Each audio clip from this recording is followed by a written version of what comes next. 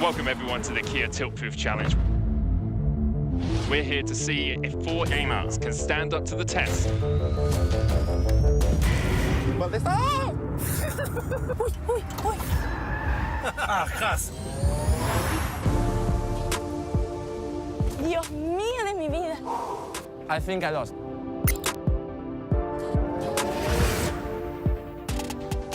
I'm so happy that I didn't eat before.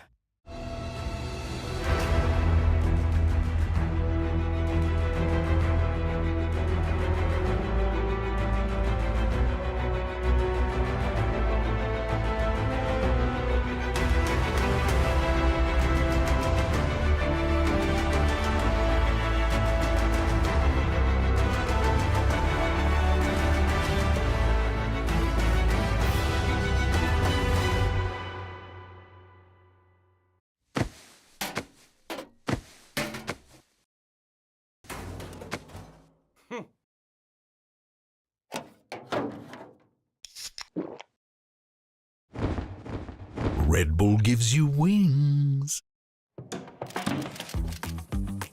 Done? Done. There we go. Break? Break.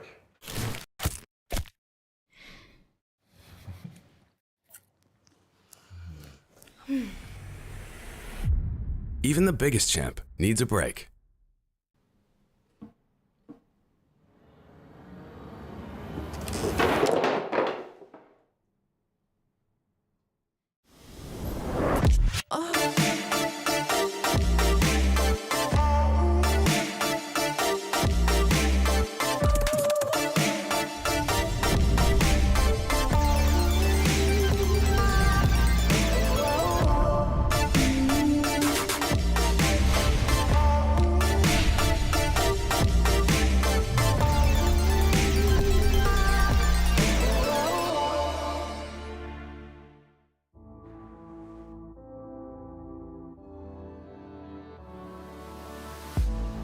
If you had it all, would you look the fall in the eyes? Could you walk away this time? Will you realize, recognize it's never over? And the flame that once had died, awaken. Will you rise above the days to come? Will you be enough? Will you walk away this time? Look to your left, to your right, leave the pain behind. 'Cause we all face the fires, and we stray from the light. Go and leave the pain behind.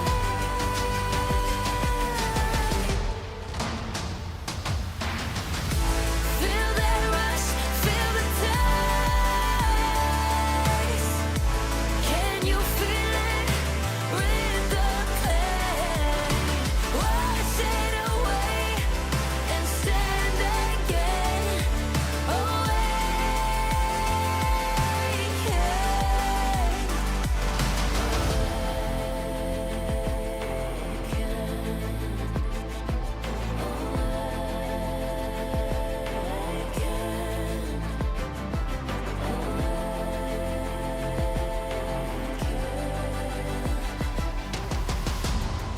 Will you turn and run from what's to come? Will you face it all? Or will you fall away again?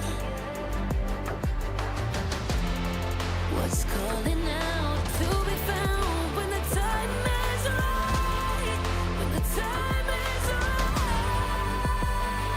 'Cause we all face the fires, and we stray from the light. Go and leave the pain behind.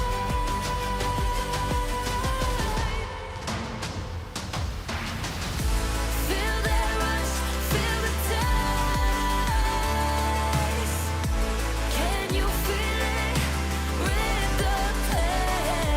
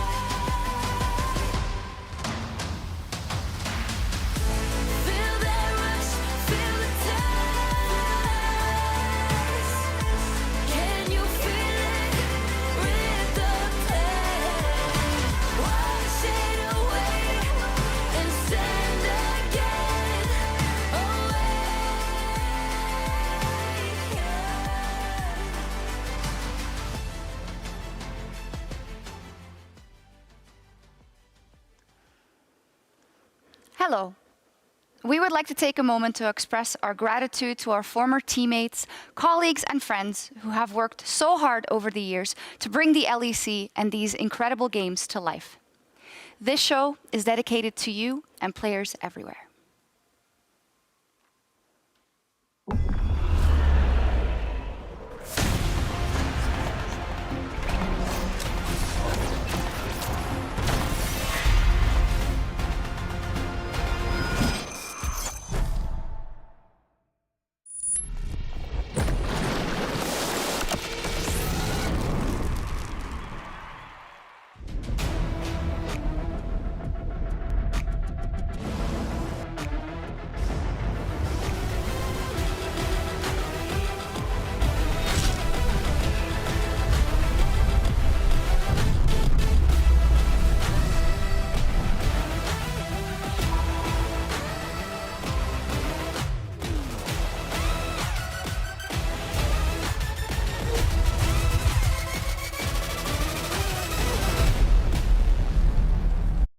Everyone to week 3 of the LEC Winter Split. My name is Shax and I'm joined here by Goldberg and by Trimby, as it is the very last week we have before heading into the playoffs, meaning we inevitably do have to say goodbye to 2 of our teams since only 8 make it. And Trimby, to kick us off, maybe you know what it is like to be in a position where now your split is already on the line and how stressful that can be. You know, you must feel for our players this week. Oh yeah, I remember back with Koi, right, in the Winter Split. I think, yeah, we were actually fighting for the last spot till the very end, and it's really stressful. Like the amount of like pressure there is, right, to actually get there. Especially for us at the time, right, after winning the championship, then almost not qualifying for the top 8. It's really crazy, and you have to be cautious about that. You have to make sure that you're in a great state of mind, because if not, things can go really rough in that last week. It can be harsh. Now, there's one team that doesn't have to worry, GB, and it is Team BDS, who have been the best team, we have to say, here in Winter in the LEC. They have already locked their spot in the playoffs with 5 wins. Yeah, they didn't have the best start to the split against G2, but it's like they've actually been able to identify where their fault has been and then keep moving, because then they started fixing their early game, and then suddenly, oh, okay, we got mid-game issues. But then towards week 2, we started seeing the mid-game getting fixed as well, and that's really the reason why they're at the top. It's because they have their faults, they identify them, and they work on them. It's great to see, but we see that a lot of teams are in limbo. Generally, 5 wins would get you to those playoffs. Of course, my eyes go immediately to the other side, to Carmine Core there at the bottom, but also to Rogue. KC cannot afford to lose a single game, or they are completely out. Of course, there are a myriad of scenarios as well, Trimby, but for them, and for kind of everything that goes around the team that we've seen on social media, that's got to be a tough situation to be in. Oh yeah, of course, especially with the last game, right? Rogue versus KC. That will pretty much define how the week will go, pretty much, like with everything around surrounding these 2-3 teams, right? Because right now, even though most of the teams like can still drop out, it feels like there's like only like 2-3, maybe at best 4 teams that actually have a real chance of not getting out of top 8, right? But yeah, at the end of the day, there's only one team that is secured, so every team has to be cautious with that format going on. Yeah, there's a lot of teams in the middle there, and obviously 8 of them we'll see in the postseason, GB, as we see it here behind us. Give me one team that you want to see a lot more from and that you really hope they make it because they can develop, and one team you've been pleasantly surprised with already this split. I think pleasantly surprised, I'd have to go with Mad Koi, at least from the aggression that they've been able to display on the Rift as well. I thought that they're going to be struggling, not just from a team perspective, because I actually thought that they would be all right there, having been former teammates, but they would struggle to actually match the level when moving up to the LEC. But they've actually done really well. And I guess what I expected more of, maybe... Oh, that's a tough one, actually. A lot of teams have recovered, right? When you look at it, like Vitality. Yeah, but I would say that maybe from actually, I mean, when it comes to that, I'm not sure who would like to see more from. Maybe Giants, but on the other hand, that's where I landed too. Yeah, but it's not, you're not really sure as well, because you wouldn't put them like really high up there, but you had like quite nice expectations for them coming into this year. Right? I think the groundbreaking thing, or the foundation is, I'm actually pleasantly surprised with a lot of team, and I think SK specifically up there as well has been one of the biggest surprises that's really entertaining to still follow, and I mean, they're pretty much locked. Like, they're gonna make it. I mean, don't say that. We've had stranger things happen. We do also see Team Heretics there. They are, in fact, playing Team BDS right now, so let's head over to our casters. Thank you very much, guys. An absolute pleasure to be here for our final week going to Winter. I have been merched up. Yeah. I'm wearing a nice shirt, and it's nice to be with you in person because, as you know, or as some people might not know, we cast the LPL together, but never again in person. Yeah, a whole year of online casts finally culminates in him standing there and me standing here, and us being in this lovely arena. It's nice. It's nice. Halfway across the world. Well, full way across the world, halfway for you. I'm not sure how we equate that, but we've got a good match to open things up. I think the biggest thing for me is that, yes, we already know BDS is secure, but on the other side, Team Heretics can do exactly that. As they said on the desk, 5 is the security. 5 is the magic number to make. And Jamada here, a win against BDS not only defines that, locks you in, but a win against BDS and you're like, hey, Team Heretics, you'd be looking at them as a top 2 team, surely. Yeah, absolutely, right? And a lot of people had them very high up in their standings ratings. I feel like it was definitely, there was a big split, right? There was like pretty much 50-50. People either had them in like top 3 or people had them in like bottom 3. Yeah. I was in the former. I had them in the top 3, so for me, it's not much surprise to see them perform as well, Team Heretics. But as you mentioned, a win here should pretty much get them over the line for that 5th. 5 wins is the sacred safety number. And we can kind of quickly talk about Team Heretics and their journey here, right? Starting against Mad, it was a surprise. It was disappointment, I think, from a lot of the fans as well, considering that you saw this experienced lineup and they weren't performing, you know, out of the gates. Against Rogue as well, a little bit iffy there with Rogue kind of giving it away. But I feel like from the Giant X game, from the SK game, hell, even against G2 in some moments, and especially against KC last week, Team Heretics have shown us that they're this team that's very solidified. They can play slow, they can play control. I think they are probably the most controlled team in the league, if I dare say. If you want to call me wrong, Jamada, I'm happy. But I think for me, that is a fair statement. Hey, you know, I'm not going to say yes or no to that, Hysterics. I'm just going to let it sink in. All right, I can sink. That's fine. Ladies and gentlemen, as we move into patch here, as we move into the first game of the last week, just a quick reminder, 14.1B on that note. So again, we're talking about things like Corki we've seen internationally. Corki Azir meta is back. I have to apologize to everyone. We're probably going to see it at least once or twice today.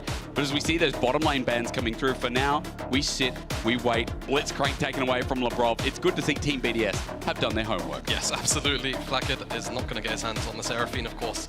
Him and Kaiser play the Senna combo, and there goes the Senna. So Team BDS doing their best to effectively remove away Team Heretics' ability to play some very strange bot lane duos with, you know, the double support item as well, still very much present on this patch. But you know, there was something I want to raise as we get the Nico banned. But you and I were talking off air that both these AD carries are sharing a bit of a pool. Varus has been top tier priority in the LEC. It's Azir instead. But to give that away to Flackett, who is also 100% just like Ice, is that going to be dangerous? Don't say it. You're going to just say it, aren't you? It's Corki. It is, isn't it? It's on its way. I can smell it. It's in the air. It's like a sweet aroma. Yeah. And look, it's perks we're talking about as well. So let's be real. We'll wait for that Corki to get locked in. Varus, I think, needs to be highlighted at some point. You could go Varus Corki just straight up. Xin Zhao as well is obviously something that Jankos has played. I think it's 4 games out of his 6 so far this split. So either one of those would make a lot of sense for Team Heretics. Poke into Azir is always going to go a long way, and at the end of the day, I feel like there are plenty of options because of all of the bottom lane focus across the bans. The rest of the map is kind of left open. All the power picks are up. Rumble as well. Yeah, there you go. Wow, you're good at this. You're good. What else? What else? You've been predicting it so far. Will Adam go towards Udyr? You know, it's been not this early on. Now that you see the Rumble, you can kind of just do it if you want to, right? Okay. It's been a bit of a contentious pick, shall we say, on social media. But it is still very, very powerful. Should be able to get lane priority into the Rumble. Very hard to pull the out. But for now, BDS are going to go towards their own tried, true, and tested in Shio on top of the Vi. Over the Xin Zhao is definitely something that's maybe what's scratching your head. Yeah, a little bit. I mean, more so, I'm asking about the Jhin here, Jamada, because as we've seen, you know, Ice has played this before, but historically, and I should say internationally at the moment, a lot of people not looking at this Jhin as a priority. But you see all the AD carries taken off the board, and Team BDS are cooking up a new answer down there. Yeah, but what it can be is kind of a ranged answer. Also, lethality very powerful on this patch. Okay. We'll see where Ice goes with the build itself. Very, very multitude of options. Whenever items get changed, Jhin is one of those champions that just kind of, well, he abuses the strongest items, let's say. I get you. As now, like you said, the Tristana's locked in, so that should be for perks. And jungle, still not locked in. I anticipate that BDS are at the very least going to remove away the Xin Zhao. Maokai for strong team fighting presence when you've got double AD carry as well. It makes a whole bunch of sense. And Heretics, probably another Adam champion. It's really up to them what they want gone.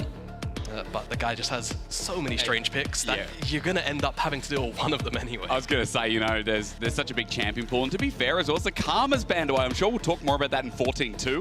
Yes. As it was even Trimby backstage being like, man, this is going to be first pick worthy. But we'll hold our breath for now. That's taken off the board, meaning that Xin Zhao was not taken away. But as you were saying, it's just for Team Heretics, a pick 4 here, Jamada. We know Wonder for counter pick looks pretty simple. Sorry, not Wonder.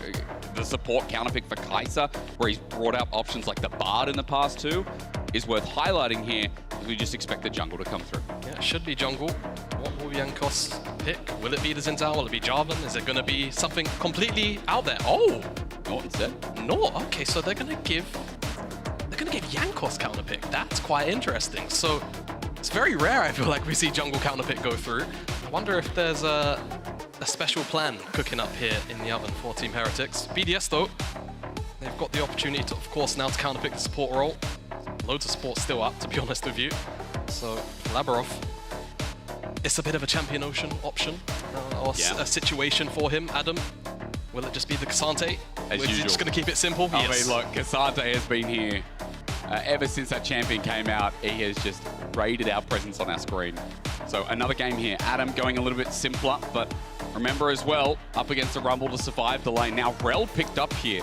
Going to go into the support position. Interesting bottom lane. Jamada, we can talk about that as we go into game, but for now, I really want to know what Jankos is going to pick up, because as he flexes through, I mean, he is a man of many talents.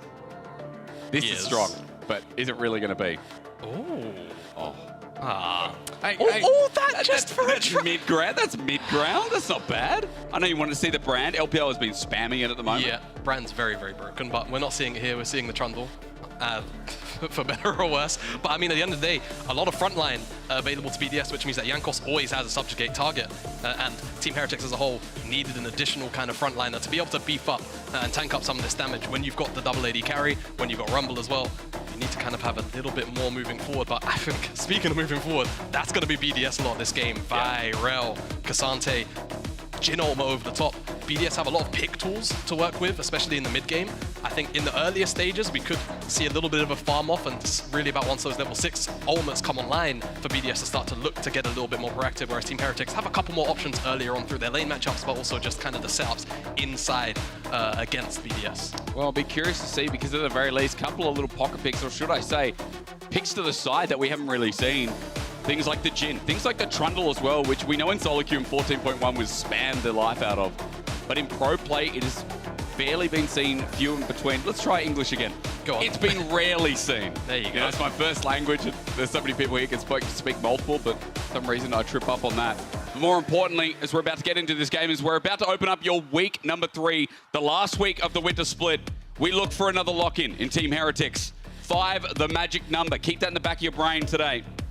Or do we get another BDS win? Because BDS, if they go to 6, I mean, again, seeding will matter when we go into the best of 3s, when we go into playoffs. BDS are looking strong. They're already locked in. They're just looking to put another one on the board to give them that extra security and prepare themselves for playoffs as well. And I have to say, this BDS roster, a lot of people doubted them. I was about to say. I put them top 4. I'm just going to say that. Top 4. Look at you. Right. That's a fun in your field. Yeah, but true. You know, at the end of the day, loads of people doubted BDS, right? Coming into the split. The change up in the bottom lane with Ice coming in. Not a lot of people had so much faith in them. And to be fair, with how Ice started, you know, first couple of games, I think, you know, we even got it was the G2 game, right? I want to say it was, yeah. Where, you know, for Ice, we're like, well, getting caught out, not on the same page. That's quickly changed. The Virus games were a good indication of that as well. So Ice feels like he is cementing himself over the role of Crownie, who was there in the previous season. And a quick invade here from Team Heretics. So a lot of level 1 damage, especially with Trundle. And he's got Phase Rush as well. So you don't want to get in his way. Phase Rush? No, I think that that's just is incorrect. Lethal Tempo. Incorrect. Much better. It's Lethal Tempo. I was about to say, strange adaptation. Not sure what it would be there for. That's what for Sheo, it makes sense though, actually. Yeah, early game, if you end up dashing into Trundle, it's very difficult to disengage just because of the pillar. True. Having the Phase Rush kind of just gets you around that issue just a touch, as bottom laners will butt heads. But speaking of junglers, both starting on their red side quadrants, we'll see exactly where they end up going. Whether or not Sheo looks for something a little bit cheeky on the bottom side, it can be a little bit of a volatile lane, but you've also got a lot of setup between the Varus, or rather between the Rel and the Jhin. Could be a very easy lane for you to attack early on, burn some of the spells, and then maybe pay a repeat gank later on. Right, trading from Perks in the meanwhile, though, in this mid lane, seeing him on something that can really carry is going to be huge. I will say, though, Nuke on Azir, this is another story that we've seen plenty of. You know, this is most played. It's 2-0. You got to admit, every champion I say from BDS right now is probably 2-0, 3-0. Because BDS are just winning games. G2's the only loss I've had so far in this split. But I think it's been one of Nuke's best champions so far that we've seen coming out of BDS. So Jamada already just holding off the lane as best he can. Perks, though, getting some good trades with the rocket jump here. Is pushing Nuke back. Yep, doing his best to kind of make Nuke feel a little bit uncomfortable. Azir, of course, no sustain. Any heavy trades that you can find will feel good. It's only really the fleet footwork. Of course, W change to have on-hit work, but Jankos gonna find Sheo here. Lethal Tempo going to be a lot better than Phase Rush here, and the pillar makes it annoying. I mean, Sheo has no way out. He's got to flash this. Out he goes. Jankos, you devil. He matches it. The flash from Perks as well. Team Heretics mid-jungle. They will not take no for an option for first blood. And where was Sheo looking for? You know, he doesn't have bottom lane priority. Jankos has Perks with first move. Just a bit of a strange movement. And pathing decision there from Sheo. Gets punished. Double flash is basically the only takeaway for BDS. And that first kill goes into Perks' back pocket. And now he's going to continue to press that lead with that red buff. Yeah, the problem with Vi when you're up against Trundle, just from my observation just then, when you queue in, Trundle then has a pillar up and you're dead. You're absolutely dead because he's best duel. And that's where the phase rush adaptation comes in. But when you can't really get away because you can still be flashed on and jumped on by your enemy mid laner. And it's a problem. Yeah, then it's a problem. Ah, okay. Good. We're learning here as well. I got you guys. It's such a big opening for Perks, especially on Tristana, when we know that, you know, Void Grubs in the game have often been the trade of 3 for 3 or 4 for 2. There's still Void Grubs that go over equally at some point, if you catch my drift. So Perks on this pick, we know it's going to be valuable. We know that those Grubbies are going to be a point of contention here. And so we'll also say, as they spawn in a minute, we get towards that first dragon, which is going to be an Infernal. In the meantime, Sheo spotted on topside ward, trying to get himself into Wonder's lane and at least shove it out to get that priority. Yeah, just get Adam a good reset timer, but this gives Jankos the opportunity to try and attack the bottom lane here. It's not going to result in much, just a bit of poke damage. Hang on a minute, there's Sheo in once again. BDS might have an opening here onto Wonder and topside. He's low. Depends who attacks under the turret though. A quick flash away from Wonder, the shield healing up. Sheo taking up, but not for long. Adam needs to get the kill. Wonder. It's a beautiful start for this man. It's well spaced out by Wonder, but what a catastrophe for BDS on that dive. 100 HP Wonder. They think, yeah, surely we can just about get another aura attack in or two, but Scrap Shield comes up again, and Wonder's able to just space out continually. As now Jankos looking for an attack on the bottom side, answering out Sheo's attack on the top side. BDS are in so much trouble. Look, Jamada, whose flash is going to be 1-for-1 in support right now? Dredge line not there. As Jankos makes his way in. The whole map state right now for Team Heretics in this early game looking damn fine. Yeah, looking really, really good. Jankos, 3 opportunities to move down towards the bottom side and put pressure on Iceland Labrov, and Wonder's doing all of the work on the top side for him. By himself. So let's look at this. So the Pathmaker, Wonder's just not expecting Sheo to return, and then he's on 100 HP. He's able to get away from Sheo, and then it's just Adam who doesn't have a lot of damage. Sheo drops tower aggro, and then 1-0 just isn't enough. And Wonder's able to level up on the backside of it, just again, spacing with that Scrap Shield. Turret ramped up as well. And look, that's just the power as Wonder. Hang on a minute. He's tanked up a little bit, but Adam doesn't have his all out, so he's going to walk away after the carpet's been laid down. Manages to escape and not give an edge back over to BDS as his top side now seems to be the priority. Yeah, that is a big tool that's down now for Grubs, but it seems like with Kaiser here already, could just be 1 or 2 for free, or they're just going to turn. Jumps in with a Hex Flash, only 1 Grub taken, but again, Nuke on this pick.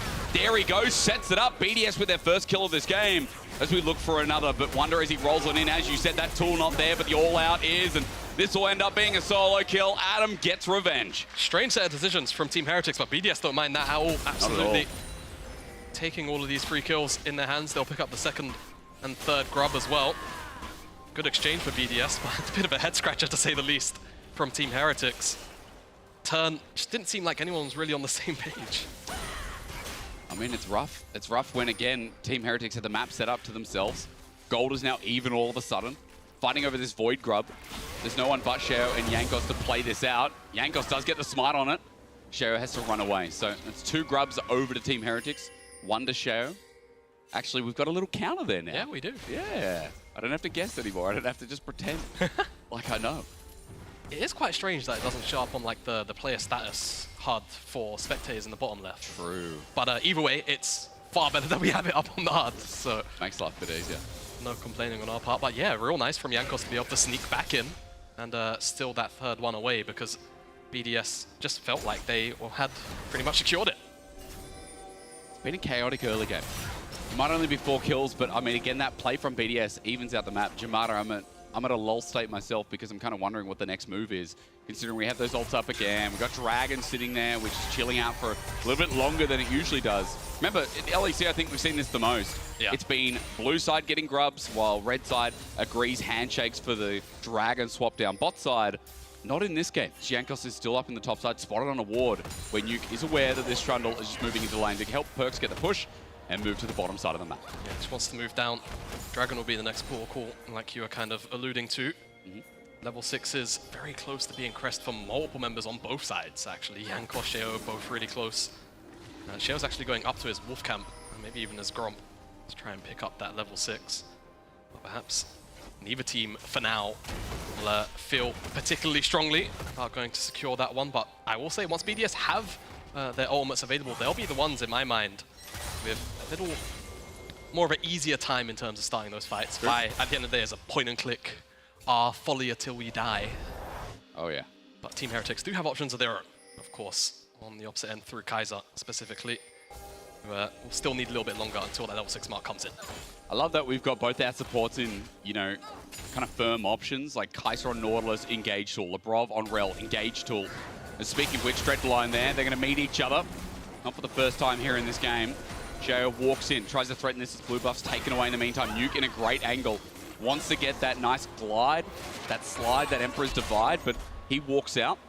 Jankos just asserts his dominance, and it's still first Dragon o'clock. Yeah, there should be a good timer here. Ice is catching a wave and it's bouncing back, so he's going to try and one-shot that one out. This will give Heretics the window to move over. Ice can actually just drop the wave and use his ultimate over the top if he really wants to as well. So BDS can still actually just look for a 50-50 maybe. Bit late. But, I mean, off the back end, I'm more concerned. Labrov has to mount up. He does so. Dredgeline flashed away from. That's one of the engage tools taken away. Sheo. Is he safe? He is. That route is just going to stop Jankos from moving forward, and no one else in Team Heretics quite had the range. So Heretics will get themselves that Dragon. They'll also blow Labrov's flash.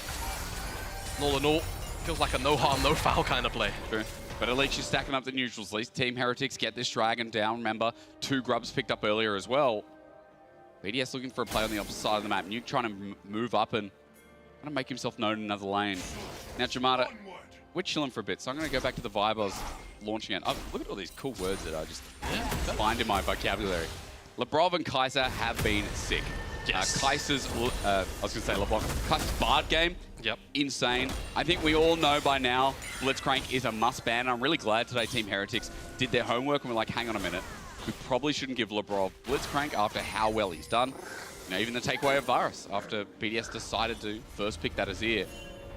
I'm just happy we didn't get Corki Azir in our game 1 of the day, you know.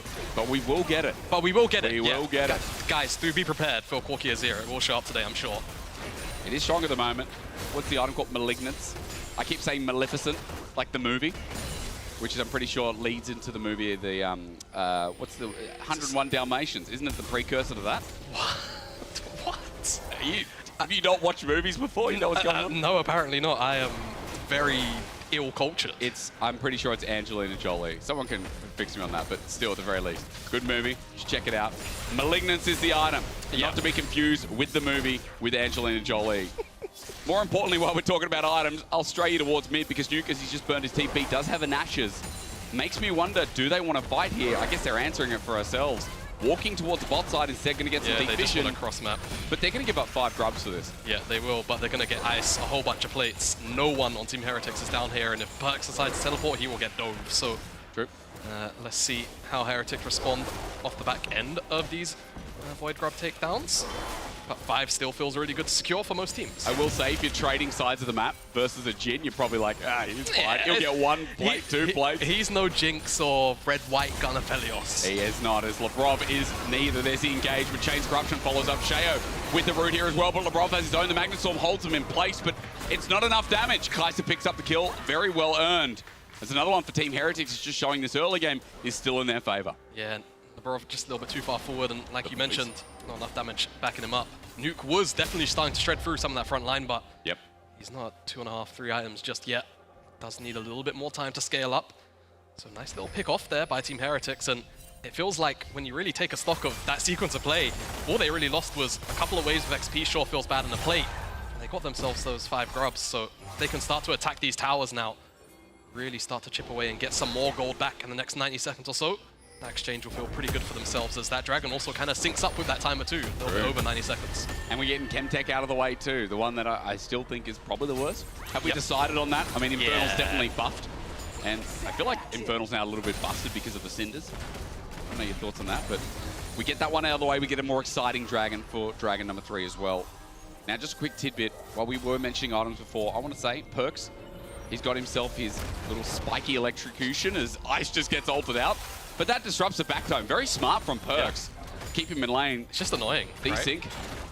And at the end of the day, ultimate, I mean, the cooldown you can see in the bottom left there, 108 seconds, will be just about in sync actually with the Dragon Spawn timer. So really not the end of the world, just to disrupt Ice's base and get a little bit of extra tempo. Our Team Heretics starting to set up around this bottom side of the map. They want to pick up this second Dragon and continue that stack. BDS have to try and make a decision here. Do they not have enough vision? And does that mean they should try and stray away from it? Do they feel like they've got enough engaged, that their champions are strong enough? First items are here for a couple of members. Yeah. They want to try and cross map the top side. We'll see exactly what they want, but priority is just wholeheartedly in favor of Team Heretics through this mid lane for now. I mean, look at the push. Like, poke Varus, you've got a Tristana inside, Rumble. Everyone clears waves extra quick. You're not going to see Team Heretics slowing down the punch because it's kind of impossible with the item set not to push those waves super fast. So, again, just seeing the proof in the pudding as Jankos now moves to mid as well. You were mentioning that timer. Herald has spawned 15 seconds for Dragon. Thank you to our observers. 2 plates apiece. It's not the most, but we know that gold has been spread around. Jamada, it's Dragon time, and I'm just worried about the poke landing from Team Heretics for BDS to walk into this one. It's not super powerful. No, they're better take it back. What were you saying? Well, hang on. Nuke launches in. Down goes Wonder, though. We've just started the party bonfire. Sheo burning death in the meantime. Wonder flashes over. Perks flashes over. We went from 0 to 100 real quick as the curtain call for who? Onto Kaiser as he flashes away. Wonder's outside of range. BDS say go. And the button's pressed very well. It's not powerful because Flacker could be murdered in a There you go. by Sheo. You're right. Just over the wall with the ultimate. Could not move. I think he died with Flash. And that's how quickly he died. Q into ultimate, into another knockback. Yeah, Great just combo. completely minced. Well played, BDS.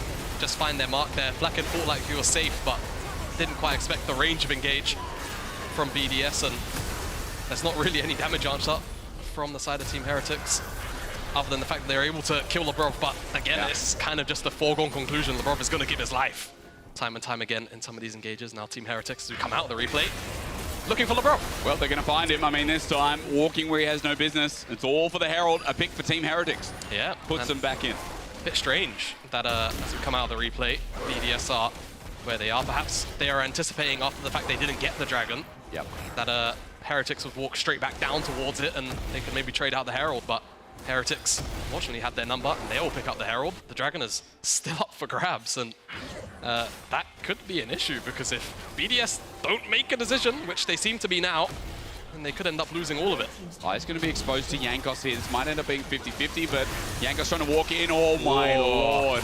Nuke gets it. But that was very close to just having a Jankos moment. Yeah, 58 HP.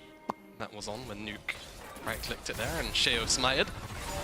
Definitely a small brief window for Jankos to have maybe stolen that one away, but BDS leave the area with the objective. Dragon's still up, so there is that. But now, the thing is, Team Heretics have to worry about, you know, if they go to contest that Dragon, there's 2 towers on the top side which could be charged down with Heralds, so they kind of have to follow Sheo around a little bit, try and keep their eyes on him for as long as they possibly can. But as things stand, 16.5 minutes into this game, we're pretty much dead even, which I feel like for BDS probably feels not too bad when you're the one with the engage options. The Azir, the Jhin as well is going to scale fairly well in this game, I feel like. He has gone towards the Storm Razor, so it's not going to be that lethality build that I alluded to earlier on, but still, Jhin on this patch, again, it's just one of those champions. You can kind of build so many different things on him, and he will just work. Yeah, versatile champion. I think as well for Ice, you know, going to be punching in that backline, or should I say frontline? No, backline was correct. To correct myself once again. Wonder, Perks, Flaccid. When Jhin gets to late, you know, you're not thinking about, oh, Jhin late game, super hyper carry, of course not. But you're thinking about what he can put out. Pause on that though, because for now we have a fight. There's a flash over the wall. BDS make the engage to Lebrov. It's beautiful, but with the curtain down, Nuke comes in, flies to save the day. BDS have turned this fight again in the exact same spot. We just fought here. However, BDS losing 3, only 2 for Team Heretics. I correct myself because it looks like Adam wasn't able to clean out the rest, and Flaccid and Perks survived, and even Yankos managed to survive on nothing. Ended up being a 3 for 2 in favor of Team Heretics, though, despite the fight looking so BDS favored, strangely, in my eyes. Big mixer yet again. Lebrov does give his life over, but he keeps on fighting these ultimates, and the follow-up is spectacular. I feel like though Nuke maybe has to chill out a little bit, because even though he's finding all of the damage with the streamer shuffles, he's also all of their DPS if he's alive to find the soldier damage. So good fight still, nonetheless, for BDS, and it might now finally transfer them into this dragon. We now may actually get ourselves that third dragon that we've been looking for a while, but engage again, 3-man gravity well, and then we do get this shuffle in from Nuke eventually. He's just burning, he's caught on top of the equalizer. That's really what the issue ends up being for him. Oh, missed that from Perks as well. Just ulti with the E, get the shutdown. And as you said, that damage source down makes it hard to follow up the fight anymore as we come back to live. Herald, excuse me, gonna be dropped down mid, at least open things up now. Watching the LCK this morning, I'm glad we don't have a 3-man Herald. That pauses and breaks the game. Yep. If anyone witnessed that one, it was an inner turret topside that just got 1 shot from full HP. Never seen anything quite like it. But we just get a normal, standard push here, which opens up mid, which again puts gold to even. I have to say, entertaining game. I mean, we're seeing the best of engages from both these teams. Like here, right? Lebrov's like, hang on a minute. I want to ward out, but this guy is dead. Oh, he gets ulted by Perks. There's a rocket reset. Adam's slowed down as well. Just waiting for that Unstoppable to come out so Yankos can pillar, but no need. Perks with another kill. This Tristana, now 3-1 and 2 Jamada, is a serious problem. Yeah, starting to ramp up very, very aggressively. It's been accelerated since the beginning of the game, really. Oh, yeah. So Team Heretics will be able to rely on Perks for that front-to-back damage, and then it'll be Flaccid finding all the poke and some of the burst through the lethality. What BDS looking to do here? Can they really defend this? They're moving everyone up. Nuke the problem, isn't it? As you were saying, not only DPS, but I mean part of the engage option. Shayo going to be launched on. Depth charge there, Chains Corruption, that's big tools used. But Kais has to flash away. 2 ultis now burn from the bottom lane. Team Heretics, I mean, Baron has just spawned. It's a danger zone right now, and they've used some of their best tools. They have. A lot of ultimates down on the side of Team Heretics. So BDS kind of have the economy to move forward, threaten a potential engage, and they're actually just going to end up yielding this tower. But as we know, the economy is never set in stone. It's a dangerous thing, right? Yeah. From real life. Yeah. Don't trust the economy like we can't trust this game right now. Look at it. Is that inflation or what? I don't know if that's how inflation works, Jake, but I'll... Not the best finance guy, I'll be quite honest. I walked into this going, yeah, that's a good call, and now I severely regret it. It's one of the like cardinal sins. Don't talk about anything that's even remotely close to maths on broadcast. See, people have told me that 10 times, but I just don't absorb it. Yeah, you can tell. You're not the first person to say that to me either. Guys, we are gearing up for the next dragon. 2 minutes 30. Baron is there on the map. I'm going to tell you one thing. Cloud Dragon for a Trundle is oppressive.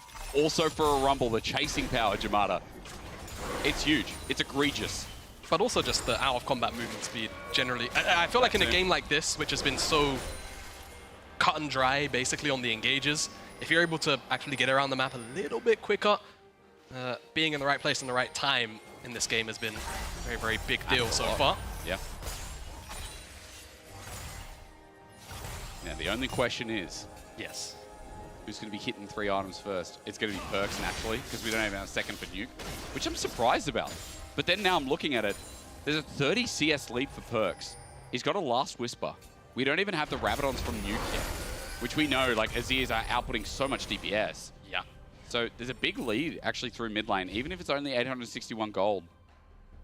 Yeah, Rabadon's very expensive. That's generally Perks' build is a little bit cheaper, and he's also not finished up tier 2 boots either, so that definitely does help. Whereas Nuke, of course, has those Sork shoes. So once Nuke does hit decap, he's going to hit like a truck, but he's going to need a little bit more. He's not basing just yet. I would like to hope for him and for BDS that he'll have it before this next Dragon spawn up. This feels like a pretty impactful fight, right? When we're talking about the transition to Baron, if we get a wipe here, you get Baron, you get control of this game. And Team Heretics, it's just, you know, at the start of week 3, at the start of last week of LEC Winter, if you can lock in your place in playoffs now, a lot of that pressure's off. A lot of the competing teams like SK Vitality, for example, coming up next. You know, these teams that are trying to fight for a spot themselves, it takes the pressure off your back, so it's a much-needed win if Team Heretics can convert it.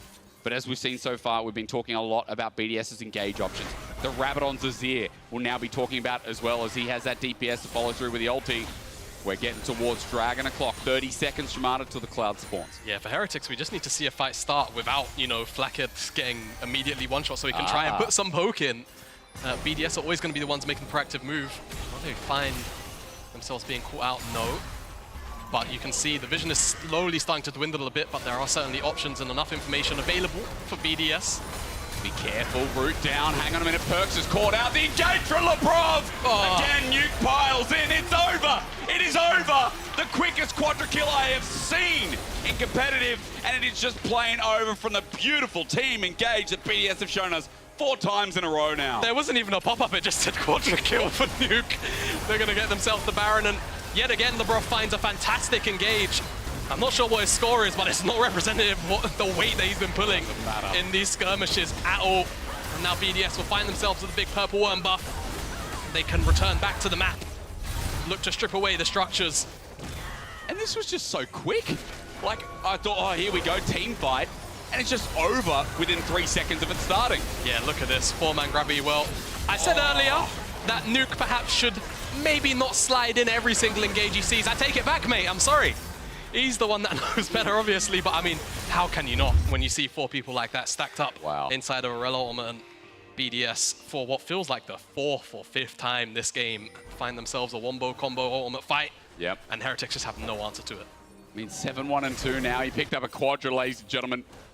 And like we said, with that fight, with that ace, comes big responsibilities. The Purple Worm picked up a 4K gold lead, the first major gold lead here in this game.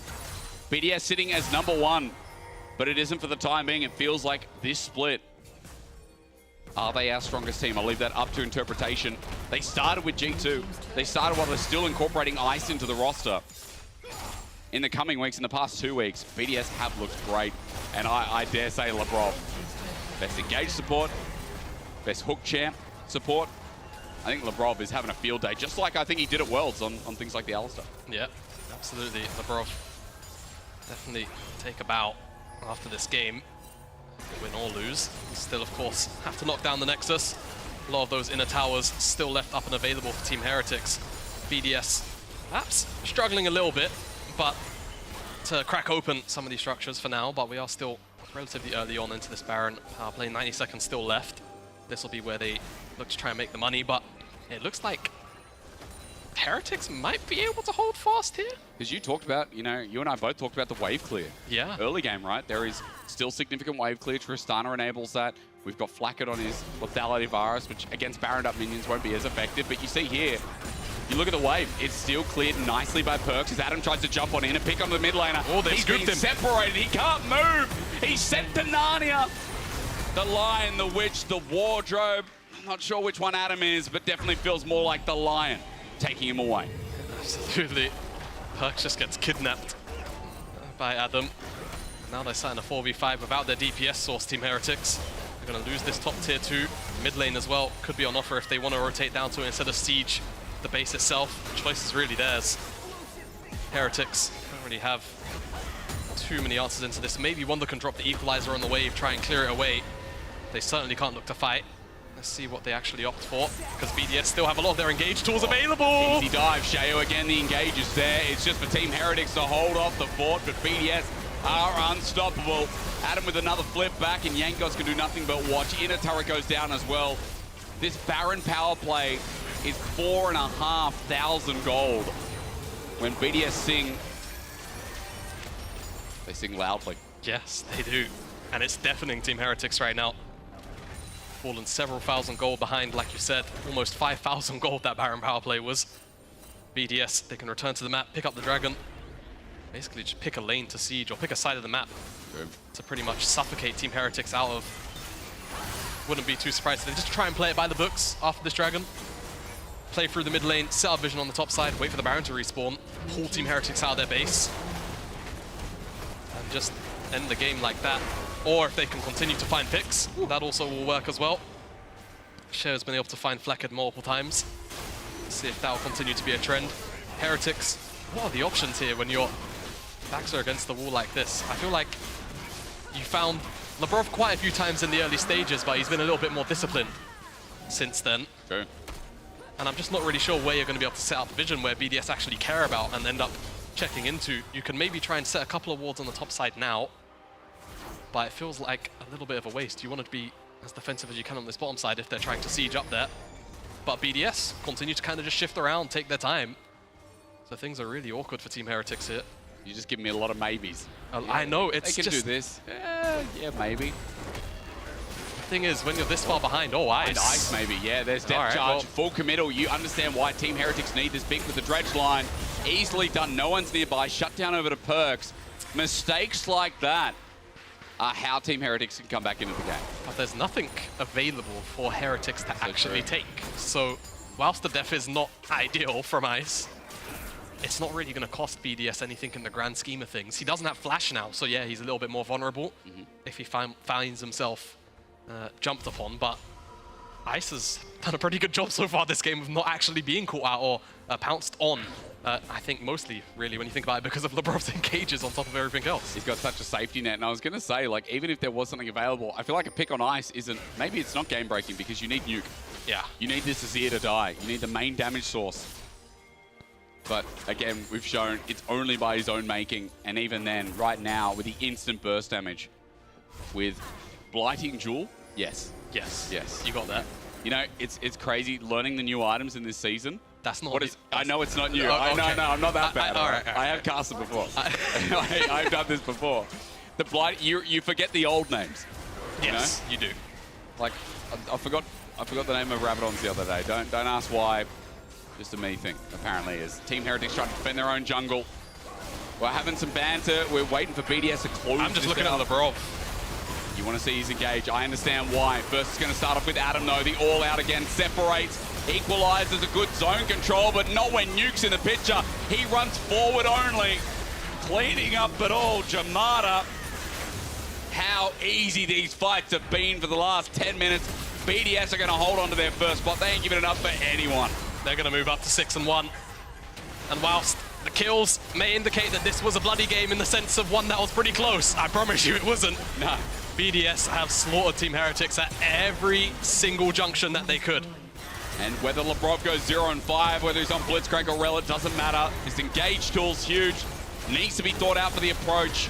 Nuke had a baller game on the Azir, and Shao just doing Shao things. I mean, the whole team forming out of their mind with a big 6-1 to start off Winter. They're heading to the top. Yeah, wonderful game from BDS. Had the practice tools, used them whenever they saw Team Heretics were a little bit out of position, pulled the trigger, all on the same page. Excellent team play overall from BDS, and not really much else to say. It was just very much by the books. And Team Heretics, it felt like outside of finding those couple of picks specifically onto Labrov whenever he was trying to set up vision, didn't really have much to say. They picked up the grubs, yes, but it didn't really translate into taking down a lot of structures in the mid-game. They weren't really able to seize control anywhere on the map to actually use that buff, and BDS happily just took the game away from them bit by bit. A lot of picks we need to take away from BDS if you want a chance against them.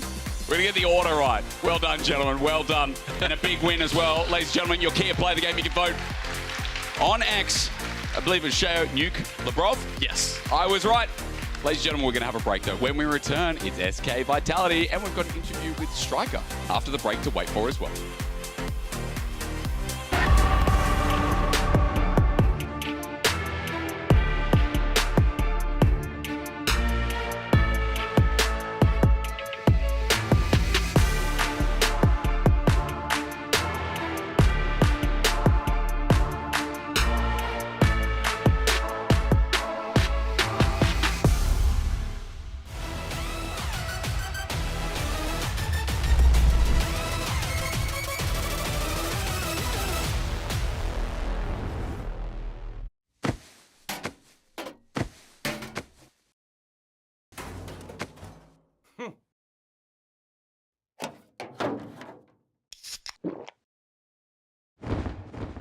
Red Bull gives you wings.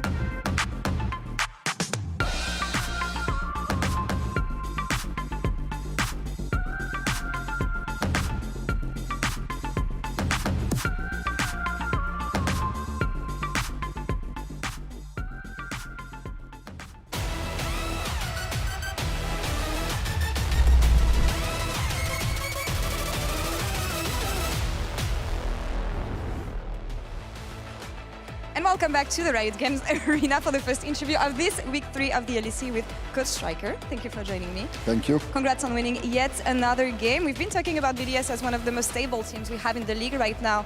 And it looks like all across the board, every stage of the game, you guys are clean most of the time. I know you would have some things to say as a coach, but I want you to talk me through the ways you've been improving with the team and what have you guys tried to implementing to be at the level you're at today? I think it's many things really. The first thing is the attitude in Scrim, where we try to be way more disciplined than last year. It was feedback that we gave each other since December when we started scrimming. Yeah, everyone wanted to be more disciplined, so this is the first thing. And then I think the way we work with players and staff is also nice, where we try to cover every detail about the game, and they are very listening to us, so that's a really good point, I think. I want to mention discipline, because you did, and talk about what happened in the early game between Adam and Wonder, and that dive that didn't quite go well for Adam. Watching this backstage, how did you react, and what is going to be your feedback to Adam? I think it was fine, but it was close, right? Maybe there is some regen going on. I'll have to double check. Yeah, I think it was a close one. I understand why they go for it, though. Yeah. There's been a discussion on social media this week about drafting coaches and the role of the coach when it comes to draft. And I feel like that's an interesting question for BDS, especially given the strange and off-meta picks that you can play on top lane, for instance. Yeah. Who has the final word in BDS when it comes to drafting, and how do you guys approach the draft with the players and yourself? I mean, from my view, like, it is a collaborative exercise, right? I think someone needs to have the responsibility, though, at the end. I think this is important in any aspect of the job, really, and obviously it's the head coach. I think that the coaching staff needs to make sure that everything is planned, everything is discussed, and he should also have strong opinion about what we want to prioritize, what we don't want to play or to play yet. And at the end, he should have something where he is happy as a staff and the players are comfortable and confident. So that's my view on it, basically. Yeah. All right, well, thank you for sharing these insights, because I feel like it depends on the team, the players, and a lot of mix. Last question for you. You were the first team to log into playoffs, and I've been paying close attention to what happened on X on your profile. You've been retweeting a lot of tier lists from other people. What does it matter to you? Just a funny thing where even last year, even though I understood last year why we were underestimated, I don't pay that much attention to it. It's just a funny thing for me. But I feel like with the quality of our players, people should not have slept on us. And even though we did not play a full split yet, I'm pretty confident that we are going to be a strong team during this year. Again, because the quality of our player is amazing. And yeah, that's why I had a bit of fun with it. Feels nice to shut up the haters once in a while. Striker, thank you so much for the interview. Thank you. And we're going to send it over to Shocks with Wonder and Adam at the decks. Over to you. It's okay, we don't even have a desk. It's just couches. Thank you so much, Laura. I love that you were just scouring Striker's social media. That's always fun. We do have Wonder and Adam here, also Guldborg. So this will be an official, I guess, job tryout to see if Wonder can one day take your job. He's been trying really hard lately. Every segment I've seen you on, you've been trashing me lately, Wonder. So I mean, what's that about? I mean, you're just the easy target. I'm not gonna lie. It's like high school all over again. Yeah, the PTSD is kicking in. You are just the chosen one here. It's. I'm sorry it had to be this way, though. Is the Danish connection, perhaps? Probably, but I mean, like, if things goes like this again, like it did today, maybe there will be a role for you here. So. It's true, yeah. I mean, yeah. I mean, I don't want to do you like that. I mean, I think you're doing a fantastic job. Whoa! But I mean, I could easily will play, but until I stop, then I guess I'll come for your job. I'll be ready to hand the torch to you when that happens. Yeah, I'm also really honored that you both said yes to this interview. I did prepare a special graphic for you to be our backdrop to really encapsulate it. It's coming in a second. But first, Adam, congratulations. Yeah, I mean, you knew it, right? Did you? I mean, it's obvious at this point, right? Do you want to do the TLDR of the Wonder Adam lore, like the backstory for people that are new? Ago. I mean, yeah, for those who are not like really familiar, it was back in 2021 when I was actually in LFL in KC, right? And sometime we were like able to scrim some LEC teams, and we were like to scrim G2, right? And I was kind of OTP Olaf at this point, so like I just pick Olaf, and then like I think you R5 Yumi on last. I think it was like we played. I think this was like the sixth game maybe of the last game of the practice, right? And I think every single game. I was playing against like Olaf or something like that. So at the last game, I was like, guys, like just pick the Yumi. And we used to have in G2. We used to have a lot of times when I mean, I'm not sure exactly how the score was. I assume that because we were winning a lot of scrims back then, I assumed that we were probably winning. But besides that, we used to have a lot of times where like if our day was going really well, maybe in our last game we would pick something like. I mean, I guess troll in this sense. And it was just like further enhanced because we were playing against something that we wouldn't never play against on stage, like all day basically. I mean, for top lane at least. So that's where it came from. I do remember the game though. Like I actually remember because we remade it or like cancelled. I don't even know what we did. But I was actually getting push. I remember. And then like I got hacked. Like my jungler was doing like the top side scuttle crab, but he was doing it towards mid. and then I get like ghosted on by Hikarim from the river, and Olaf ghosted me, and then I die, and I was like, okay, sure. No, that's the TLDR. Cool. The rest is history. So you got a little bit of revenge actually for First Blood, this one. We have a couple of replays. Goldberg is probably going to start running us through. Do you want to start with the First Blood, or? Yeah, we can go through that. The other replay is not going to come through that we had for That's later, okay. But that's fine. Let's first take a look at that, because obviously Wonder got the upper hand there. Adon, maybe. Talk us through it. Okay, so here, like I had to show like to push out, but like here, Wonder, like we talked before, and of course, like he egoed when a bit when he tried like to put his body to prevent me from pushing. But here, I have no mana for Q, and I didn't wait like this extra 0.5 seconds to get my grasp, which if it was up, I would like get the kill, and we would both die in the end. But it was like a trade that I was willing to take. Unfortunately, did not really work out, and at this point, like I told Gio, okay, this one's gonna be a bit rough. I will need. And then I ran it down. And then I ran it down. Like I got W'd on his tower, and I was like, Yeah, it took like another second, and I was like, oh, it's actually fine. Yeah. It's actually okay. Yeah, I was boosted. It's my bad. It's all right. There is I don't know exactly which replays we have, but I would like to take a look at Nuke's Quadra kill, which actually I think very much sealed the deal for BDS. And I think up until that point, Team Heretics was, Wonder, correct me if I'm wrong, but very much still in it, obviously. It was quite even.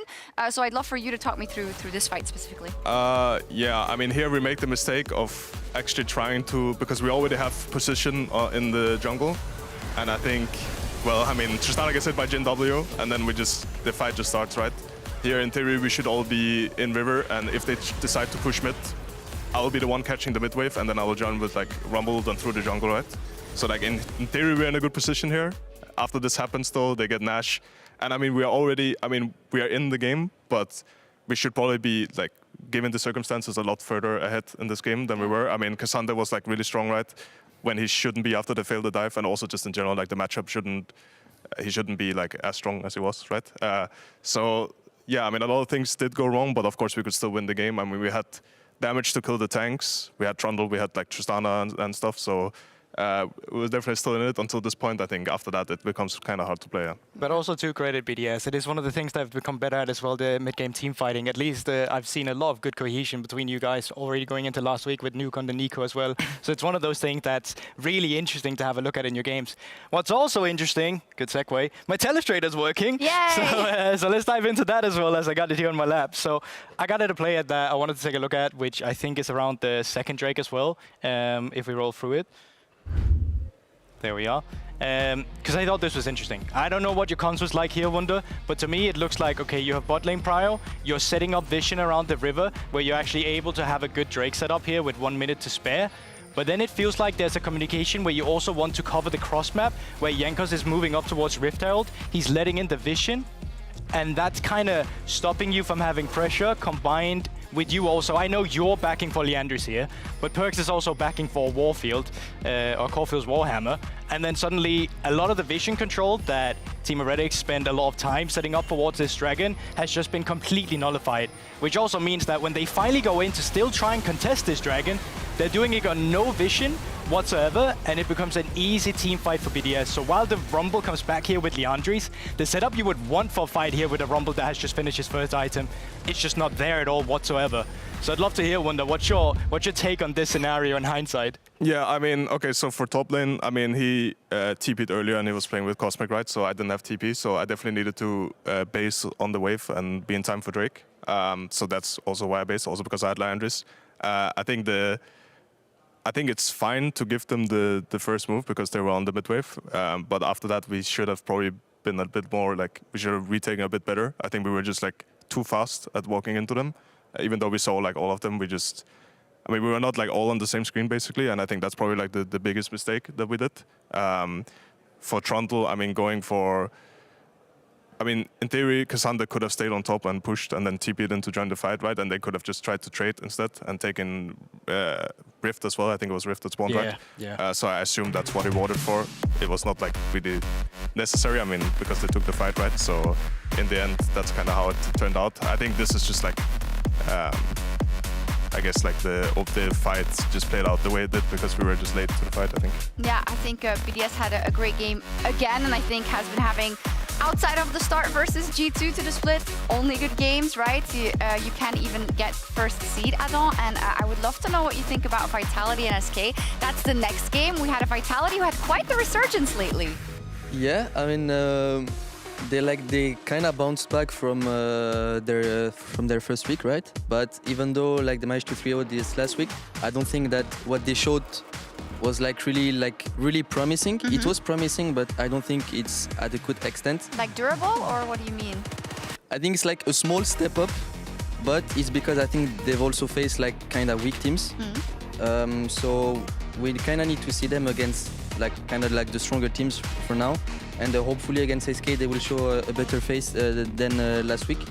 I mean, I have high expectations for them because I mean I like Photon specifically, so if he wins I will be happy. What do you like about him? I think he's just a great player, and what happened to him, you know, last year with Vitality, I think it was a bit unfortunate because he was by far one of the best opponents in the league, and if he succeeds, you know, I'm happy because I always like to play against him. Okay, I see. Cool. Well, we'll see what we see in the top lane. It won't be Cassante though, so. Yeah. Are you happy about that or sad, actually? Xante ban, I mean, I think this champ is actually, you know, a bit disgusting. Right games, please. Yeah, I mean, it has like really insane win rate, right? In I mean, just across all regions, I think. Yeah. Especially in Europe. I think in Europe, it doesn't get like punished as much. I mean, you saw me today. I got like fucking W'd under the tower, right? Like, I mean, that's not what can happen. Maybe in the Asian Rumbles would play it a lot better, but. Yeah. But no, I mean, Cassante is really strong. I think he's just strong also because of the tank items. Just got a lot better. And yeah, as long as like his lane compared to last year, it has been a little bit worse now until you get 6 where he can all-in, because now his 6 all-in is actually stronger in most matchups. So yeah, I mean, as long as you can get 1 to 6 and be fine, then I think the champion is really broken right now, yeah. Yeah, so going actually into the ban here, so key takeaways, Senna Seraphine, or at least the Senna part of that, taken away.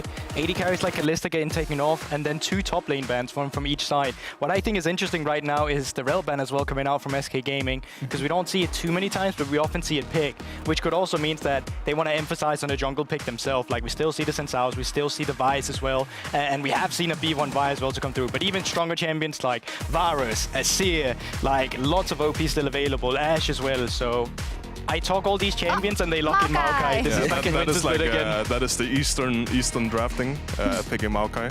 I think, well, usually this is what you see in like the Asian leagues, is like they go Maokai and then they go Milio, Lucian, something like that, right?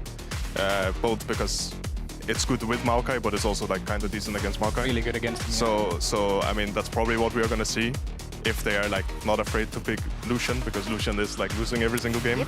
So yeah, I mean, we're probably gonna see Lucian Milio, because I think if you give it over and you don't pick like, I mean, right now Varus is open, so you could have picked Varus probably. But if you don't have like a strong bot lane against it, it can be pretty oppressive to play against Maokai, Lucian Milio, especially later on in the game. It becomes like hard to fight as well.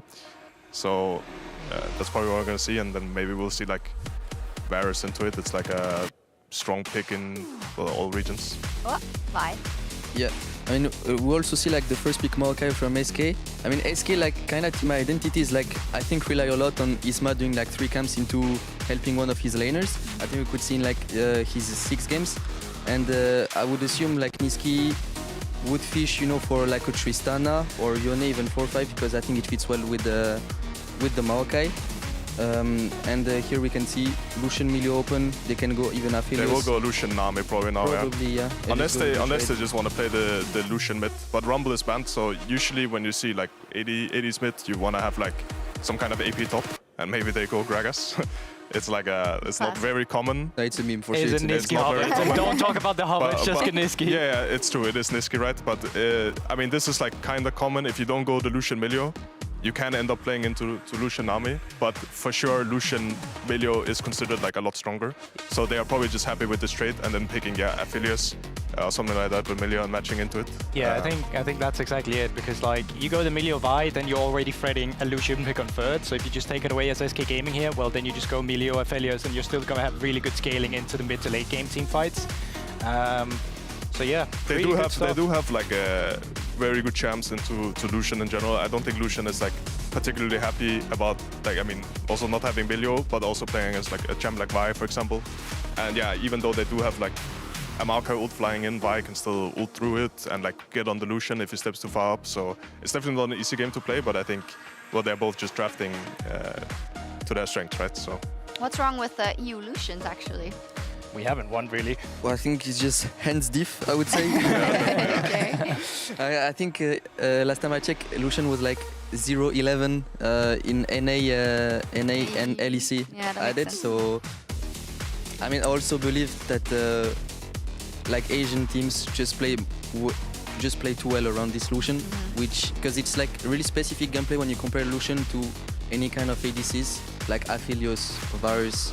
Like Lucian really needs perma to be surrounded by his teammates to be able to play high on mid waves, dashing in, etc. So it's not a gameplay that EU teams are used to, I would say. Yeah, I think as well, usually when I look at Lucians play in the eastern regions, they are like get off lane a lot better than what they do in EU and NA. Like they go even, or I mean not ahead, because I don't think like the lane should really go ahead that often, but they go even, they buy like the support item on both of them and they become really OP. I think most of the Lucian games actually played in the West, people have not done like double support item. And also they lose lanes a lot. Yeah. So I think once you do that, you don't become as oppressive as you do if you're strong with Lucian Army, Lucian Milio, stuff like this. So the mid lane pool is mega trimmed out right now. So Nico's still up and available, but Nico playing into long range, not always the easiest time. Yeah. But Niski does love having this kind of team fight impact as well on some of his champions. So I'm really interested to see what they're going to pick in the mid lane. Because no Asir, no Tristana, no Ahri, no Akali, you know, a lot of them's off the table. Yone maybe, I would say. Is that a Niski champ? I don't think it's a Niski champion. Maybe he will probably go for Orianna, which is good pick into Corki overall. It gives like kind of good, you know, wave control and late game as well security. So I mean, yeah, I could see a tank being picked on 5 as well here, but they will go Aatrox. I think a tank to block like the Maokai and with Corki Aphelios would not have been bad, honestly. I mean, usually picking a tank into Renekton, I mean, Renekton will have like a fine game, right? But I could have seen something like an Ornn, even though it's not like Photon, it's not like a tank player, right? Be really good in this draft. Sion Ornn, I think, would have been better than this. But Aatrox as well, I mean, Irrelevant is like a really good Renekton as well. I think this matchup should be Renekton favored until way later if they're even, right? But Renekton should have like all the pressure in the lane. He should decide when to base. Maybe they can even dive the Aatrox if he gets like some good trades. Most likely maybe not with Renekton Maokai, and especially when they have like a Lucian bot. But I think Renekton should be like really happy playing this matchup. And later on in fights, it becomes like kind of hard for Aatrox to play against this comp as well. So. Might be, yeah. We're going to see if the Lucian can get a win on the board or not. Thank you both so much, and you as well, of course, Goldberg. Over to Hysterics and Jamada.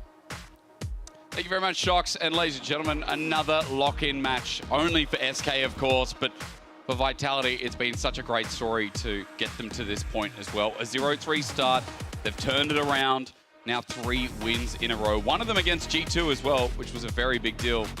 Jamada, it's going to be another exciting matchup. You're saying before, it's like you and I, for our cast today, we rolled some pretty good ones. Yeah. Because this, I think, should have the high expectation of being a banger with another 2 top teams. I mean, I can say that about Vitality now because they're on a 3-win streak. They beat G2.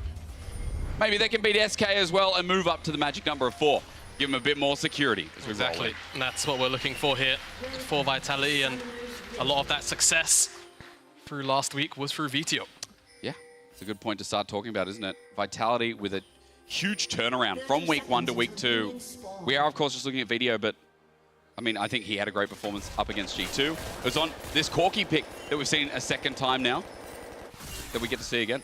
Yeah. And I'll also give a shout out to Douglas as well. It was both of them really paired up super well time and time again. Douglas's proactive plays and VTO pumping out the damage. Very dynamic duo in week 2. Need to continue that here in week 3 to carry on with their momentum and try and get themselves a secured position in playoffs. That is first strike on the Corki as well. Don't be fooled. We saw a comet. Yeah. I thought, oh, this is new tech. Speaking of tech, I'm curious what we get for the build. We have had 2 so far. We've had, you know, the normal AD build, as he has been buff AD, but also the Malignance. Hey, we got it this time. Yeah, you got it. Very oppressive. You know, Poke Corki is back. And it's nice to see, I guess, in some kind of aspect, because you one-shot as Isma starts this game off with an invade. And against Douglas, I mean, level 1 Maokai. Yeah, this is a bit awkward for both these junglers here. They could end up just staring each other down and resetting the camp a couple of times over. Isma should win the 50. We're just here. Woo! I love him. I mean, so here's the thing. None of the laners are going to really interrupt this. Isma should win the 50-50 because Q smite is greater than Douglas's E smite. So this is kind of what the holdout's for. Eventually, they may kill enough of the small ones. There you go. But they split the camp. They do, so they're both still level 1. They just walk away. Yep. Well, that was an exciting 45 seconds. Yes, the stare-off. But could have been very different if that was level 2, as you're saying. That could have been a very different start for either of them. Yeah, we'll see where Isma goes with this path, because I'm not actually sure he's going to get level 3 off of the topside camps, whereas, of course, Douglas has full access to a quadrant of jungle. So smite will come down. Oh, so Isma didn't even smite, and he got the big one anyway. Just for the Q. Just for the Q. Douglas will go probably Wolves Gromp blue, extend the blue duration as long as he can. And we'll see exactly where they go from there. But this curious stare down of a start may mean that we don't get too much going on. Oh! Flash away from Comet. You know, I was staring down that because I thought, hang on a minute. I don't know why Orianna feels so strong this season, but just the lane presence is huge. Flash down. And we were joking just before it came on air to us that, you know, it might not be Corki Azir, but Corki Orianna. Just as I don't want to say boring, the B word, but yeah. As it is, Niski doing a really great job finding trades. He's up a significant amount of CS. This wave is going to crash. True. And just doing a good job of bullying VTO out early on. See if VTO can recover from this early lane deficit. Shouldn't have to teleport, but he will. And that wave will come back to him as it bounces back and Niski goes through a reset. So not so bad so far for SK. You know something cool about both these mid laners, just to add in? Yeah. Is we've got very diverse champion pools, not so different from each other, but the fact that, like, before today, VTO had played 6 different champions. Every single game had been different. We've had the Zerath, we've had the Orianna, we've had things like the Akali, Ahri, a Corki game already there, which now makes 2. Niski's been great on the Azir. I think we know that Niski is a big driving force of, you know, the new SK.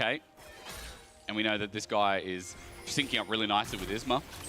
But I think importantly, his individual skill has just been showcasing every game too. For me, a big reason as to why this team was doing so well. So it'll be really exciting to see at least how mid lane develops. As I know you said the B word, but at least in team fights, we're going to get exciting news with the package, with Shockwave. Maybe especially from the Shockwave, because Niski is up a little bit of CS as this crashes in. And VTO is the one who's threatened now because he burned the flash before, and Niski is close to getting level 6. Yeah, now, halfway.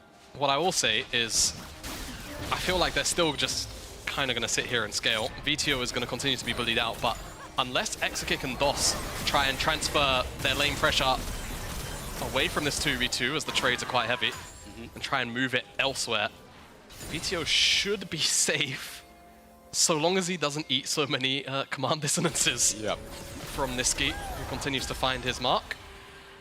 Won't have his base stopped Exakick. Nice attempt by Hylissang, but the wave, as you can see, is frozen. And DOS is going to do a great job of stopping Kazi here, who may just be holding the freeze, may have actually wanted to reset.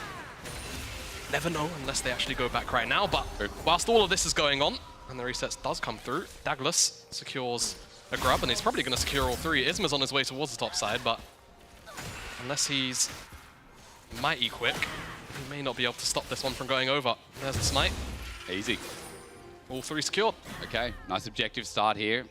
You know, it's funny, it came into today saying it's always blue side that picks up grubs. 2 games in a row now, I feel like we've had red side that have picked up the early advantage. Last team, Team Heretics.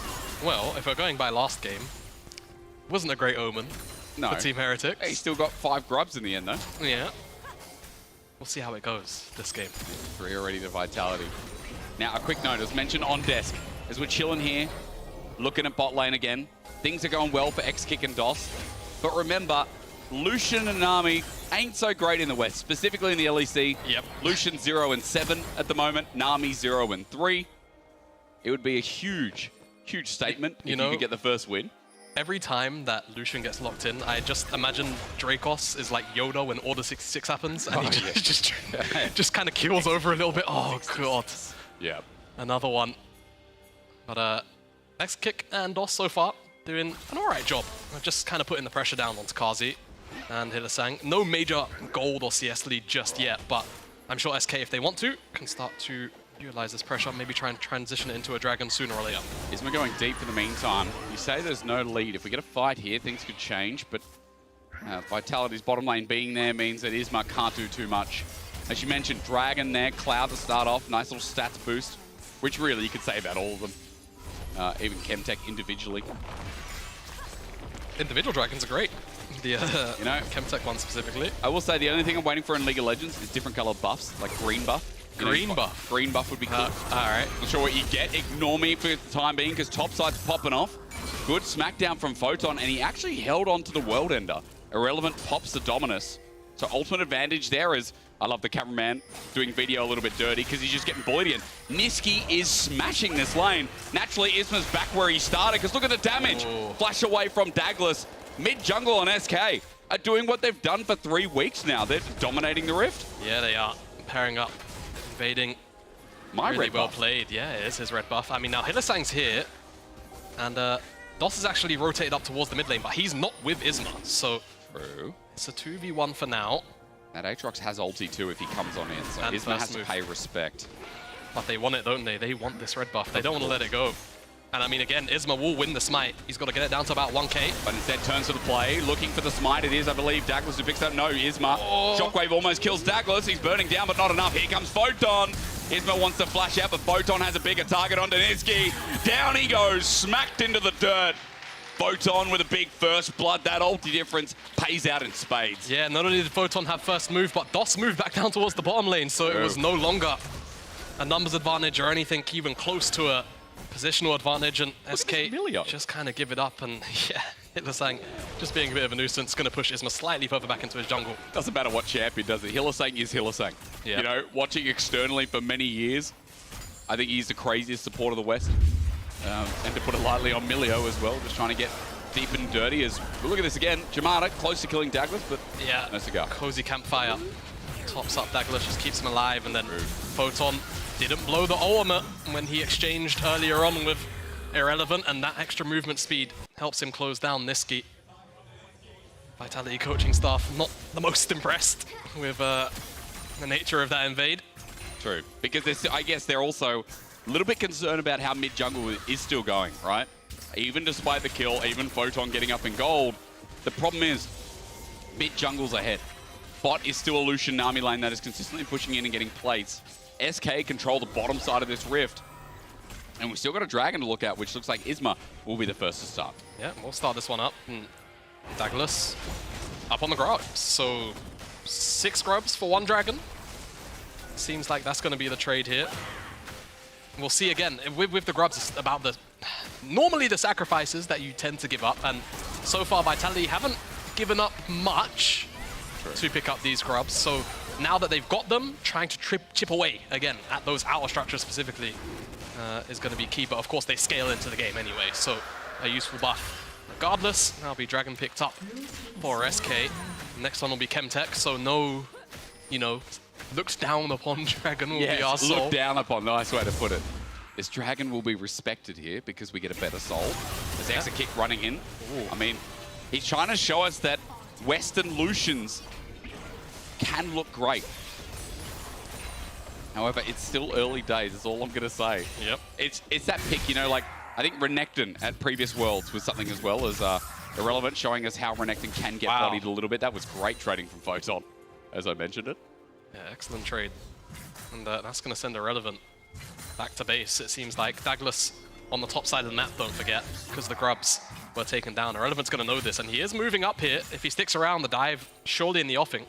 This Aatrox could be a huge deal this game. If he's set up for yet another kill, Douglas easy dive, it's Dominus for the World Ender. Irrelevant flashes away. Dive being held out for the time being as the Void might show up to say a bit of a g'day. But Photon just going to push this wave, and Irrelevant has no TP, so he's got to stay for this wave. But Douglas, he didn't burn the ulti, Jamada, he can just do it again. Yep, look for a turnaround. I mean, he's got a little bit more HP this time. Do they have the damage? Wave. Video's coming up as well. If it draws out enough to dunk down, it's still messy. No wave hurts them. Irrelevant says, see you later. That was just messy. Yeah, they needed Vito's damage, if anything, but still a pretty audacious dive, no matter how you slice it. And thank you. I'm here all week. And relevant Dices, Photon and Douglas gets himself a 1 kill, and we'll get out as Culling on the bottom side, a little bit of poke. There's a lot to Hilly. Main thing you got to remember is there's one in response from Kazi. I mean, Aphelios time misses the Q though. X-Kick survives for now, but the range is there, flashed on, but no cigar picked up, and I'm not talking about Graves as Kazi locked into a corner, locked in the air. Isma's done his work, but now with the teleport, SK got to get the hell out of there because X-Kick is going to burn down. Dos as well, flashes over the wall, survives for now. Niski on the edge, but he can't do anything. He has to watch Isma die. The rain from Kazi, the slow from grabbing him, still enough health. Kazi walking forward, so close! X-Kick and Isma, lucky to be alive as Vitality just want to find that follow-up kill. Oh, they need to take out a lottery ticket immediately. Vitality, though, they're going to be able to pick up a couple of plates off the back of this plate. Really, really unlucky not to find 2 kills, really. 2 plates will go into Kazi and Hylissang's back pocket. So that'll kind of remedy the situation. But SK, I have to say, a little bit fortunate to not really go punished on that play, and Irrelevant on the top side will pick up a plate. It's the top side play going badly. It's Vitality not finding the follow-up. That puts them at a gold disadvantage. It's 1,000 to SK. With the way this early game's gone, with some of the moves we've seen from Vitality, you wouldn't think so. You know, this team with 6 Void Grubs now looking to try and find something here as we slowly progress out of the lane phase. It's a minute towards Herald. It's only 2 minutes to Dragon. We've talked about package timing many different times, right? It's like you're sitting at home, you're waiting for your delivery driver, and you expect, he says he's going to be here at 7:30. You better be here at 7:30. The problem is Video is taking this massive detour. Dragon's up in 140. Herald in 40 seconds. Jamada, this package timing, it's not getting a tip from me. Will he make up for it if they kill Irrelevant? Well, I could be wrong, couldn't I? But under turret, I mean, Irrelevant is taking up. Photon is the one absorbing the turret shots. Definitely no tip. SK are launching ultis in the bottom side in the meantime. Hylissang and Kazi have to pay respect for the response move, but they don't. It's flash from Isma. It's damage onto Hylissang. X-Kick is fed to success. And this map keeps being more and more SK-based. Yeah, I mean, Vitality are doing their best to try and put Irrelevant down, but, I mean, it's costing you Aphelios gold, and X-Kick is getting so much more on the opposite side, so this just feels really lopsided in terms of the gold and where it's going. 2,000 gold as the plates fall off in favor of SK. 8 plates, 1,000 gold they picked up in the early stages, and remember, it was Vitality that got 6 scrubs. Oh my god. Whoa! X-Kick changed my mind. The support item Lucian about to pummel down this turret as well. So first brick, first turret blood, down to SK. Ladies and gentlemen, a 3K gold lead at the 14-minute mark. I mean, this is why we've been so hyped for SK. You know, even though, yes, Vitality, a team that's had to get going in this split, SK from the very get-go been so exciting to watch, not only mid-jungle, but even this bottom lane. People like Dos doing a lot better than last year. X-Kick as well, making a handful of a duo, as we've even seen in this game. Yeah, exactly. A very, very, very talented duo. Had a massive splash last year, winter, and so far repeating that trend here in 2024. And I don't want to jinx it because we're quite early into the game, Hysterics. Okay. Nami and Lucian on track. Okay. First win of the year. Not the only game on track though. That's the problem. Yep, I know. But look, it's looking good so far for SK and X-Kick and DOS, and I am optimistic about them picking up a win. Okay. At the moment, as they look towards Herald, Isma, Niski, priority across the board, no package, like you mentioned, the timing picked up earlier by VTO is off, so they're not going to contest it that way, and Dragon is not able to be taken down either on the opposite side of the map, so this is a free takedown, and now SK can either look to take towers on the top side or transition this pressure over towards the bottom side. Niski's got teleport, and they can look to pick up Dragon too. I will say so far, to give Berlin a really big compliment, in comparison to back home, delivery times. Like, I wait 40, 50 minutes for food back home. Here, it says 20 minutes, I get it in 10. So, how good's that? Welcome to the future, Jake. Yeah. I mean, there's a lot going for it. You could say the same about Dragon, because Vitality now, with 1 item spikes across the board, feeling confident to fight, but SK taking the middle track right through that mid lane turret. Look at the macro move here. They got first Dragon. They say, okay, whatever. Video's standing in front of X-Kick. The wave will be cleared. But now for the turn. Nature's Grass sent out. They're taking the Hobbits to Isengard, but is Isma going to be a bit of a Saruman angle? Or I'm not sure. I forgot the Ent's name. Jamato, if you can help me out. No, I need a bit. I've not watched it. Whoa! I know. We'll talk after this. Culling is going to come through in a video. You got some explain. You haven't watched Lord of the Rings. It came out the same year I was born. So what? Yeah. I know. Wait, 2001? Oh, okay, never mind. I thought it came out in 99. I don't know. I'm not, yeah. Neither am I, don't worry. Either way. To be fair, I didn't know the Ent's main name, so I'm also at fault here, but to walk into that one, we're going to have a sit down. Ladies and gentlemen, we're going to have to sort this. A quick side note after this, Mad and Fnatic are going to be going head-to-head. One team that has been underestimated, another that has high expectations. You could say, similar here. SK, underestimated at the start of the split. Vitality since their 3-win streak. Higher expectations. Especially when someone like Photon here, who has been smacking down, might be 30 CS down, but doing well in the 1v1 on this Aatrox. I think you need to start looking at carries here. Yes, you talked about time in this game, Jamada, but SK don't look like they're going to give it to them. We're 4K away from each other. SK up, of course. And Vitality trying to find a pick to slow this game down. Yeah, they are. They really want to get, you know, this Corki and Aphelios over the 2.5 item line. But SK smell something fishy. They are... Oh, yeah. No Nami pun intended. Okay. Rotating up towards the top side. And just going to make sure that Niski is protected as they also drop the Herald. So get a charge out of this. Take down at least one tower. How far will they go is the question. And where can Vitality answer? Right now, Photon is alone on the bottom side of the map. He does have teleport if there's a position to teleport behind SK as they advance forward here on the charge. Round 2 coming through in a turret. There you go. Get out of the way. Isma there as well. Now, audience love that. At half HP, but hang on. Photon on a ward. Photon, you're on a ward, mate. I mean, as you said, there's no package yet from video, so as they run through, Douglas just goes to his death. How easy is this? Disengage into re-engage into big bam, bada boom, pow. Video in the graveyard. DOS looking for another one. I mean, that was just simply done by SK. You walk forward, you make a mistake, you're punished. Yeah, and this just feels a lot more like week 1 Vitality compared to week 2 Vitality, where the ideas are there for the mid game, right? In terms of, all right, yes, we're behind in gold right now. Let's look for this TP flank, try and actually converge on SK at the same time.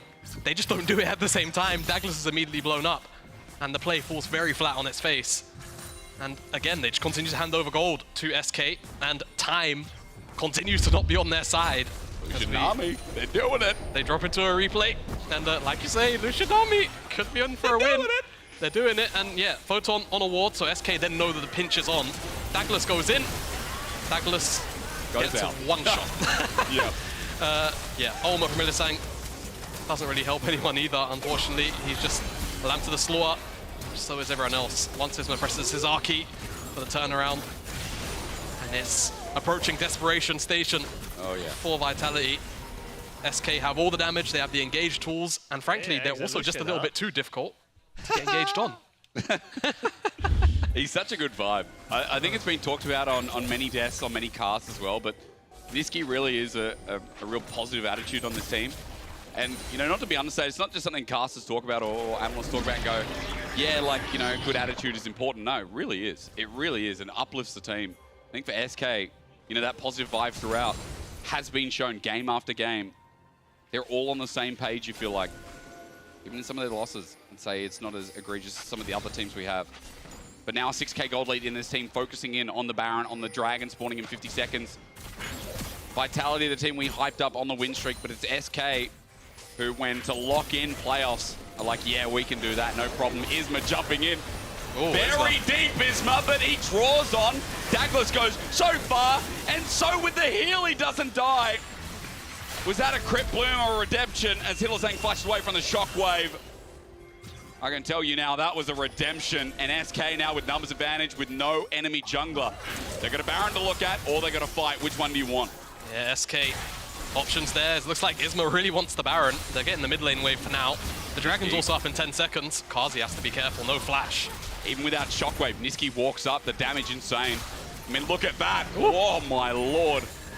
Kazi has to walk off to the side. Irrelevant starts zoning. Photon ulties out of fear for his life. We know who we're calling the ambulance for. It is Vitality at this point. There's no mistake. Is Irrelevant gets knocked back by the soccer ball. That was a flash in to start the play, and he might actually be dead off this. Has the Dominus, pops it late, but Video comes in with the package. Could be a turnabout play, but Video needs an angle there. It's a shutdown. something, at least something for Vitality. Yeah, Vitality, Corki's got 2 items now. Oh, Graviton. On Niski, there's the package laid up, but Video can't survive the damage from Exekick. He runs out the side, but AP Corki is starting to hurt a bit. Maybe Vitality can get the Dragon. All right, this should be the Dragon, right? Everyone's pretty low on the side of SK, so that'll be an Ocean Dragon. And that's going to feel okay at this stage in the game, but it does stop SK from maybe stacking up and getting a little bit closer to Soul Point earlier if we do get to a point in the game where that's relevant. And look, Corki's hit 2 items. It's scaling a clock, isn't it? It's scaling a clock. I keep telling people, is this a clock, is that a clock? It's definitely, you look up at the clock, ladies and gentlemen, wherever you find one, look up, it says scaling on it. Yeah. That's crazy. Kazi, Video, as you said, 2 items for the Corki and a bit with Null Magic Mantle. But we almost have that second item for Kazi, which looks like the Infinity Edge. Yeah. Now, what I feel like we need from Vitality, if we're trying to look at a bit of a comeback angle here. Okay, what is it? SK's engage is pretty slow rolling, right? You have to kind of get up in their face to end up getting blown up or flashed on by a Maokai or an Ecto. Yeah. So, Vitality do actually have the privilege here of being able to sit back, clear some waves, and let VTO poke if SK try and start up something like a Baron. SK, on the opposite hand, though, are frankly so far ahead that if they start to take control of the jungle and they allow Vitality to come into them, they can just try and look for quick picks with the information advantage of just having more vision than the enemy opponents. So I feel like if you're Vitality, just try and let Corki do his thing, and then you might be able to work an angle out of this game. But right now, again, being so far behind, still very difficult, and Douglas has maybe been a little bit over eager to start some fights. A little bit. You want to talk about him at the start, but to be fair, I mean, he has been consistent otherwise. I think, more importantly, we're writing the script out of Video, aren't we? Yeah. We're looking at this game, okay, it's about Video on Corki. Well, we're just talking about week 1 versus week 2 Video. Alongside Vitality, it's been such a glow-up. But he's going to require a big carry angle in this game as the culling comes through from X-Kick onto Kazi, half HP, but with a campfire around, naturally you have that warm glowing effect that gives you health. Not sure how that translates, but that's League of Legends math from a support. Or SK, as you said, get control around that jungle. And it means Vitality have to walk in. Because if you do this and you just suffocate Vitality out of this entire area, then eventually they're going to have to check. Or I guess they could, in a few worlds, give up Baron and kind of just cross their fingers and hope. Like but here. They see on vision that there's a potential start, and this is always the worry, right? If you have no information and VTO can't actually get the poke down, then you're just constantly playing scared 24/7. Baron's being started though, it's down to 9k. And let's remember as well for Vitality, no package to enhance this fight from their angle either, as Exekick is not afraid of running forward. SK holding the Baron. I think it's still being done slowly but surely. Yeah, it is. Niski's damage is enough here with 2.5 items. Vitality going to walk in, but as SK now there, the ult to zone out. Really nice macro from SK, really clean stuff. They regain control. Not that they ever really lost it, but let's be real. It's just a defining moment to show that this game should be theirs. Yeah, textbook Baron takedown there by SK with everything they have at their disposal. Big zoning ultimates, completely suffocated Vitality out vision-wise, and Vitality just not able to get in there. Now, again, if we're to continue to kind of play cope here for Vitality, because I feel like if you're a viewer, chances are you probably know how SK win this game. True. Press their R keys in front of Vitality, hope they land, blow up a couple of targets. Bob's your uncle. If you're Vitality, the game's a little bit more complicated. You do have Douglas for engage, but engaging into carries this fed with not a lot of backup dive alongside you is really risky. Kazi does have his Infinity Edge, so in terms of actual front-to-back fighting, they're getting there, but Photon, Douglas, I just don't think they're tanky enough to deal with almost a 3-item Orianna and a Lucian who's got 3, maybe even 4 items, technically, if you want to count the support item, right? Plus a Nami buffing him up. Yep. It's a very, very difficult game, so you have to play it slow. You've seen VTO's damage. It's there, it's present. It's just got to be layered in over time. And it's only really DOS that can slowly but surely top everyone up. And that's about it. Try and clear away these waves. It's a 5-stack from SK. Looking towards bot, X-Kick runs in. There's good poke damage again. We talked about Video. There's the burn, but it doesn't stop the inner turret from going down. Meanwhile, though, Photon trying to trade on the top side of the map. Get something back for Vitality. And as long as they don't lose their base, you got to feel that it's something to continue trying to stall this game out. It's culling into a minion wave. Probably not what we would call it, but still, you have a low cooldown at this point, and X-Kick is still a threat without it. There's Nature's Grasp. Isma zones off the turret.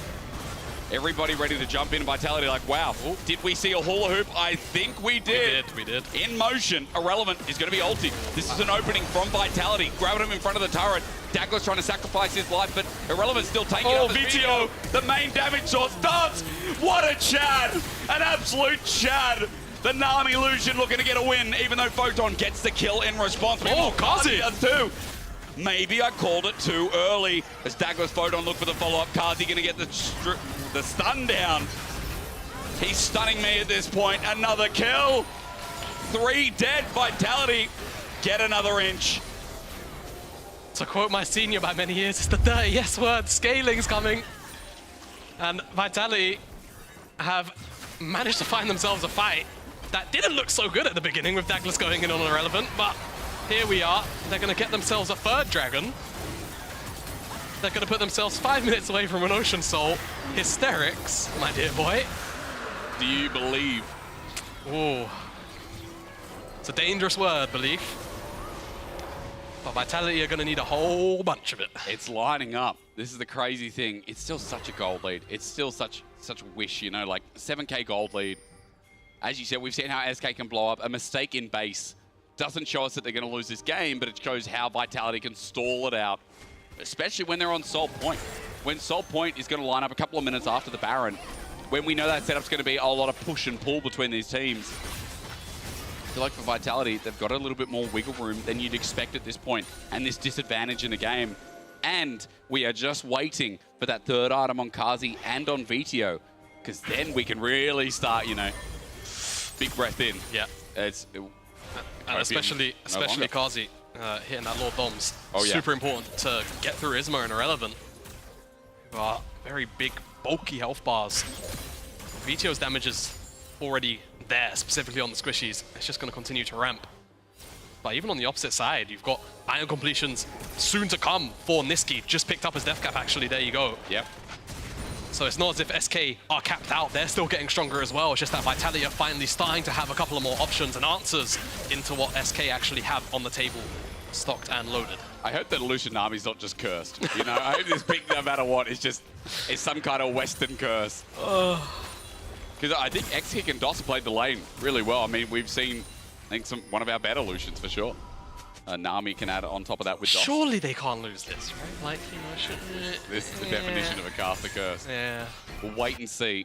As we're waiting for those items in the same vein, we're also waiting for the Baron. Minute 15.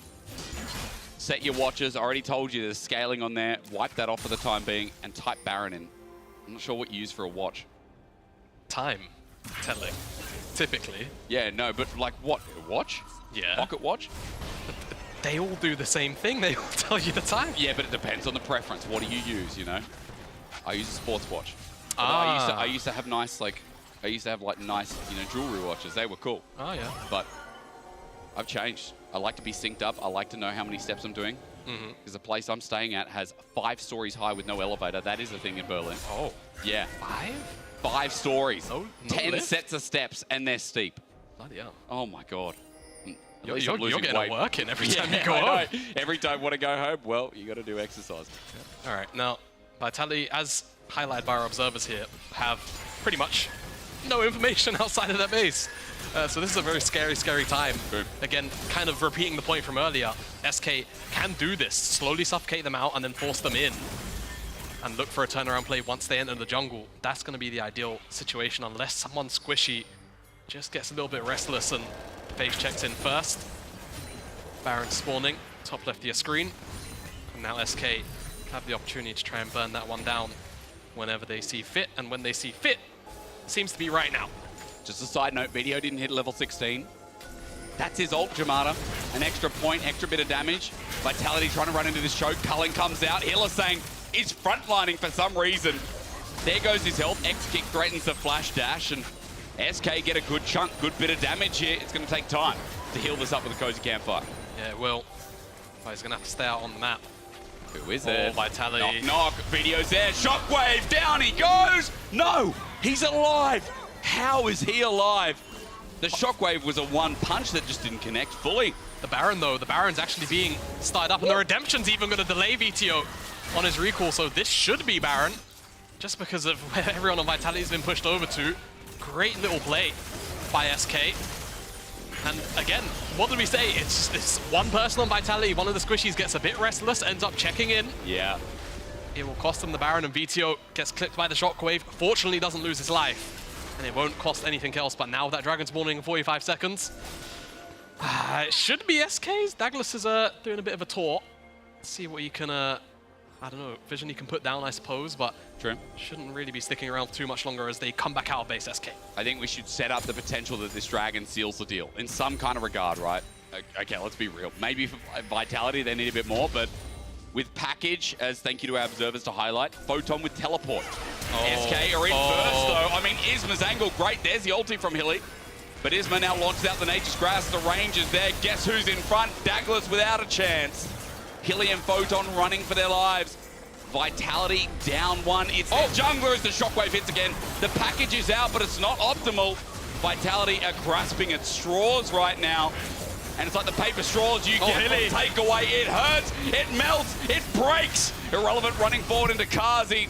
SK absorbing the damage, but Kazi needs to die. Exeking sees to that, flashes forward to Video, kites away. Almost there, but DOS, he will help finish it. It's a triple thanks to the Ignite. Niski coming through on top of Photon. The ace is there. We said the magic number was 5, Jamada, and as SK walk forward, not only will they break the curse, finally in the West, of Lucian Nami, both getting a win, at least here in the LEC for the Nami angle. But SK will be our second team in Winter to lock themselves into playoffs alongside Team BDS, the team no one expected, are here to stay. A couple of small hiccups in the mid game. I think you can credit Vitality for making a meal out of the game more than anything else. But all around, SK do a great job by the books. Whenever they had control of the map, they really made sure it was difficult for Vitality to really gauge any kind of anything from anywhere. 2 Baron secured, and that's just about all but enough, rather, to take down Vitality. Go show your support. You can vote for your key player of the game at LEC on X. Is it irrelevant, Isma or Exakick? You know, I always like to add my little spin. I feel like Isma had a great game on the Maokai. That top side twice over, actually getting involved in red and being just a nuisance over to Douglas. Isma a bit of a chat. Him and Niski popped off together. Excellent debut split for Isma so far. Agreed. And this team lock into playoffs alongside BDS. That's massive. And of course, we're going to talk with the first Lucian winner here this year in the West. We'll have an interview with Exakick right after the break.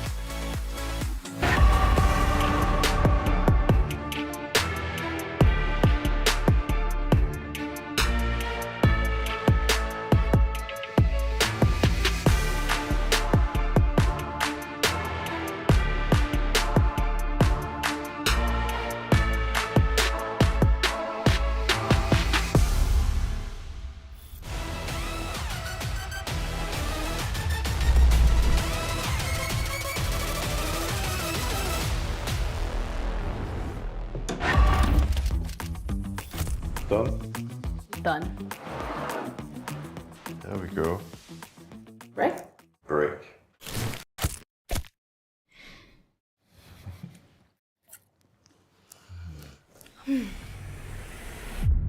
Even the biggest champ needs a break.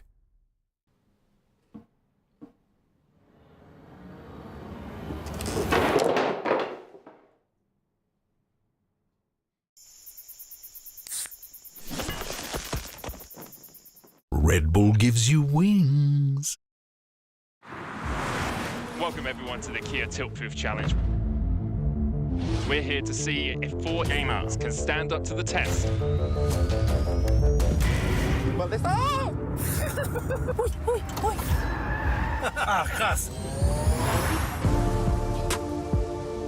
Dios mío de mi vida. I think I lost.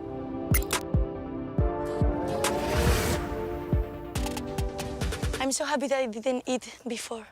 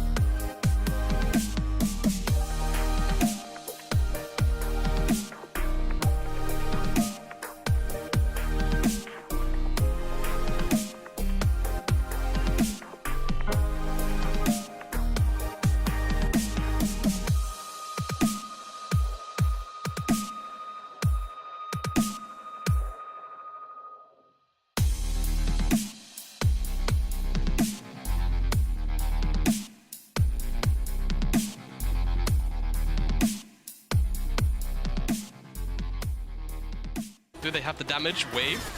Video's coming up as well. If it draws out enough to dunk down, it's still messy. No wave hurts them. Irrelevant says, see you later. Can I go? Use Moonstone. Flash. Ah, they're still here. Beautiful. They're very angry, guys. Okay. Piniski. Watch me. I flash. Video. Go for it. Yeah. Cocky. Yeah. Nice, guys. Very good job. Okay. Look at it.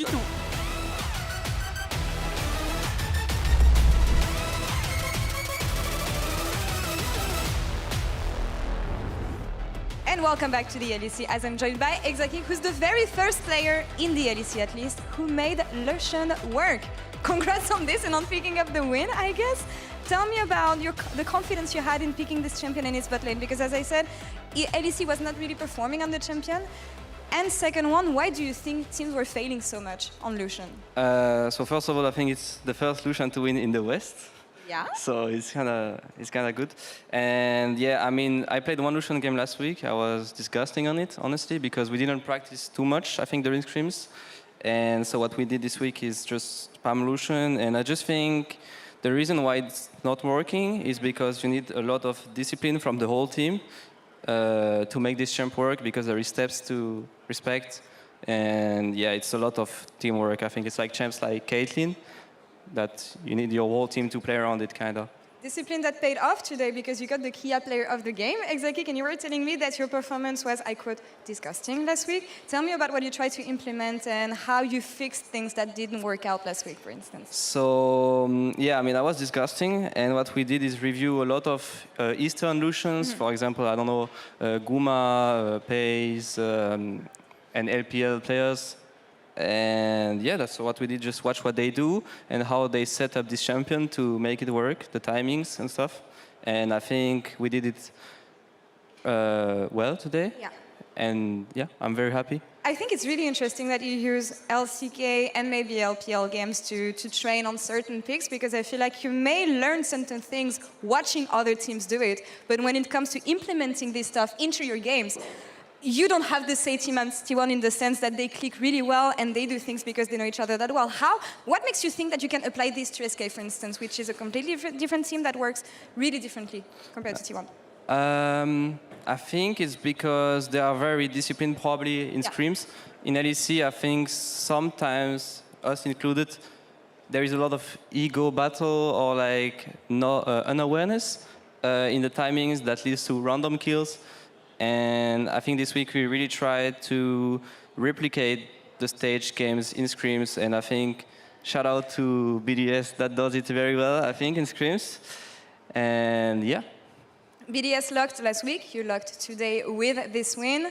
Congratulations on making it to the next stage, but you guys have been playing really well, so I think it makes sense. How do you reflect on the split so far when you compare the expectations you had coming into this year? I think it's kind of the same as last year, honestly. People expect SK to be not so good, and I don't know why, honestly, because maybe we played bad in spring and summer last year, and I just think we practiced very hard in scrims, and we were serious and disciplined, and I think if anyone do this, they will be good, I guess, if they don't choke on stage. So yeah, I mean, so far I'm very happy. There is 2 games that I'm, because we lost twice, right? Yeah. One game, the draft was a bit hard, not to blame my coach, but we didn't know about a certain champion. And then the other game, I think I was running it down. So I think there is still room for improvement, but I think we're on the right path. And I think the addition of Niski helped a lot. Yeah, and you seem to reflect on what has been going wrong either way, so hopefully bright future for SK in the rest of the season. Exaki, merci beaucoup. Thank you so much for the interview. And we're going to take a short break as we watch mechanics about Elioya. We'll see you right after this. Cowie on a ward. G2 will just wait it out. Cease and desist. Cabs jumps across. They decide who their target is. Cowie the first one. Elioya trying to get onto Cabs. He dodges away with a Heartbreaker. Perfectly played there by Elioya. The root going down onto Yike as well as Elioya tries to trade back in. Yike trying to get back into the pit, but he can't get there in time as Super takes the Drake, and this is a great fight for MDK.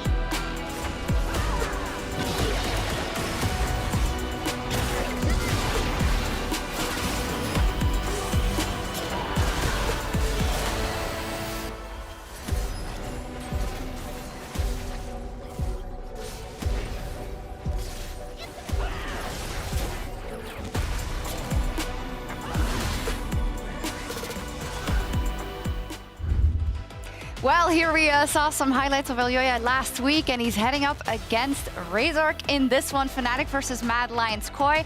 And a very special guest joining us, Isma, to talk about the jungle matchup. Hello. Hello. Congrats on locking playoffs, by the way. Thank you. Yeah. Interesting, and I didn't actually think about it until you sat down here. Of course, you have tons of history with the Mad Lions Koi lineup specifically, and we asked you here to talk about the jungle. So to start us off, who do you think is better? Damn. I think right now it's Razork that is better. Why? I think Razork is mechanically better, and I think he's overall better right now. I feel like Elyoya is really good when it comes to carries, like Viego and all that champ, Viego, Belvet, all that champ. But I think overall Razork is a better player right now. I guess also, Trimby, when we look at the trajectories, Elyoya has a completely different team around him in terms of kind of the experience than Razork has, right? Oh yeah, for sure. Right now, I would say Elyoya is kind of like the mentor for everyone out there in the team, while Razork kind of just implemented himself into a team. Like, he already works pretty well with Humanoid and Oscar, it seems like, and now they're trying to make sure that he also helps out Noah and June, right? Because of course, like, there might be some language barrier, etc. Even though we saw that Noah has been actually doing quite well when it came to that too. And I would agree with that. I mean, I played with Razork, right? So I can't say too much about Elyoya, but I really do believe that Razork is like one of the best performing members right now. I would say even of the league. Like previously last year and this year, I just feel like, you know, he's been like really popping off in the jungle, and the versatility that he shows, I think it also helps tremendously for the team. It's also cool from a kind of a standpoint of their nationality. They're of course Spain's junglers, let's say, Goldberg, and we know when we look at kind of the community online, they're fired up about this one, and I think it's cool to highlight. No, absolutely, and I think it's so cool because of the similarities between the two as well. Like, Razork as well loves to be the guy that gets resources if he wants to go for an invade. We've seen the same for Elyoya. That's kind of where they thrive. I still like your comment as well, Isma, about like more of a facilitating style, because we have seen that work better for Razork as well. So that shows a bit more versatility. But you can also just see it in the stats on the team proximity. Elyoya is way more around his team. He's trying to get these lanes ahead, whereas Razork can spend more time himself in full clearing at times. That can then give an advantage in that avenue. So two really important things to highlight. Yeah, and I mean, what may be a tricky question, Isma, but of course, you know what it's like to kind of facilitate for these players. How do you think Elyoya doing is in that regard with those people that you know quite well? I think Elyoya is doing pretty well. I mean, I know that Mad Lions Koi, I know them really well because I played with them last year. I know that they like to be very aggressive, very aggressive, and I think Elyoya is doing pretty well. He's playing very well as well with the support, Alvaro. I feel like they're always together and they have a really good synergy. But yeah, I would say he's doing quite well, and I think he fits pretty well his team because I know very well the coach as well, Melzet. He's like, and they're on the same page with Elyoya, right? Like Melzet really loves to have aggressive jungler and all that stuff, and I think Elyoya is doing very well with this team for now. If we look at the teams holistically, Trimby, we have two teams that look like they will be locking the playoffs. What have you thought about their performance so far this split and the ceiling that they may have? I think Mad Lions had a little bit of a better first week. Then the second week it didn't look as great, but I would still think both two teams look really similar in some of the aspects. I would still give it to Fnatic when it comes to the fact that even though they played in MRS, like the Mad Lions Koi, they played like together, I still think Fnatic has way more experience when it comes to playing together, especially in LEC right now. And I could say they have a lot of like strategies or like concepts already prepared that they showed throughout the first week that just helped them so much to when it comes to playing together. Where, for instance, Movistar, I still think they have a bit to learn, and I think Elyoya has to also like showcase everything like more and more with the time. So we'll see how it goes for them, but I'll give it to Fnatic as of now. Okay, you know a bit about the mid lane as well. You used to play with Fresco years and years again. So how do you think he's gonna do versus Humanoid? I mean, yeah, like it was really long time actually, and it's crazy to think now, right, that I can see him in LEC, but he deserved it really after like how well he played last year. And I would say he's a really interesting guy. I think he has a bit of a different champion pool to Humanoid, even though they play similar things. It's just he's willing to sacrifice himself in order for the team. And I'm not sure if we're gonna see it today, but I believe that's something that also like showcase him a little bit better when it comes to like champions difference. I see you nodding. You agree with that? Yeah. Perfect read. There they are then, of course, on course for going to playoffs. I think a lot of people had so many question marks about Mad Lions Koi. They still need a couple of wins more. But regardless, I think some of us have been caught off guard, Goldberg, about what they did show, because they were such a wild card coming in. And that's why I love them. That's really the fun thing about watching MDK right now. It's just the fact that they're willing to bring out some spicy picks. One that hasn't been fully unleashed yet, I will say, has probably been Alvaro, where we've only really seen Renata most of the time. We did see, I think it was Blitzcrank maybe, one game outside of that. And I want to see more for him because I have actually been immensely impressed by him. I thought he's been super aggressive on Renata. He's playing the champion like a playmaker, and I want to see them contest down towards the bot side as well. And you've seen Mad Lions Koi. They try to go for the bot side. Sometimes too much while Elioy over diving, but you can clearly tell this is something that they're practicing. Yeah, as well when you look at Alvaro's solo queue, it's pretty much kind of engaged supports. He tries a little bit of range right as well, that's why we saw so much Renata, but he was known, at least from last year as far as I remember, so much Nautilus, all of those engagey stuff. That's why I feel like this playstyle that they do right now with the amount of aggression they have, it just fits to them so well actually. Let's see what we have as we head into the draft here. Are these usually teams who give a lot of leeway to their junglers? It's pretty early usually. It's also not that adventurous right now, I want to say. I mean, I'm curious actually how the draft will go. For instance, Mad Lions Koi already takes out the Zinzao as well from Razork, as well as Kalista from Noah, while on the other side you get more standard bans. I'm actually curious, I guess Supa started playing Senna a lot, because I don't think we saw him. Did we see No, I don't think he plays Senna at all. Yeah, so like it's actually crazy that we see that ban. Maybe they're not prepared for the meta. Yeah. But Blitzcrank ban as well, I guess it suggests that maybe there's gonna be some Ashe as well. June, as we saw in some of the games, he loves to play this champion if it's good. So we'll see what's gonna be the last ban. I would say something around Ashe maybe. Okay, it is Milio to deny any potential like Aphelios, Milio, Lucian, Nami trades maybe. So let's see what's gonna be the first pick. Well, this is Zeri was the thing that he played right on top lane, so I'm not sure. What do you think is gonna be played? What do you feel like? Okay, I guess it's Varo. Yeah, I feel in jungle probably Relmo Kai trades, most likely, and in bot lane Varus. Maybe, I know that this June guy really likes range, so I think something with Ashe, maybe Lucian Nami is like classic. Actually true. I mean, as well, right, we see Varus, so they'll think if they want to actually give Ashe, if they want to pick Lucian Nami, so that's something. Okay, they're already hovering Aphelios. Something we know about Noah, he really likes this champion, he's really good at the champion, so we'll see what he actually pairs it with, because right now there is no Milio anymore, which is like the best pairing right now, I would say, scaling-wise. So we'll see if they just decide to go for a jungler like Vi, maybe Maokai, as we said previously. Yeah, I think in the jungle matchup between the two, this is really where you get to have the edges, Razor, where you can say if you have priority on a champion, you get to pick it now, and that's why the Vi is going to come through. Sinsar is already off the table, but we have seen Elioya lean more towards a Rel as of lately, so it wouldn't surprise me to see that if that's something they want to go for as well. Yeah, well, I mean, since it's Varus, maybe they're gonna go for aggressive style like Rel and try to dive it with an Ashe on top of everything. What would you do, Isma? I feel like, I don't like that much. My first pick. Ivern is really good into Vi, like really good. What do you think about the champion? Do you think it's underrated since it was not played? I think right now it's really strong and it will get stronger. I think people didn't realize yet, but I think it will be really good, Ivern. We will see it from you and some Azir maybe. Luckily, they already left in playoffs. Okay, what do we pair? I mean, normally you want to pair it with an engaged jungle support. Okay, we pair it with Azir, which is one of the better pairings if you don't want to go for any AD mids. So that's nice to see they're already preparing it. But now they can think, oh, Corki, maybe some Hui again. Just skill check it and go Akali instead, bro. I mean, it's fine. I think it's fine. They have some, range going on here. I think it's pretty decent. You've had the luxury of being a player. You didn't have to spectate this for years and years, okay? So like you can scrim it and maybe Corki's a bit fun to play, package in, fun to play around with. I mean, I have to be mostly the setup, for that Corki, and that's not the nicest stuff for well, most. Speaking of setup, what would you set up the Corki with then as a support right now, Trimby? I mean, it might be looking like a Nautilus 4. We'll see how it goes. Right now, Ashe is banned. I would think they would ban Renata as well. If they they want to go the engage, right? It depends what they're prioritizing right now. Since they have Vi, I would say you kind of want to ban like either Tamket or Renata to stop this Vi,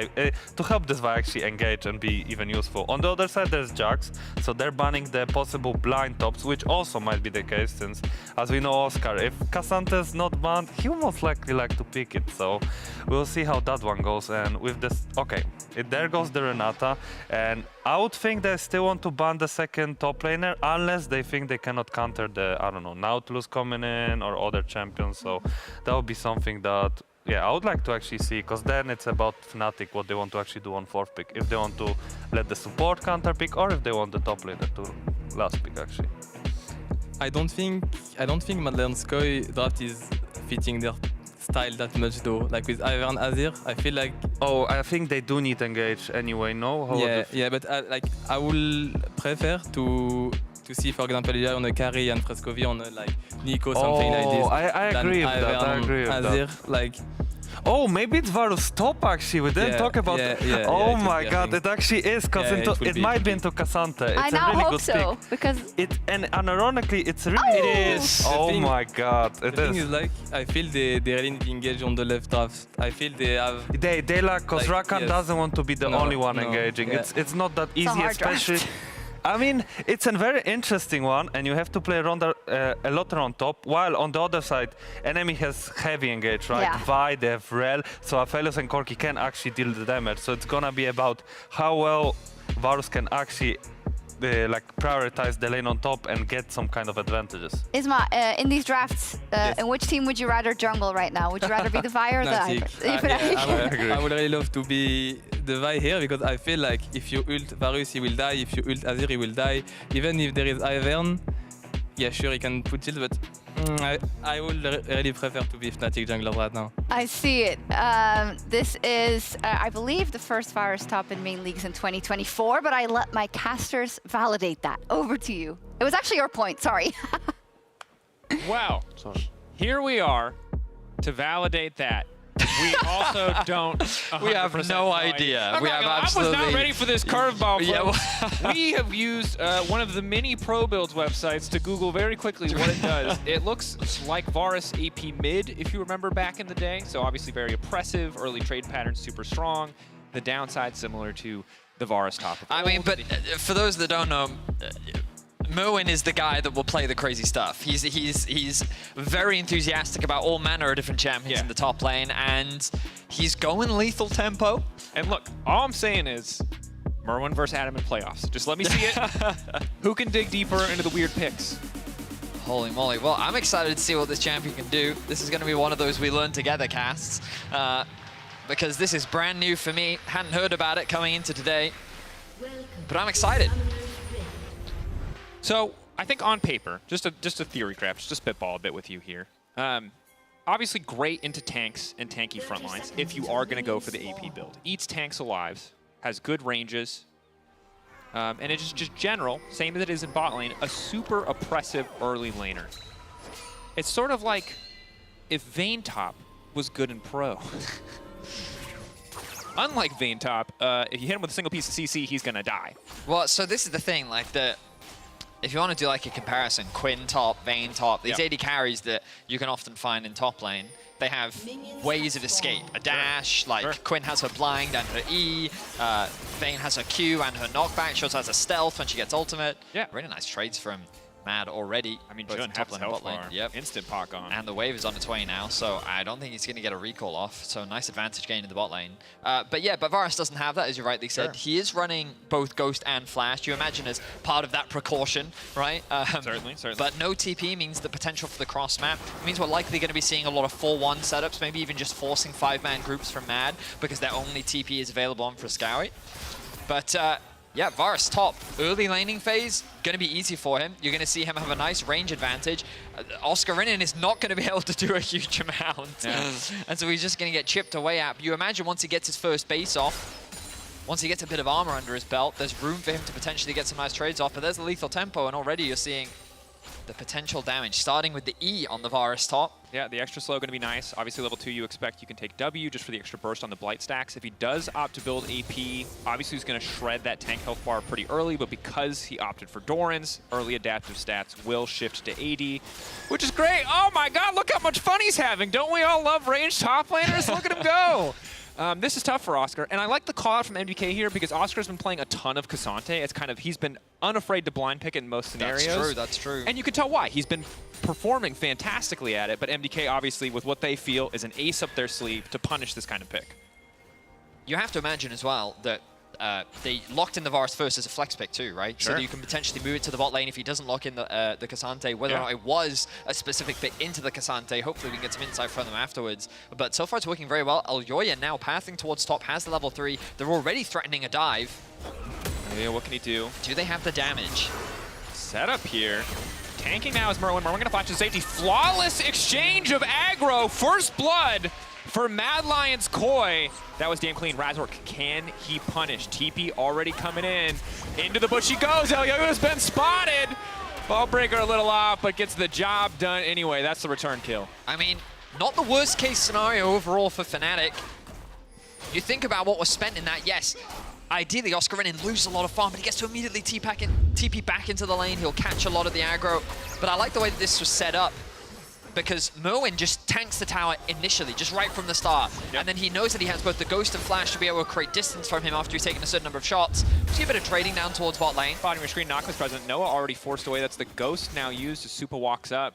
Obviously, in the early lane, you kind of favor Xayah in a lot of those short burst trades just because of the feathers, and Noah clearly not respecting that, close to swapping over to guns, but that's actually bad news. You would love to stay. So this is the consequences stain. of that dive. Oh, actually, not quite converted into anything. It's so hard. I mean, he does a lot of damage. Well, if you disrespect or miscalculate, this champion will kill you. I think the bigger issue is that they just didn't have a big enough wave. It wasn't in a good spot for them to really feel confident enough that they could go for that dive. Unlike Merwin and Elyoya, they didn't have both flashes accessible to swap tower aggro or to drop tower aggro instantly, so it would be a little bit tricky.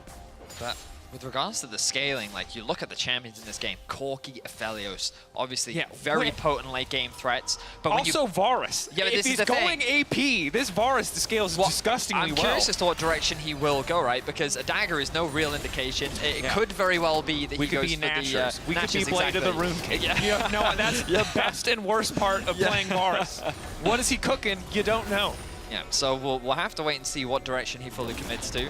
But yeah, I mean, the beauty is you've got double AD carry with Ivern, right? Yeah. So like on paper, you'd sit there and go, what? Corki, Aphelios, naturally that late game scaling is going to be that advantage. But when you compare that to Ivern with a Xayah plus double AD carry, like that's a lot of range. That's a lot of potential damage. A lot of range, a lot of disengage. Rakan gives you good engage. You are lacking to a certain degree in terms of tanky frontliners. If Ivern gets ahead, he will make up for some of that with shielding, as Noah is forced to flash out as a trade of flashes. But that's positives for the side of Mad Lions Koi. Always happy to trade support for AD Flash. They certainly are, yeah. But yeah, I'm really excited to see how this game develops. So far, it's still very even. No significant advantage gained for either side. You can see in the top lane, small gold lead in favor of Merwin. But you imagine that'll be closed in just a little bit. As the wave is here. Razork sitting on a ward. But can Merwin get out of this? Oh, Elyoya's there to cover. Like this from... He recognizes how much danger he's in, but they also have that vision. But remember, no flash for Noah in the bot lane. Goes forward from Supa. Flashing forward. The root is available for Noah. He's going to try to lay down a bit more damage. Jun can't do much to body block, though. That's the knock up. The pullback on the feathers. Man, Supa has never played a game yet where he looks like a rookie to this stage. He always looks so comfortable, so confident to punish those kind of discrepancies in summoner spells. They also just had great information, right? Those wards in top lane not only allowed Elyoya to provide cover, but also gave the information for the bot lane to fully commit to that play. Xayah and Rakan, very powerful 2v2 combo. And they catch Noah without his flash. So really nice setup from the bot lane 2v2 and delivering. Now a small advantage once again gained for Mad Lions Core. And you look at it, less than 1,000 gold, of course, the difference, not going to be a 3-0 start in terms of the Void Grubs. So not the end of the world at all for Fnatic. They still have Corki. Corki incredibly powerful on the patch. If you've missed the LCK or Game 1, you're going to be seeing a lot of Corki this week. It is the way of things. The struggle obviously is if you start to fall too far behind an Ivern composition or any composition that has a lot of healing and shielding, it's so hard to get yourself out from under that deficit. Fnatic, we'll see how they kind of try to fire back as we get closer to level 6 when Razork and Jun can kind of make things happen with those effective ultimates. I think one of the big advantages of Fnatic's comp as we get later onto the game is their potential side lane threat. when you've got both a Corki and a Cassante, it's very easy for you to set up 1-3-1 or just multiple points of pressure on the map. That, again, because there's no TP on Merwin, because it's going to be difficult for an AD carry isolated to be that far pushed up in the lane, there's windows for Fnatic to be able to take advantage of that, but that's not until much later on into the game. For now, in this early stage, Mad Lions are really the driving force, finding advantages in top, finding advantages in bot, mid. I mean, it's Azir Corki. For those that are new to League of Legends, this is a matchup that we've literally been seeing since, as old as time. Since whenever Azir was released. I don't remember when it was, but it was a while ago. So it's a very low engagement matchup, and it's just all about farming. Perhaps when Humanoid gets the package, he can look for a potential roam. But, I mean, the clear indicator that this is going to be a no action zone is the Cole purchase in the mid lane. Both champions want to scale, but now that's a clean engage on the bottom side. Razork instantly ready to fall. Look for the punish on the Supa. Feathers fly for Supa, but is it going to be enough? A nice knockout coming from Alvaro, and they turn it back! Absolutely outplayed, my God! Where did this duo come from? Excellent outplay from the Mad Lions bot lane. Razork messes up his flash Q combo, and the CC and execution was flawless. Fnatic just didn't have the damage, and this Mad Lions bot lane has found him bigly the ult. Another knock-up, another pullback. Jun, Ignite ticking. He's gonna get a kill back. Credit to Jun. A little over-eager there, certainly. Punishes Alvaro. The idea is there with the quick level 6. He can find another kill, but Jun utilizing his own ultimate to keep Alvaro underneath the tower to trade back on that kill. Very well played. And right now, Mad Lions Koi are running the map, and certainly the bot lane. That has to be infuriating for Fnatic. They used so many resources just to have the play turned on them. The only reason they really got anything out of it is because Alvaro got a little over-eager. We'll see what they can do to fire back. Of course, for Mad Lions Koi, we've seen a lot of games. The one against G2, for example, where they build these big leads, where they fight tooth and nail to find these advantages in the lane phase, converting them, holding on to them as we get into the mid game is going to be the big thing to watch. So the engage comes down, but look at that flash missing out from Razork. This allows Supa to get the ultimate off. No one, not level 6 yet. Then the double knockup from Alvaro allows Supa to reposition, bring the feathers back, and the damage is just way too much for this Fnatic 3-man squad. Alvaro will tick over to level 6 here, and he sees an opportunity to make a play happen. Unfortunately for him, it doesn't go quite the way that he wants, but still, that's a 1k gold lead for Desire now. Mad Lions Koi should be feeling pretty happy with how this early game is going so far. And Fnatic are going to be frustrated because, you know, Xayah is a champion who is very strong on one item. Aphelios is fine, but doesn't do nearly as much in terms of impact in the early to mid-game skirmishes. So Mad Lions Koi right now have all the tools they need to run this map. On top of that, Elyoya, yes, he's behind a little bit in terms of gold, but it doesn't matter because he's Ivern. He puts a shield on top of that Xayah, and they are living free. Dragon spawning in about 2 minutes' time. We've got more grubs on the way. And we know one thing. Varus is building at least a little bit of attack damage. So I imagine he's going for the AD build, right? I don't think you care. This is the only champion in the game. At this point, as long as the item has attack speed, it's good for Varus. He can literally build anything he wants. True. Like, Varus walked so Kai'Sa could fly, essentially. You know what I mean? This is the OG build anything you want AD carry. Oh, Ezreal is the OG build anything well, okay, all right, yeah. I'll give him that a was a close problem. second. We had to stop that one. Yeah, he could play in every role. That's true. He was a jungle, mid, AD support. His top. W used to heal people and be an attack speed debuff. It did. The good old days. Yeah. Balance team really cooked back then. What they cooked, but they cooked. But this is going to be an uncontested grubs. They have the pressure in top. Humanoid had a reset, which means that there was a window for Frescowie to move in mid. But now Razork wants to get a bit of vengeance. Flash wheel from Merwin. Sundered Sky picks up for Razork as well. He's going experimental hexplate. I'm calling it now. He's going experimental hexplays. We'll see how this play works out immediately. Alt now coming in. Can try to fish for the disengage with the ultimate of his own. Merwin, nice sidestep on the ult. He's still living for now, but he should just get taken down. Root though under the tower is key. Oscarina not going to cancel his ultimate. Doesn't need the extra resistances quite yet. Frescowie going for the pushback here. Elyoya in the area. They don't have a lot of upfront damage on this combo, but Elyoya is still going to try to finish it. They're punching back. Bit of an overextension on the top side. Elyoya forced to flash out to safety. Fnatic knowing their limits. So this is, I think, a good example of that frontline capability. Fnatic's top jungle just have so much durability in a drawn-out fight. And with their mobility as well, they can really skirt around some of the damage that Mad Lions quite have, but also demonstrating some of the weaknesses of this Varus top. The champions on your screen, this Vi and Cassante, they are designed to kill your AD carry. Yep. And so, even with your flash, unfortunately, it is not enough. Still in a pretty comfortable position, though. He's going to move over to mid, but the chain CC is just so relentless. He flashes away, try to create space. That's not going to be enough to get away from Oscarinin. Yeah. And I mean, a nice ultimate. Yeah, really nice. Trying to keep Oscarinin underneath the tower. One more tower shot, could have very well traded it back.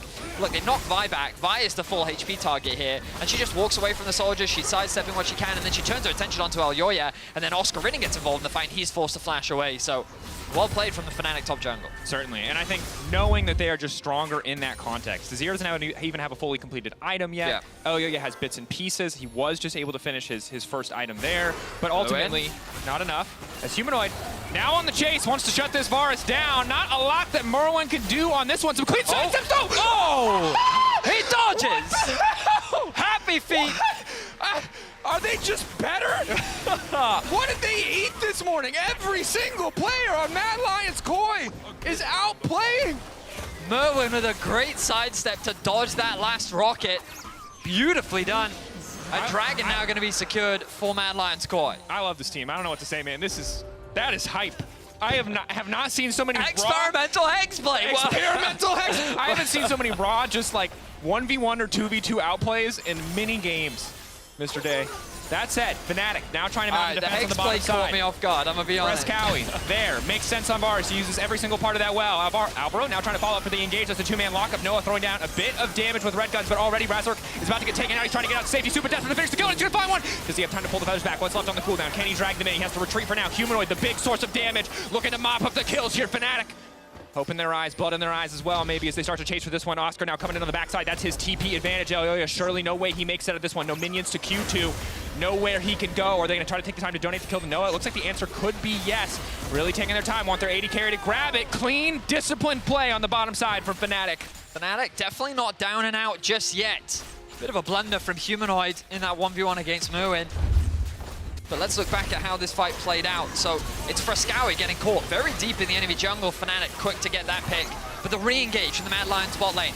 Nice engage from Alvaro to get the two-man knockup, and then the damage from Super is enough to get that kill onto Razork. But now, Humanoid rejoins the fight. Now it's a 3v3 once again, and Mad just don't have the resources to keep this fight going. Super does get away to safety, but then the TP flank comes in from Oscarinin to lock down Elyoya, and they hand another kill over to Noah. So we sing the praises of Mad Lions Koi, but Fnatic definitely not down and out just yet. Certainly not. But Mad Lions Koi, of course, are getting more in the midst of this play as we see it continue on top side there on the mini-map. Varus already pushing in. He's broken down the tier 1 tower now that we come back to live. Experimental Hexblade, of course, if you don't know, gives you haste for your ultimate. When you ult, you get movement speed and attack speed. Varus uses all of those stats super well, and his ult, as we highlighted, he doesn't have the luxury of a Quinn or Vayntop in terms of some nice disengage tools, so more access to the ultimate is big. Is it big enough to stop a Vi from just standing on top of your face and killing you, though? We will find out momentarily. Elyoya's here. Elyoya there over the wall, waiting for the shield. Q comes in. Oh, Razork has to hate his life right now. Merwin whipping for far too long, but Humanoid gonna make sure to finish the job. Joan on the backside. Noah, good guns for the CC for the follow-up. Elyoya overextending, dashes back into this fight, instantly gets knocked up, and Fnatic fighting fire with fire. Ahead now in the kill score. They're just setting their sights onto Merwin. They spotted him on vision on the top gromp, and they immediately collapse. Fnatic, using their vision very well, have gained a gold lead. They're gonna lose this mid tower. They did gain the tower in top lane. Mad Lions, they had a lot of momentum going in their favor, but their top side slowly starting to fall apart, even with the strength of their bot lane. And you can see mid-jungle for Fnatic, the ones coming up clutch here. Humanoid coming into so many of these fights, mopping up. Razork able to find the setup. Yes, some of the earlier plays really not panning out for them. That first play on the bottom side giving so much to Mad Lions Koi's bottom lane, but now as we've gotten in this mid-game, now we've gotten out of some of these early lanes, they are playing fabulously. Well, I mean, this is where you need to give so much credit to Razork. He's, I remember back when he stayed on the Fnatic roster when they did initially make changes last year. A lot of the fans were skeptical, questioning. Set up there, Humanoid connect. Should be no way for Humanoid to get out of this one. Jun in the area to try to get the stun. Super just continues to walk him down.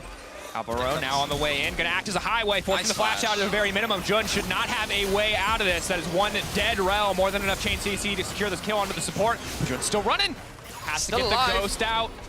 Does force the Ghost out at the very least, but Jun will go down. Okay, so Mad Lions should be able to convert this into the Herald.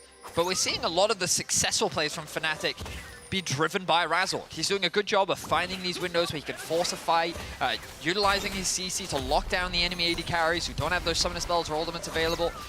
And I think the Fnatic need to keep playing around this, because right now we're seeing Fnatic get caught out left, right, and center. Mad Lions, Koi, their aggression seems to exist everywhere on all of their players. If they see an opportunity for a skirmish or a fight, they will take it. And that can be both a blessing and a curse, because sometimes it can put you in situations where you've overstepped your boundaries and you don't actually want that fight then and there. And it feels to me like that those are the windows that Razork is looking for. So we've got a nice clash of junglers here. Always a pleasure to see Razork and Elyoya going face to face. Even though Elyoya is a little bit behind right now, I feel like that the team of Mad Lions Koi emphasizes that goal and want to skirmish and fight. Absolutely, and I think we heard Isma talk about it on the desk as well. Elyoya really successful on a lot of the carry jungler picks, hasn't been as successful in his other picks.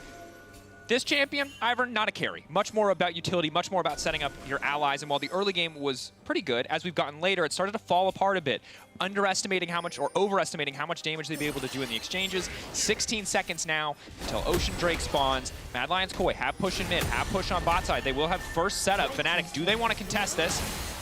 Alvaro. I mean, really good setup right now from Mad Lions Koi. They push in both mid and bot. They've kept Humanoid top lane, no TP available. That should be up relatively soon. I'm going to very quickly check the cooldown on that. But it looks like for now, Fnatic have conceded this dragon. They're happy to give it away. It's not going to put anyone on soul point. So they said, you know what, we're just going to wait and scale for now. This is definitely a proposition for a 50-50 here, but it looks like he will not go for it. Of course, in the picture-in-picture and on the mini-map, you can see Humanoid is able to take down the top tier 2. So trade of the dragon for some gold. Fnatic now holding the lead in gold. He has a shutdown, 350 gold on Humanoid. Yeah, this man is here to make money, Vedius. Yeah. He's got first strike, he's got Cole. Oh, hang on. All right, Root is there, trying to delay the play. Elyoya fishing for the retreat. Merwin caught out here. Flash is up and available. He will just barely be able to make it away. Frescowie now coming into the play as well. Keep your eyes on that stream of shuffle. Instantly pushing 2 back. Razork trying to make it to safety, but again, this time it's Fnatic overestimating what they could accomplish on the bottom side. I credited Razork for his initiative in this game, looking for opportunities, but that one was an overforce. They tried to make a 3 versus 3 happen, but they didn't really have the bulk of their damage available. Elyoya gonna get away with the crab. But I mean, Mad Lions, really good punish once again. Good utilization of the teleport from Frescowie to collapse from behind. It was a 5 versus 3. Neither Humanoid or Noah was there to really dish out the bulk of Fnatic's damage. And overall, yeah, just a big overforce. You can see they thought that they caught Merwin out. But thanks to the Ivern, he has so much survivability. He has a lot of health. He flashes away the Guardian there as well. Throws out the ultimate to lock the 3 Fnatic members down. And it's like shooting fish in a barrel at this point. Yeah. There is no threat onto any of the carries. And you can see Merwin took like no damage in that collapse. Yeah, the sustained damage of this carry trio, you put any 2 of them in a fight alive and well, and they're going to tear through the enemy team. And it's hard for Fnatic. The good news is Merwin, no flash. A much easier target in future fights to come. If they can keep these 80 carries on the opposite side flashless as we get closer to Baron, etc., the fights get much, much easier for Fnatic.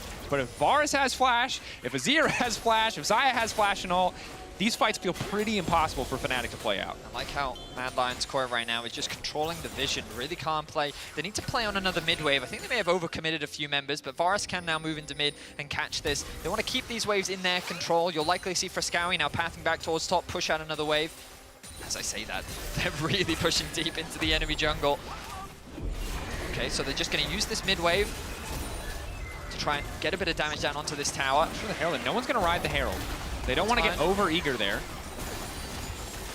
Now they need to catch one more mid-wave. Now we'll see actually Frescowie moving up towards top, so they just wanted to guarantee that Herald play. Yep. And it looks like the resets are going to come through. They've invested a lot of vision to get this initial control, make Fnatic feel uncomfortable about how dark it is around the Baron. And now they have to invest their vision into re-clearing all of this out. And that's going to give a window for Mad Lions to get a good reset, then come back out onto the map, spend some of that gold, come refreshed, restocked on all that vision, and potentially even force the Baron. Of course, it is still 2 minutes until the Dragon spawns. They don't necessarily have to force this, but the next objectives become the harder ones to take. You really need to start playing much deeper onto the enemy side of the map. And Fnatic really cannot afford to miscalculate their damage or overforce on picks. Ivern has an Ardent Sensor now.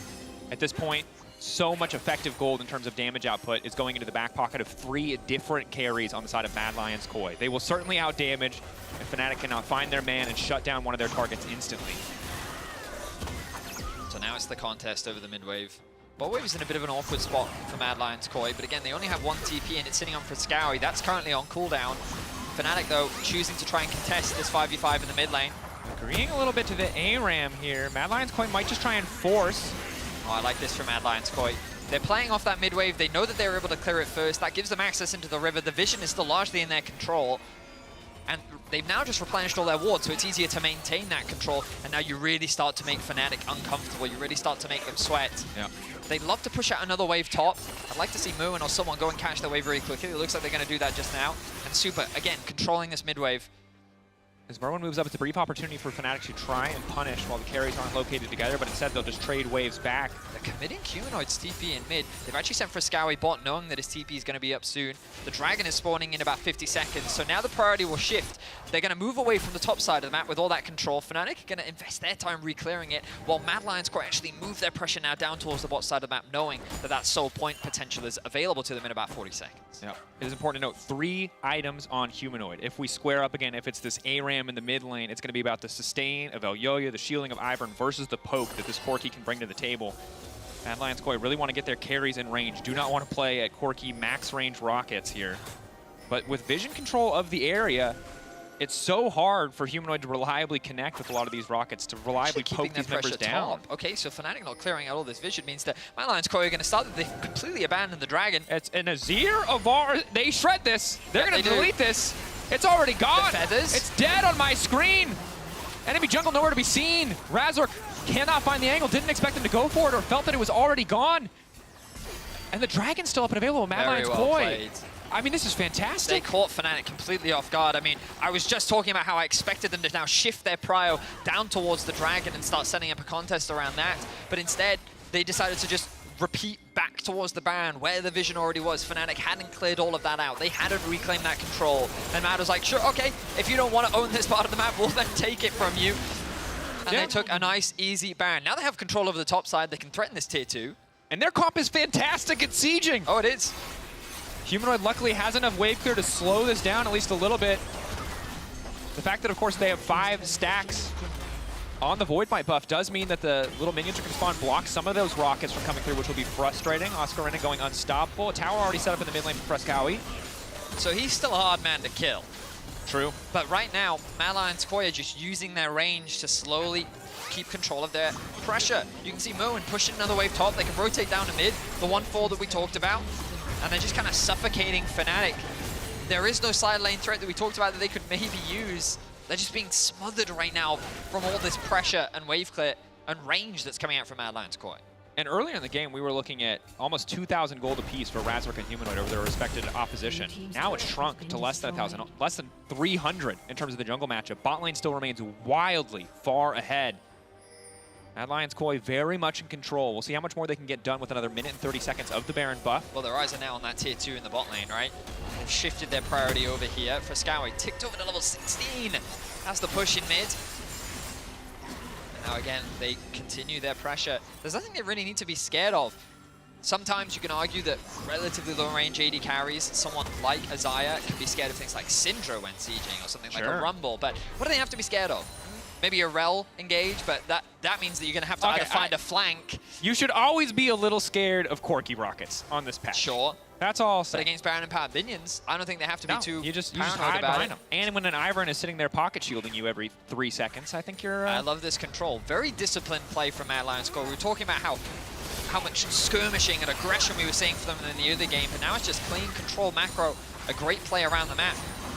Fnatic have an opportunity to try to force something. You can see vision in your mini-map. There is a flank ward there if they want to go for it, but I don't think the value proposition is there. Right now, if you concede your tier 2, it's not the end of the world, and so far they're clearing waves successfully. I like this from Friscawi. Just keep the pressure in mid, keep those 2 points where Fnatic constantly have to answer, and the second that someone disengages, you can siege this tower. I think they're going to get it, though. Should be able to break this one down. Razork just threatening, just posturing with that ball breaker, trying to get MDK to back off the bottom lane. And Fnatic, for now, have managed to hold this. Baron buff going to fall away. No more Baron-empowered waves. They still have pressure in the mid lane, however. Maybe they can just leverage a man advantage. They should have first roam to bot if Fresskowy wants it, but instead just going to set up home in mid lane and threaten the inhibitor tower. I mean, right now, this is the best play for Mad Lions, Koi. There's nothing else in the map for them to take, so they're just going to keep chipping away at these towers. Tower done. John immediately going to go in. Super lets Feathers fly. Root in the backside. Alvaro now immediately going to try to go for the ball, but it's Humanoid on the flank. Humanoid with the package. This might be the opportunity to Noah. Beautiful ult. But is it enough? A lot of damage as Humanoid now tries to tear through. Merwin getting cut down. That's one carry off the menu, and it's Oscar Renin raining hell on the backside. More kills now coming through. Razork again finding the shutdown. Fnatic have the angle. Mad Lions Koi finally gonna back away. An excellent punish. I'm really impressed with that engage from Fnatic. The TP package from Humanoid was massive. Keep your eyes, the ping comes down. They know that they have the TP as an option. Jun is the one to initiate the engage. Great response from Super. He has the ultimate available. You think, oh, well, there's no follow-up hit. Look, even the route onto the backline, the engage onto Noah means that he can't move anywhere. It looks like a lost fight. The chain CC thrown down onto Super. He's not taking a huge advantage, but look at this. Oh, the damage from Humanoid is crazy. And because of Razork's commitment with the ultimate, because of Jun committing his ultimate as well, Super had nothing left. So the moment that Oscar Renin gets his way onto the backline, Super's forced to flash away and retreat. Great engage all round from Fnatic. Humanoid, Oscar Renin, I mean the whole team really doing everything that they needed to in that fight. Certainly, Humanoid shining, but you can see what will happen in these fights once Mad Lions Koi are out of resources, once the front line has been broken here. Oscar Renin gets to have a bit of a field day. And that's Corky, folks. Very strong. We're going to say really good play from Humanoid. I'm not here to take credit away from anybody, but Corky definitely looks strong. I mean, rarely do you get to see a package like that. A flank, 5-man ultimate and package. You're right. That was kind of very crazy. impressive package. Humanoid now also has Eclipse, which if you don't know, when you have Malignance and Eclipse, your rockets will proc Eclipse passive by themselves, which gives you extra shield, extra damage, bit of movement speed. Very obnoxious, very powerful. But I mean, the Shojin as well. Love seeing this addition. Just giving you more damage to your abilities once you've got a fully stacked Merwin. Popped the Ghost. What is the angle here? It's an awkward spot. Mad Lions Koi have to be careful. Fnatic collapse on one of these flanks, it could all just fall apart. Fnatic have actually gained access to the wave, which means that they still control the river, giving them early access to the dragon. The question is, will they be able to take it down before the Baron spawns? My instinct says yes. Well, Mad Lions Koi aren't even moving to start the Baron. They're not really looking to make the trade. They don't think they have enough time to force that down. Humanoid finally ticked over to 16, so that's now 3 points in his ultimate. It's crazy how the momentum has shifted. They're still 3k gold down, but Fnatic feel way more terrifying than they were just a few minutes ago. Absolutely. 2 items on Aphelios has to be respected. It's really all eyes on Humanoid, though. His damage output is everything, but they're still focusing on other members. Humanoid on touch to the backside, but Razork is already about to fall. Oscar Renin taken out as well. Noah and Humanoid versus the world. So far, a slaughter of a fight. Noah cut down as well. There's nothing that Humanoid can do here. Merwin standing on the front lines. It'll be Baron for Mad Lions Koi. The fight was on Mad Lions Koi's conditions this time round. Oscar Renin face check. He was dancing in front of the brush. But a really good engage from Alvaro once again. Lands onto the front line, and they just focus the front line down. Look at this, chain CC, roots. The ultimate even connects onto Noah. Oh my, what a great ultimate from Alvaro, connecting onto 4 people, keeping them in range. The root then comes through from Navarra's ultimate. And then they just tear Fnatic apart, front to back. They're able to get a very well executed fight. You can see hesitance for a brief moment there on the coaching staff. They're not sure if it's enough, but when Oscar and Razork goes down, it's a sigh of relief. They know that they've torn through that fight, and again, yeah, fabulous pullback on the Feathers from Supa, fabulous ultimate from Alvaro, and Oscar Renin, most of the games he's been playing Cassante, he has not been playing against triple carry threat compositions, clearly thinking he was much tankier than he actually was in that context. I mean, we always see Cassante as this unkillable monster. Turns out you just needed an extra carry on one top. more. He can handle 2 carries. Can't handle 3. Oh. Wow. I mean, we've had some great team fighting in this game from both sides. Mad Lions Koi, though, back in the driver's seat. With the Baron buff, they're finally going to get this tier 2 down. And they can start sieging onto the base of Fnatic. Can they find another creative fight? You look at the minimap, no flank wards this time. They're not going to allow Humanoid another play like that. Won't let that come through, but again, the poke is huge. The bad news for Fnatic is Humanoid's not going to get much stronger than he is right now. The good news is Noah can get so much stronger. He's so far behind right now, only 2.5 items. Once able to get that lifesteal, a bit of extra armor pen, he can be the second carry Fnatic needs in these fights, but for now, his damage is just not there. That's where the goal difference really is, the 280 carries. You can see Mad Lions quite ooh, the damage on the super though. Oh, Humanoid, as long as he's landing those rockets. I mean, I said that they didn't have much to be afraid of, but I was clearly very wrong. Humanoid is very scary right now. Notice he took no damage there. That's Celestial opposition, and he has Anathema's Change strapped to the Corki, the only person on Fnatic who does damage right now. Credit again to Alvaro, very heads-up build path there, opting for the item. All right, now Daisy's come out. There we go. Will we see another fight? Super.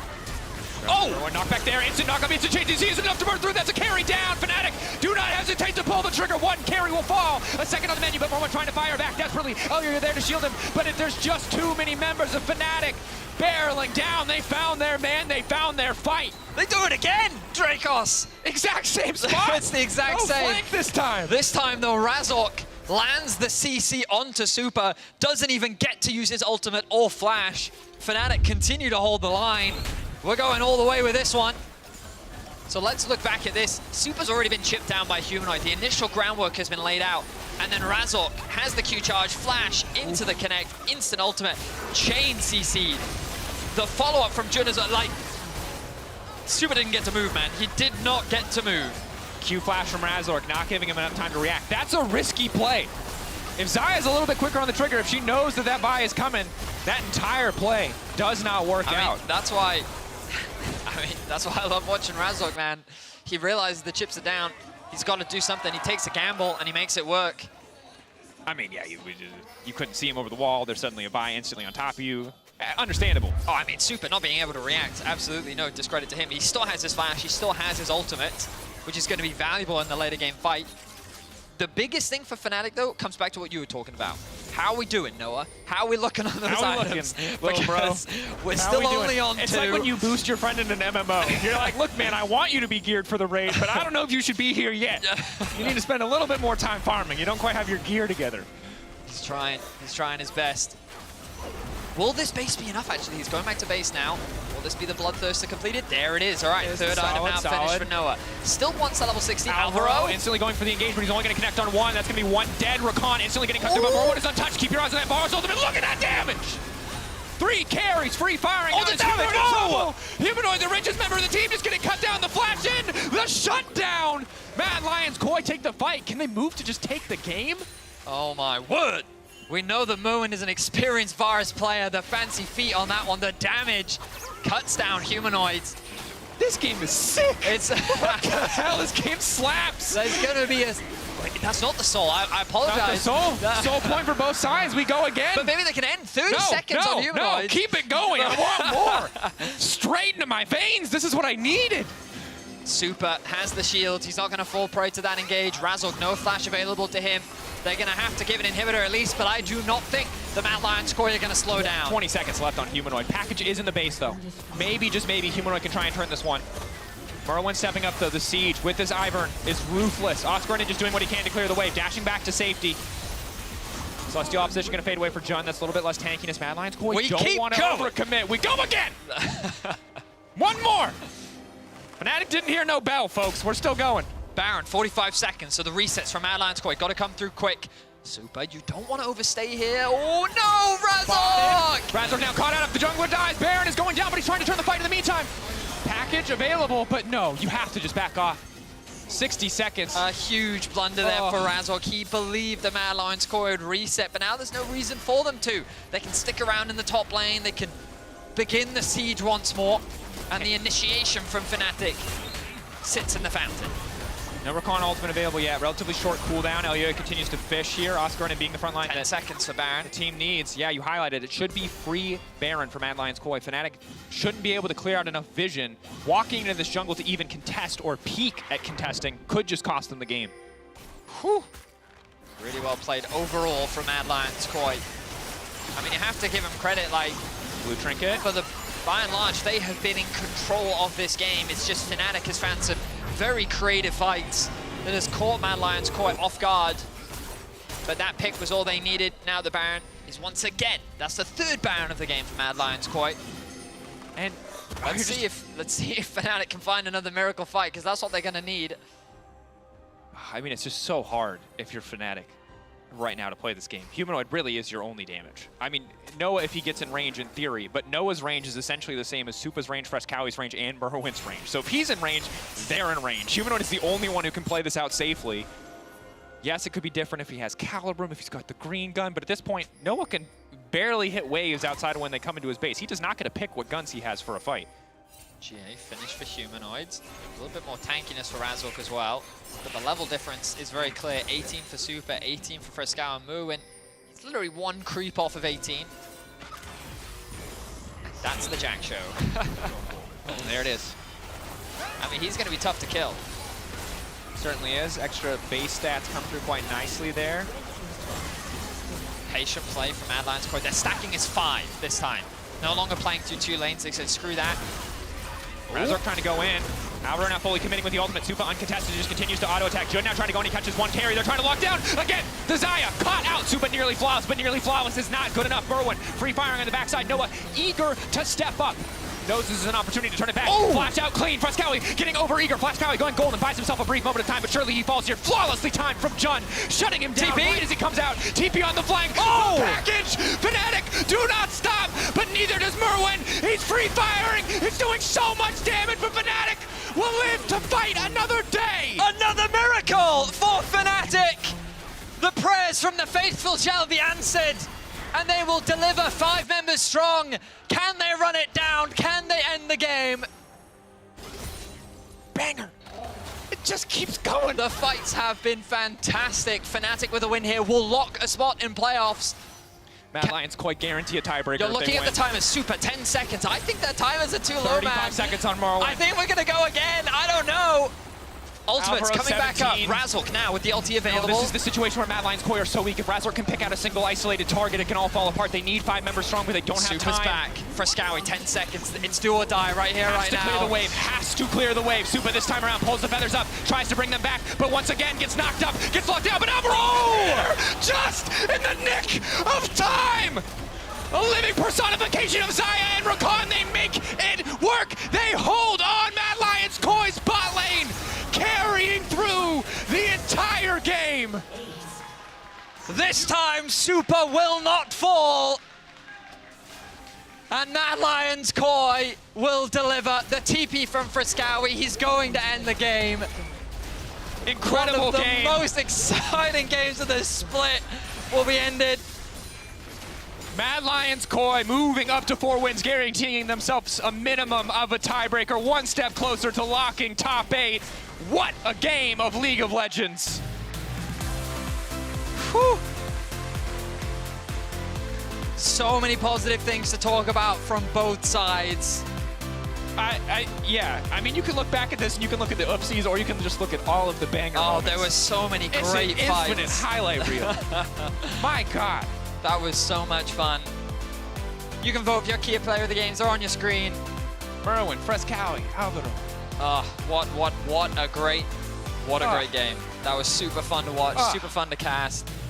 Oh, we're gonna take a breather. Guys, we're real. Moment here for the players, of course. They look exhausted. We're exhausted, but a well-earned win. Give it up for Mad Lions Koi. One of my favorite games of the split, no doubt in my mind.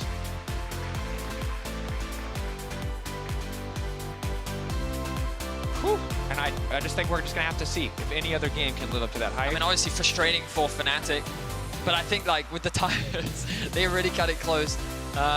It takes one more win for Fnatic to lock top 8. They seem likely. We'll see how they recover in the days to come. For now, though, we're going to set it to a quick break. When we return, an interview.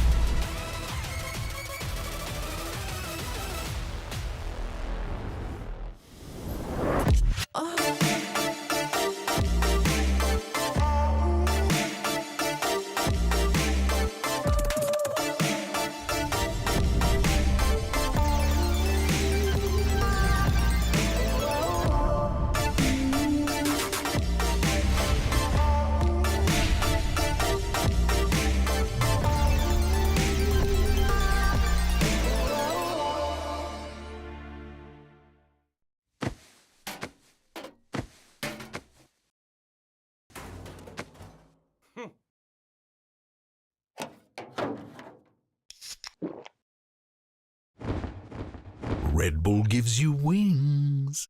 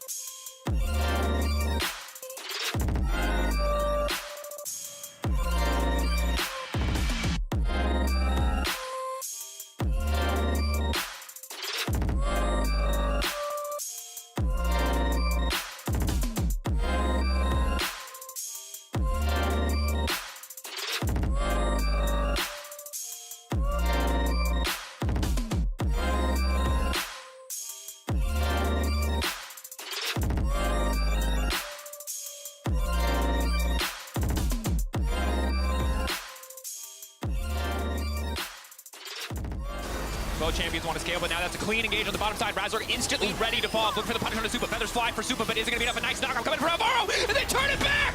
Absolutely outplayed, my God! Where did this duo come from? But ultimately, not enough. As Humanoid now on the chase, wants to shut this Varus down. Not a lot that Merwan can do on this one. Some clean sidesteps, though! Oh! He dodges! Hitting. Hit Cassandra, hit Cassandra. Nice, good fight, really good fight, really good fight. Get ready, get ready. Avance.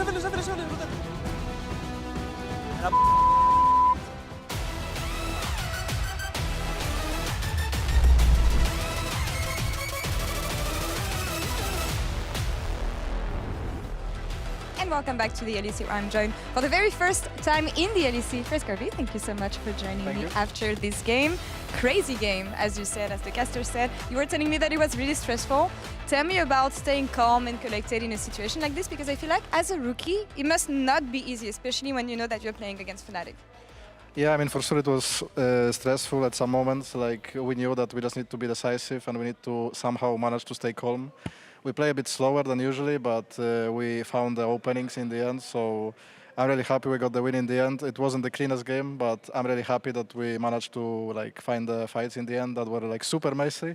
But in the end, we got it, so I'm happy. Yeah. You say playing slow, but I feel like when you're going to play a composition like this, you actually don't have to play slow, in the sense that you got the early game, snowballed on Fnatic's mistakes, but without actual engage or follow-up in a composition like this, I feel like it's really easy for Fnatic to come by. What did it take for you guys to stay ahead in the game?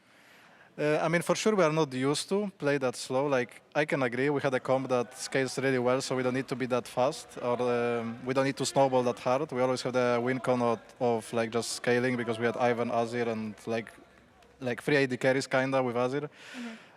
So yeah, I mean, we are not used to it, but we knew that in the end, if we just like manage to get the fights, we're gonna win in the end. I know that Elioya got the Kia player of the game here, playing a not conventional pick in this meta, I want to say, in the likes of Ivern. What did you think about his performance and this Ivern pick? I mean, it was really good in our draft, especially with the 3 ADCs, as I mentioned before. So I think it was really good in that draft. I think he did a good job.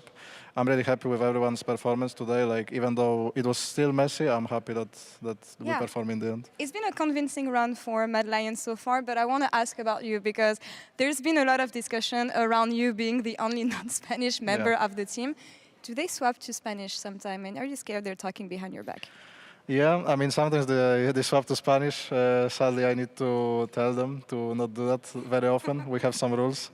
But yeah, I mean, I'm used to it. I've been in Spain for 3 years before, so I'm used to people talking behind my back in Spanish. So at this point, I'm just used to it, yeah. Time to learn Spanish, buddy. But all jokes aside, how do you feel about your run in the LEC so far and your debut in the league? I'm happy. Of course, I know we need to improve still a lot, but for a roster that has 4 rookies, I'm happy. Like, I know that we could perform way better, especially last week was very inconsistent. We had really bad games, especially into BDS. But I know that we did a better job this week, and I know that we're going to do even better, so I'm looking forward. And looking forward to seeing what Mad Lions Koi can show in the next weeks in the LEC. Thank you so much for this very first interview. And Shox, back to you. Thank you. I was just talking to Mirwin about the Spanish thing as well. I'm joined here by both top laners, actually, Mirwin and Oscar Renin. Thank you for joining me, the both of you. What an insane game. We're going to take a look at a lot of replays. First, I want to follow up what Laura asked there to Frescawi about Spanish, but you clarified it's outside of the game that sometimes we speak Spanish, not inside.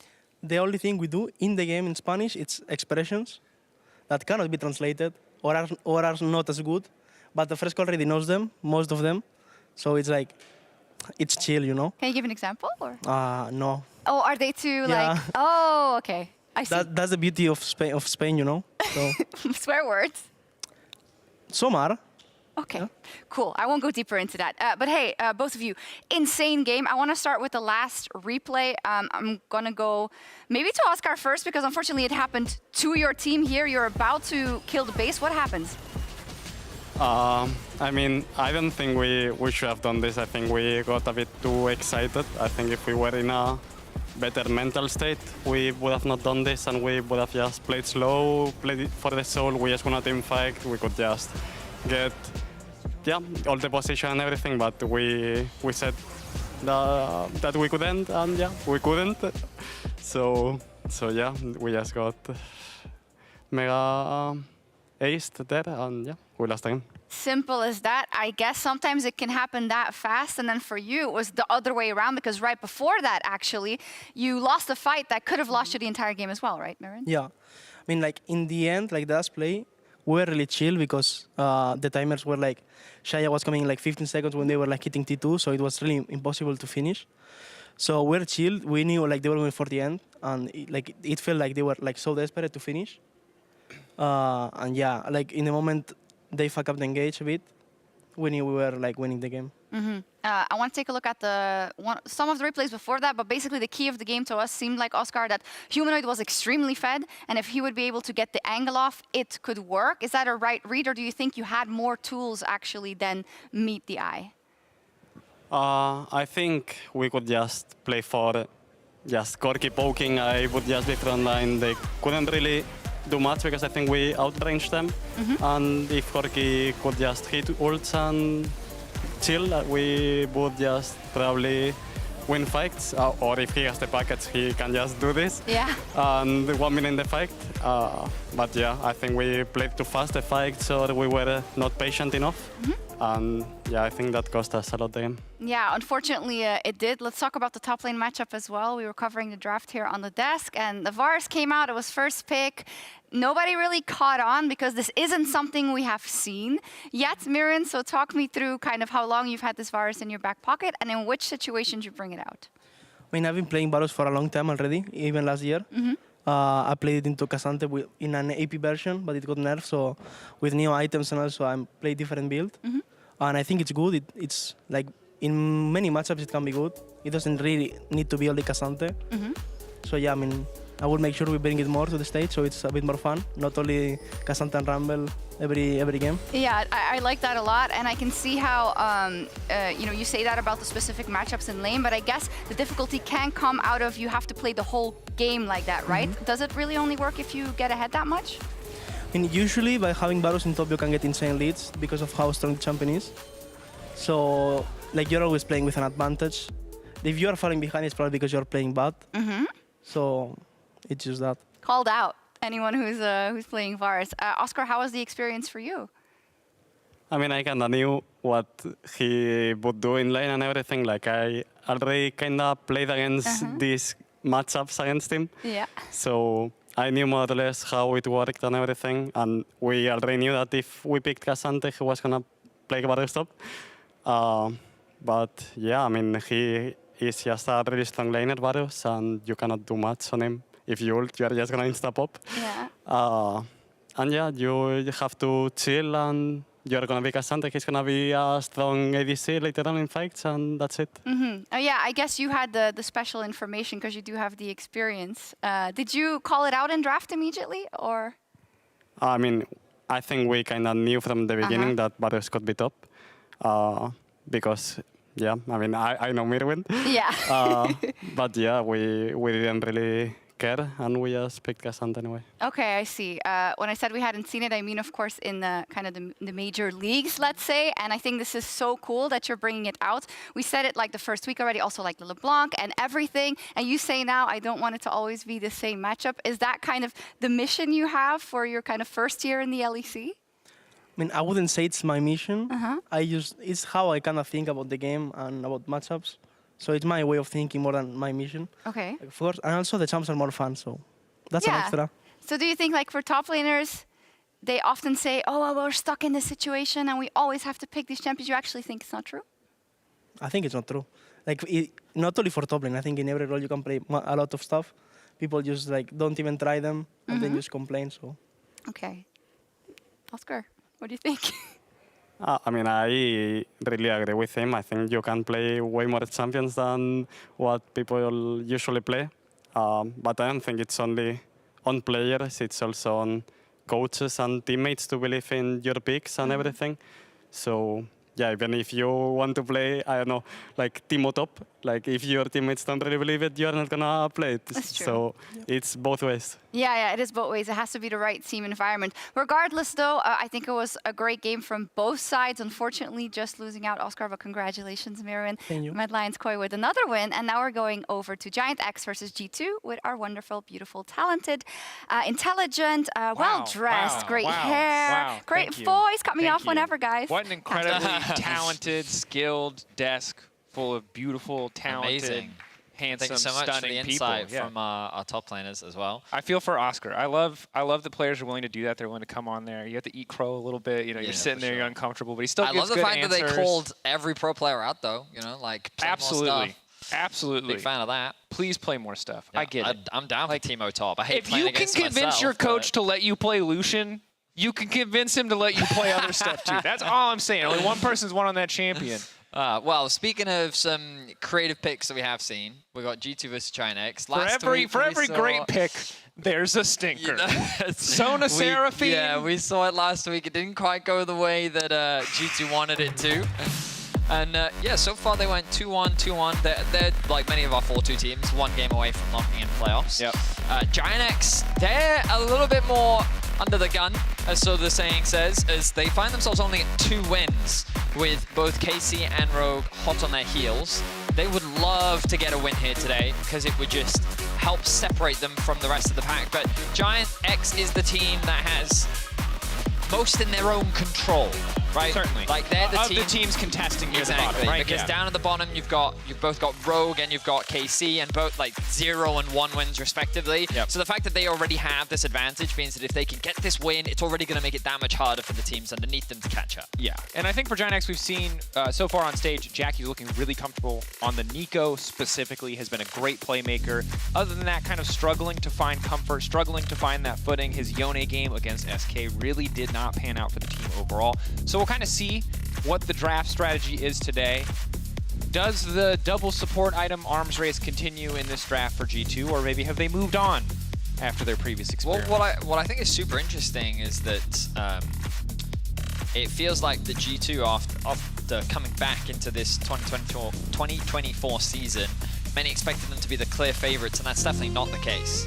Don't get me wrong, their mid-game macro is, in my opinion, the strongest in the league. They have a really good understanding of how to play around the map, but their early game, some of the drafts that they've come up with, their execution on some of those drafts, like, you can sit there and go, oh, they lost because of draft, but you sit there and you look and you're like, what are they, with what they have drafted, they're making some very questionable choices. So it feels like the G2 is going through a lot of growing pains themselves, and this could be a great opportunity for Giant X to try and take advantage of. Absolutely, and I think early game is, as you highlighted, kind of the big thing that we have to keep our eye on. Jackie's, of course, an incredibly comfortable laner, no surprise, very normal for rookies to be more experienced in the game. It's where you play most of your scrims, it's what solo queue teaches you the most.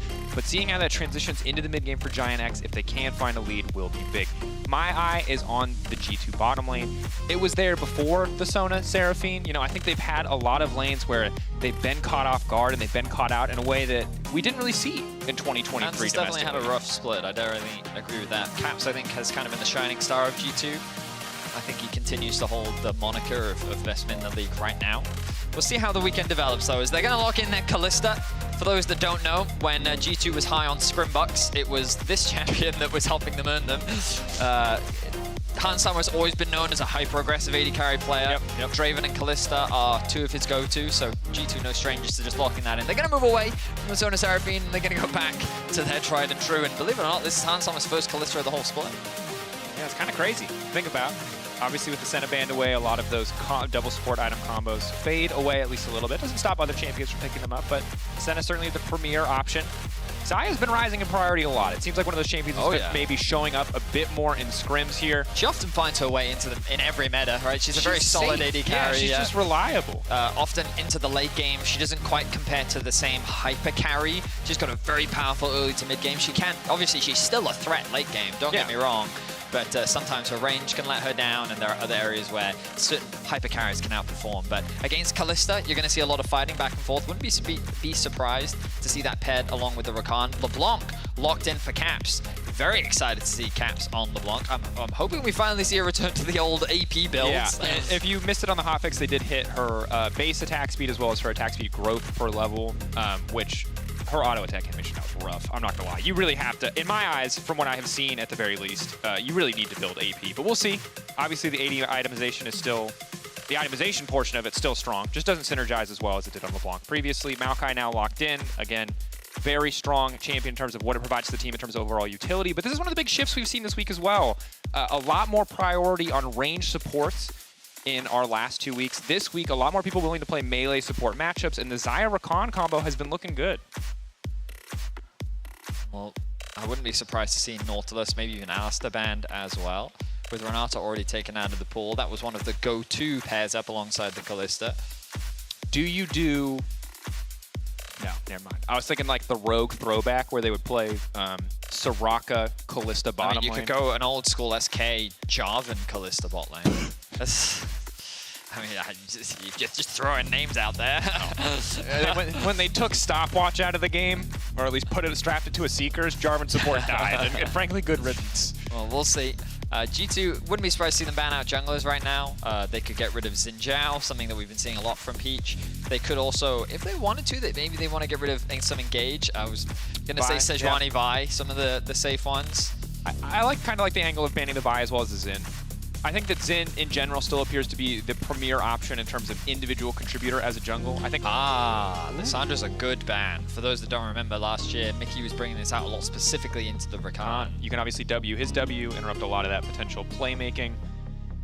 reliable point-and-click lockdown, very good against a lot of the champions. So now we're looking at something like a Rel or an Alistair as an answer to also give that Kalista a little bit more well engaged. And you're looking at a very strong, well, skirmishing composition, right? Kalista, Maokai, and some sort of engaged support. Yeah. There's a lot of strength there, front line, easy engage. Not the strongest front to back, it has to be said. True. Because while we talk about Xayah as potentially getting outranged by a lot of the late game hyper carries, obviously that's not really the case with Kalista. So if Giant X are in a position to fight front to back, compositionally right now, outside of the Maokai at least, they are very favored, but this is the Xin that you highlighted earlier. G2 did not have to ban it away, instead banning the Gnar, wanting to limit the save pick options from the side of Odoamne. I mean, for those that don't know, Odoamne has been playing this game for a while, and Gnar is one of the champions that he played a lot. So they clearly have a blind pick in mind that they think Odoamne will pick this into. The question is it Cassante? And like, look, Marwan brought up earlier, like, you think top lane meta is stale now? Odoamne, I wonder, once played a best of 5 where they played Gangplank into Gnar 5 games in a row. Yeah. One of my first best of 5 casts. It was terrible. It was the most boring lane to watch. Oh, is that a Cassante? Who could have seen it coming?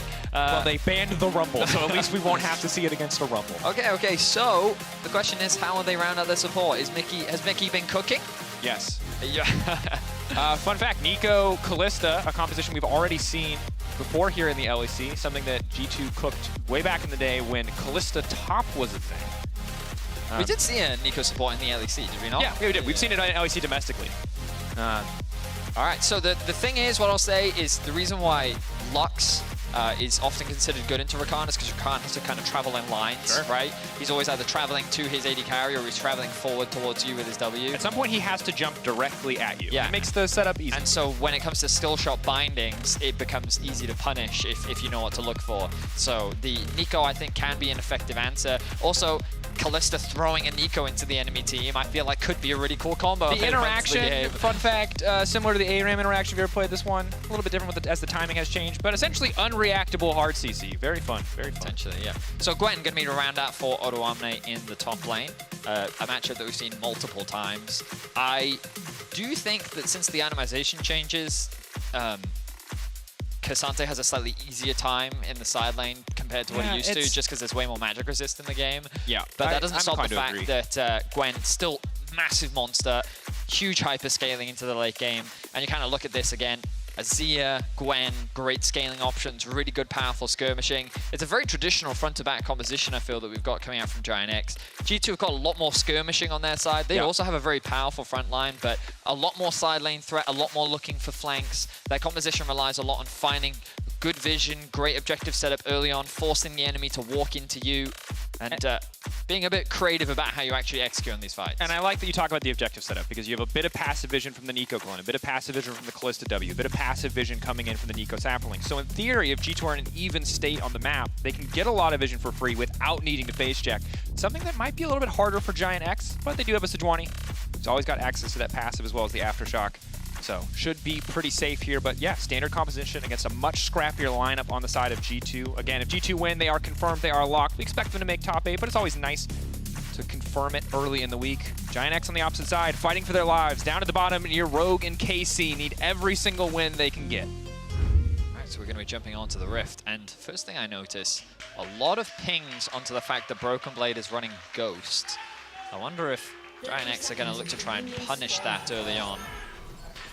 Definitely an option. Nice thing, obviously, about pairing the Gwen with the Sejuani, you have a melee champion for those stuns to come through. G2 fans in the house tonight. And it is Doran's early on the LeBlanc. Doesn't mean anything, bro. Doesn't mean anything. You just want those adaptive stats early on. The fleet footwork, on the other hand, might. I trust Caps. We'll see. We'll see how this works out.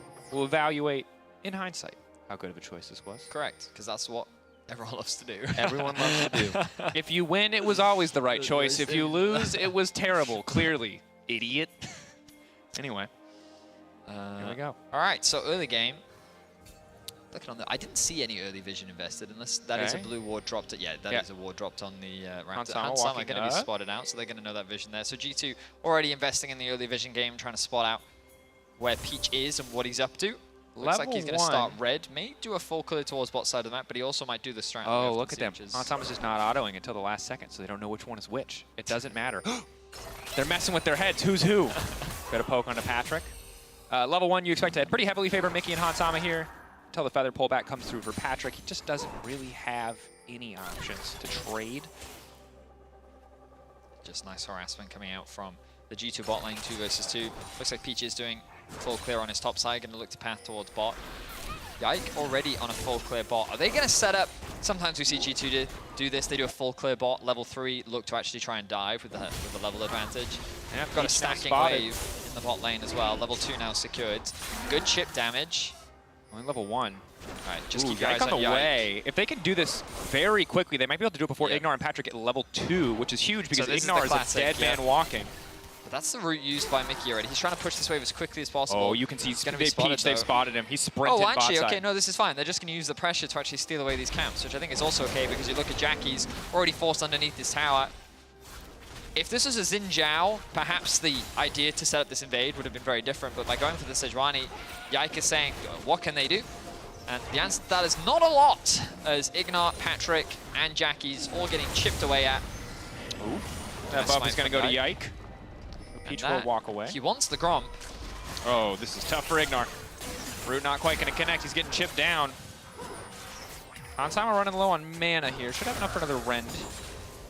Leveled up as well, going to give him a bit back. Oh!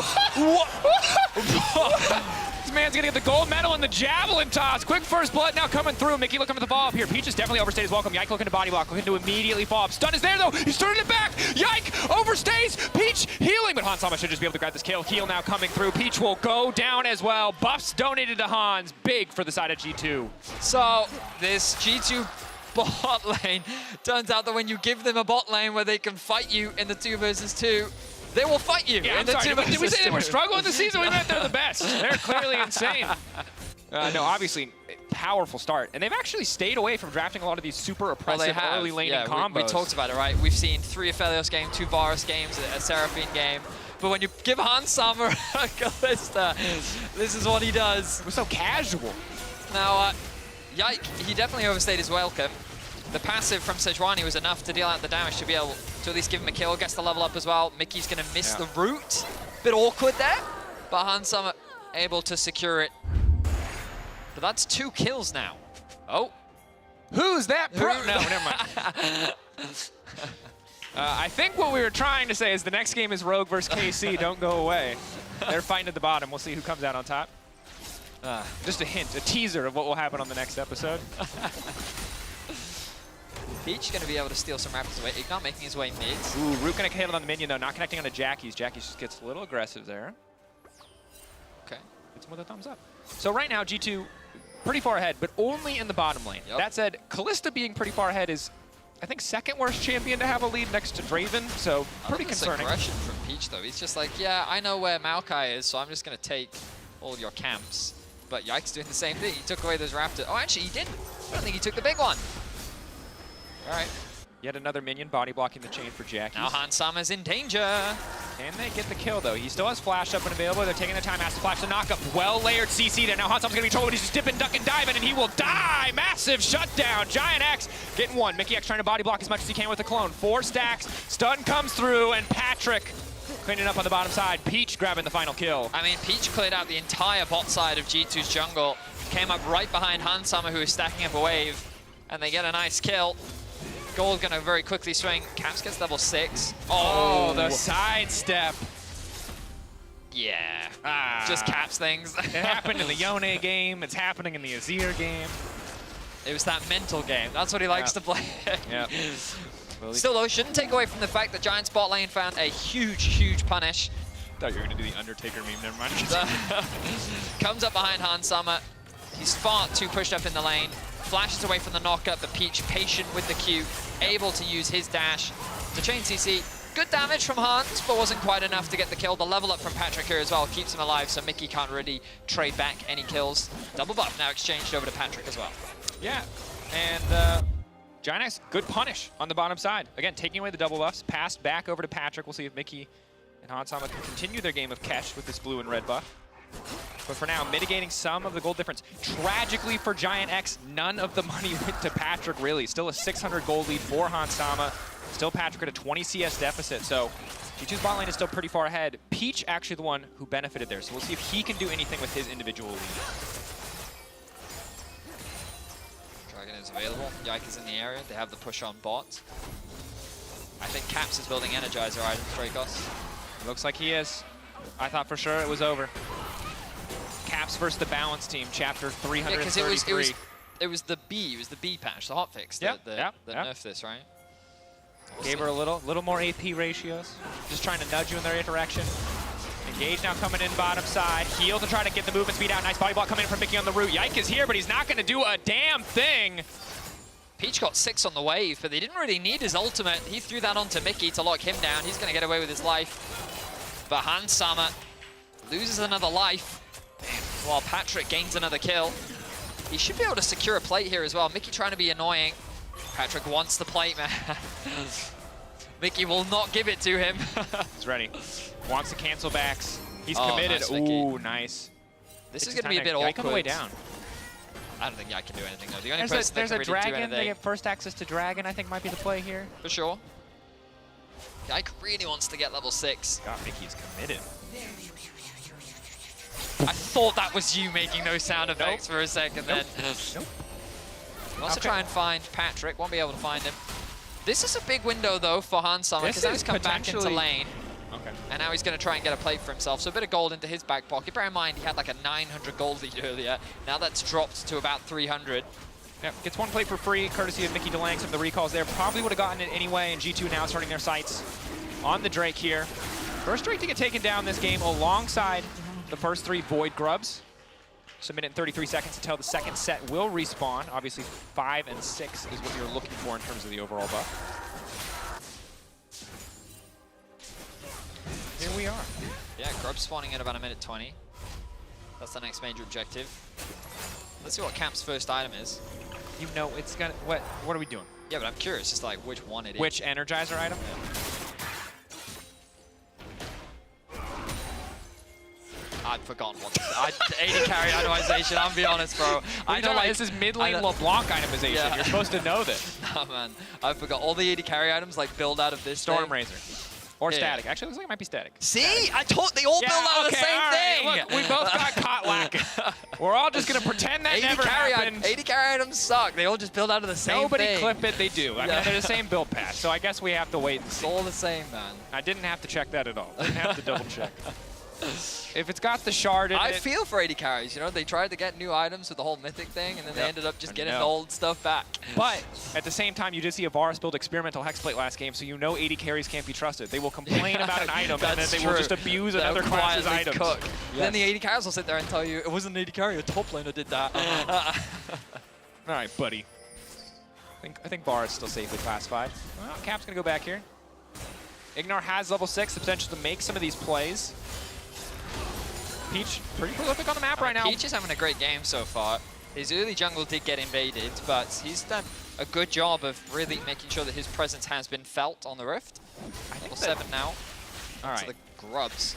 Should just be able to match 3 for 3 on the Grub spawn, but it looks like he was a little question mark ping. They assume that he is up there. Patrick going to be the one who has to be careful. Luckily able to clear out the wave, courtesy of the pullback, courtesy of the pullback of the Blade Caller, excuse me.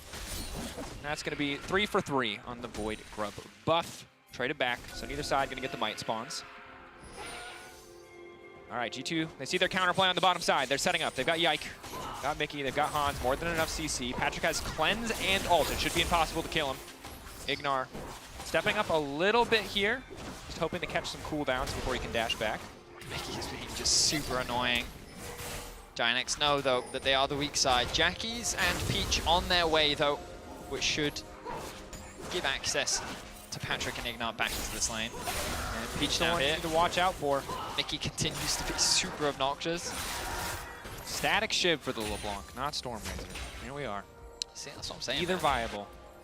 Static's back on the menu, gang. LeBlanc is another one of those, what will I build today, chance? Yeah, all right, you know? yeah. Like Pull Ezreal out your and- bingo cards if you had Static Shiv LeBlanc. Congratulations. So here we are. But objectively, this is weaker, right? Like, It's objectively, yeah. I mean, LeBlanc is weaker with this. Yeah. It's still pretty similar, to be fair. But, all right, well, that AP should be better, but, you know. show us then Caps, show us the tech. 500 gold lead for now. Largely just built off of farm and I believe a plate he's been able to get as well. Yep. Being annoying. Wave clear. Yeah, difficult for Azir to match. Still super annoying. Still super annoying. Turns out wave clear is good. Who would have thought? Professional play. Ottawamne right now, slight lead in the matchup. Credit to Broken Blade for staying even as long as he has. Obviously gets harder and harder the later you go into the game. Odo now going to try to force this wave in and trade TPs with Broken Blade. But Broken Blade taking his time. Might be willing to give up some of this CS just to hold on to TP advantage. Peach doesn't have anyone on the map right now, but that should give cause for concern if you're G2. Like, ugh. There are 0 points of pressure. They're invading our jungle, so that's why Mickey's trying to get a bit of information back. Has spotted Ignar now. 3-man setup in the mid lane. Again, Peach the strong point for the team overall. If he's engaging, if he's frontlining, they're having a good fight. Dragon on the docket. It's Peach and Ignar that are contesting this vision with Jackie's right behind them. Patrick forced to catch this wave though, so Hansam are going to move up to assist Mickey. You can see that Yike is clearing out his wolves right now, which means that there's really no contest over this vision. And interestingly, Giant only took 2 of the Void Grubs. I mean, enough to deny the buff. Ultimately, yeah, exactly. Didn't see the exact context. Maybe wanted to clear out a different camp instead. It's not a huge deal. Nope. The damage difference between 2 and 3 is largely insignificant. Yeah, it's really just about denying higher stacks away from your opposition at that stage. G2 have the push and bot now, forcing Patrick to catch that wave. G2 might use this as a window to fight. A little cat. Big Mickey stepping up here. Root gonna connect, bit of damage onto Peach. It's gonna force him out. You can see Jackie's forced to back as well. He's a few minions off level 11. He's gonna TP back into lane as Caps pushes in another wave. Curious as to whether or not Caps is gonna choose to reset. I saw 2 deep wards for a potential flank, but those aren't going to happen for Jackie's. Instead, he has to catch this mid wave. Mickey. Fishing for a bit of harass here, hoping to catch Patrick. He's going in. He's just going to go in and try to ult, trying to burn down and focus out Peach. Peach isolated off to the side. Ignar going to try to save the day. That's 2 members locked up. Ulti now coming in for the Maokai. Ignite now down on the Hansama. Hansama just going to get instantly pushed back. Yike going to get taken out as well. Jackie's still standing. Caps desperate to try to clean up, but he doesn't have the damage. G2 getting nothing in the exchange. I mean, such a huge overcommitment from G2. Hans flashing over the wall, just creating space between him and his own team. And Peach walks away with his life. Great punish from Giant X. Ottawamne even moved down from top into mid to create some pressure. No dragon is going to go down, though. Giant X saying, you know what, we're too low. We don't want to risk the objective. But look at this. So, a good flash from Peach as Yike commits with the W. And this flash from Hansama, he's just setting himself up for failure. Really nice ultimate from Patrick with the further chains you see. Then Jackie's can join and help secure the kill. Yike is now isolated because of the wall from Jackie's too. And G2's just forced to retreat. Massive overcommitment from G2. Big question marks as to why they felt the need to force that fight.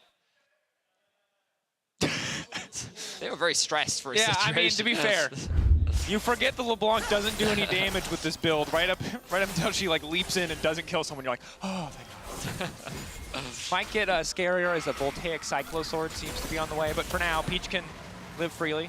And that's the downside of G2. Yes, they wanted to get the shutdown, but that is one very fed Sejuani. Any other member, they probably would have killed outside of Patrick, who has so many defensive tools, but because they focus all their resources on a Sejuani who's ahead of the clock, who's 1K up on the opposition, just not quite able to finish the kill. G2, though, priority access to the Herald, looking to swing things back in their favor. Gold still within touching distance, only a 400 difference. We'll see if Giant X want to contest here. Does he go for the 50-50? Ulti there. Yep, it's good ult. G2 likely won't fight it. Someone. Wait. Hello, okay. Mickey. Well, Yike is just going to leave it then, but we're chilling. We're good. So Giants have control over the mid lane. Top laners just continue to do what top laners always do. You can see there's a 10 gold difference between them, so... Herald's going to be dropped top, so this should unlock the first tower of the game. Are they willing to commit here? Uh-oh. Mickey knockback. Nice amount of space is often created when you use the Herald. And no tower's going to go down, so more wave clear from Jackie's. Patrick actually started rotating up for a potential contest, but instead just going to back to base. So overall, relatively slow early game. Caps trying to trade against Patrick. Caps now in trouble here. Whoa. Knockup is there, full committal. Caps overextending. Fakes Nice. him out for a second with the clone, but a clean shutdown. Yeah. Really like that engage from Ignar. knows that Caps has already invested everything. The comms were probably, wait, does he have flash? Does he have flash? They said, nope, he used it in the last fight. So they get another punish. Really nicely done from Giant X. And we talked about how if you're Rogue and if you're KC, they want Giant X to lose this game. Desperately. They have never been bigger G2 fans than they are today. Like, to put into context, KC only have 3 games left and they're at 0 wins. So, yeah, they don't want Giant X to win. Giant X can't win at all. They really need Giant X to just not win. Of course, it's more nuanced than that from a tiebreaker perspective, but ultimately, your road to victory starts with Giant X not winning. Yep. And then you winning everything. Right now, Giant X look like they're winning pretty good. But we talked about in the draft how G2 have been very fallible so far this split, right? They've shown weaknesses. They've shown opportunities in the armor that many teams have looked to take advantage of. And some people have said, well, you know, the games that they lost, they've had bad drafts, but the really games have not been the most consistent. We haven't been seeing the same Hans Summer that we saw from last year, just dominating the regular season. And we saw him at the start of this game get 2 early kills, look incredibly dominant. But Peach has just done a great job of continuously attacking and punishing him. And G2's faltering. Like, ultimately, they're still even in gold. I wouldn't say that this game is over just yet. But on paper, again, when we look at the way these team compositions are set up, G2 want to break open mid. They want to free up LeBlanc to roam and play on side and be this obnoxious threat. So breaking down this tier 1 tower is certainly a good start, but they're going to need more than that if they want to take over this game completely. The good news again, though, Maokai, free vision. Nico, free vision. Callista, free vision. So they have a lot of tools to make sure that they have good information on the map. But Giant X, when it comes to full front to back, much simpler composition to execute. Right now, it's just a dance around midway. Bot lane is being caught. Top lane is being caught. Root on 1, immediately going to try to ultimately flash forward. Protobell forward instead, just locking up Peach. But again, very tanky member of the team. TP now coming in from Jackie's. What's he going to go for here? Desperate to try to find a counterplay. Odoamne here as well. So TP is committed. Flash burn from Han Summer, flash burn from Peach. But really not much coming off the back of that. Oh, Ignar could be in danger, but the Merc Tread's going to keep him nice and safe.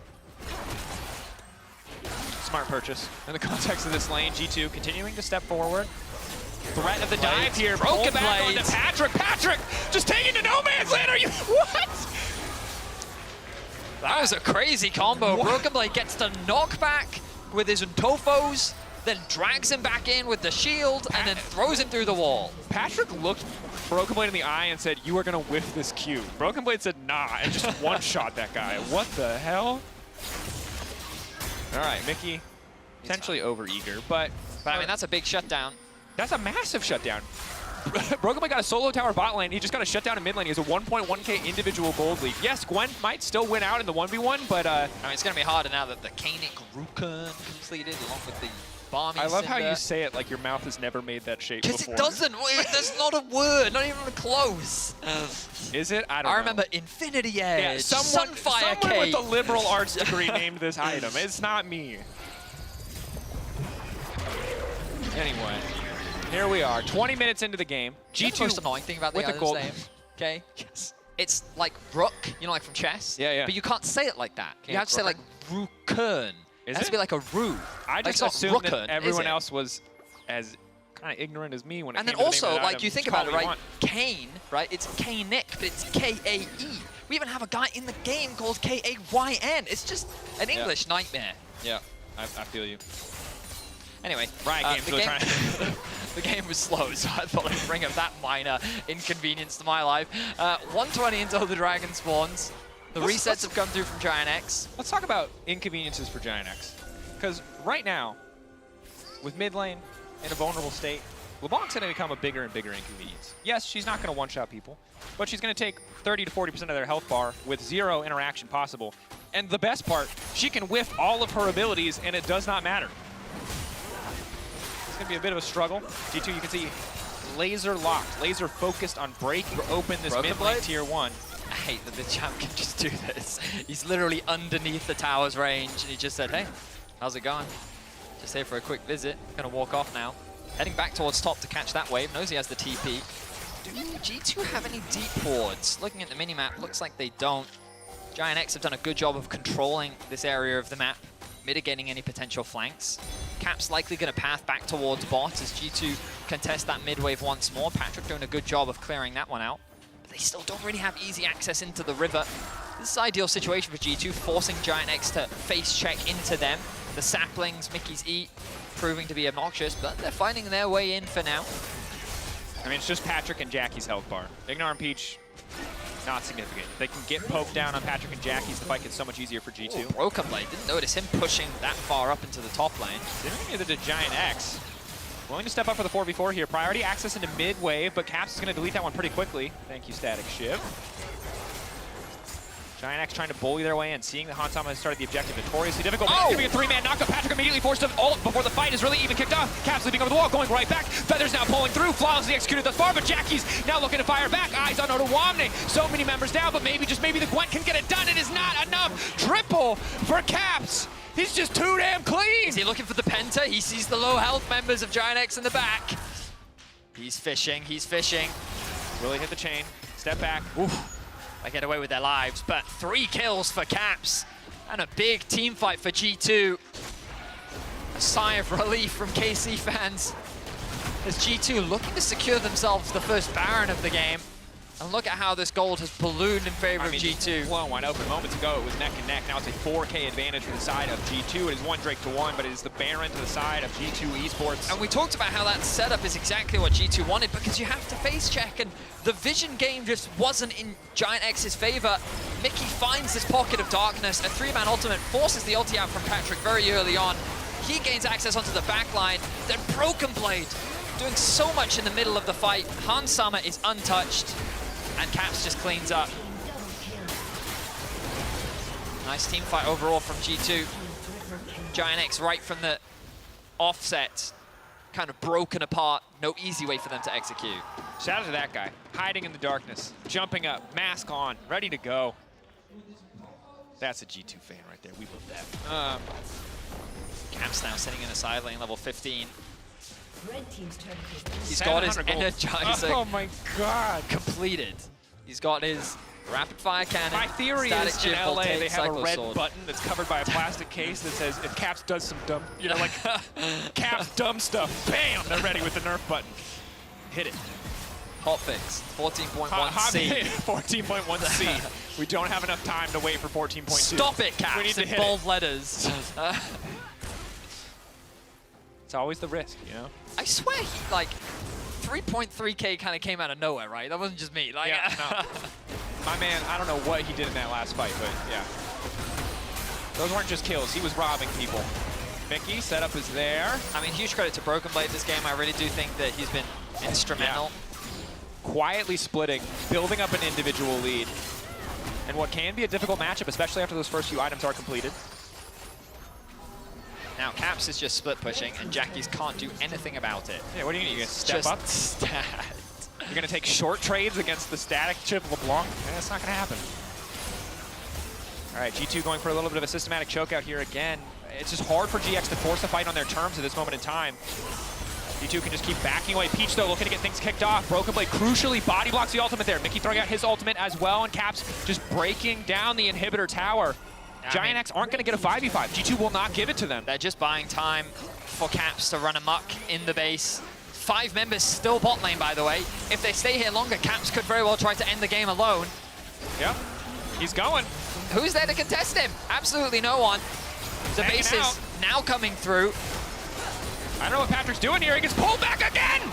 Called out, caught. Potentially shut down here. Hansama has to flash out to safety. Patrick's still living for now, but Yike right into the back line. G2 are getting the fight too. Meanwhile, in the mid lane, Caps buying time, buying space, but Mickey could now be in trouble. Peach, Jackie's looking to clean it up, but it's Hansama. Oh, the carries of G2 just running rampant in this extended exchange. You cannot get away from this Callista Cassante. Caps even forcing Odoamne out. He's still pushing onto the Nexus alone. Peach now arriving to help. TP. Now they're just going to full commit. They're just going to Caps is just dancing on them. Oh, God. We're blessed that we don't have dances like Fortnite, or Caps would just be memeing on these guys right now. This is unrelenting pressure from the LeBlanc. Clean chokeout from G2. So much of this game was neck and neck. One beautiful team fight, and they never let Giant X back into the game. 5 wins for G2. They have locked top 8 in the LEC. G2 make their way into playoffs. Caps and Broken Blade with a fantastic performance this game. I mean, Giant X, they showed us so many great positives in the early game, but yeah, Peach. It felt like that the mid game just stopped, you know? They found lots of great punishes, they found lots of great picks, but we ended up in this dead zone for a really long time where nothing could really happen. And then the second that the dragon spawned, bear in mind, only 3 dragons died that game. It was the 3rd dragon, and then all of a sudden, G2 just blows the whole game wide open. It's so hard to win the pressure game against a LeBlanc with static shift. It's so frustrating. And then when you have the Maokai and all this additional free vision setup, they just never got to walk in on their terms. Of course, for player of the game, X at LEC, BB, Caps, or Hansama are your options. I feel like Caps is going to win it. Just a sneaking suspicion. Yeah. I mean, he will have won that and another nerf to LeBlanc. Probably. Congratulations. Those are your prizes. We'll see when they get redeemed by the Balance team. For now, though, we're going to send it to a quick break. When we return, an interview with Dylan.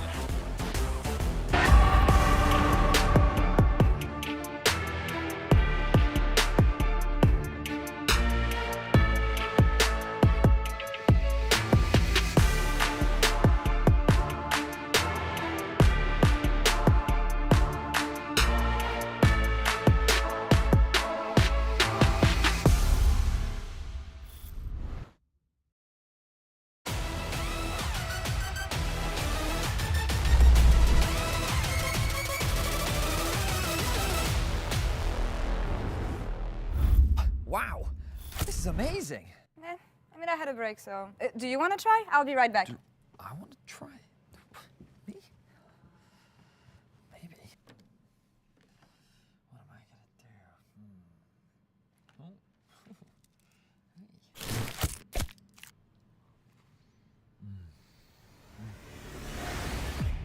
Even the biggest champ needs a break. Wow, Veli, incroyable, magnifique. What? No, what are you doing? What are you doing? No, keep it. It was so good. Yours was better.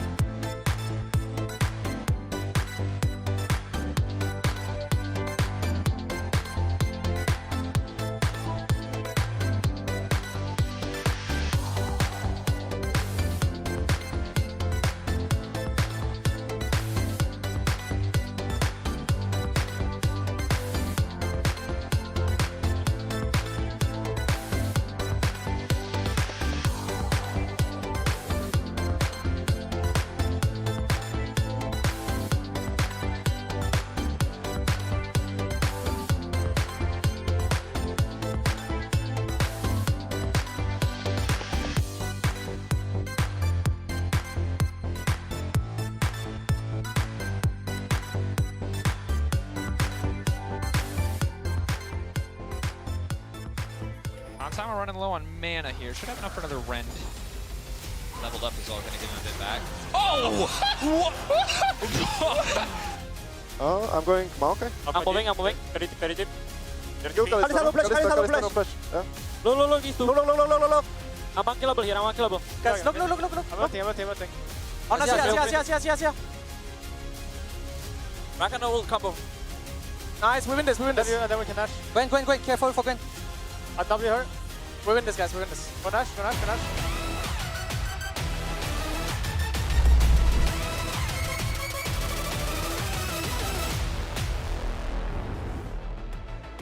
Coaching G2 is not stressful at all. And who better than Dylan to talk about this, actually? Thank you so much for joining me after this normal G2 game. I want to say any words to describe it?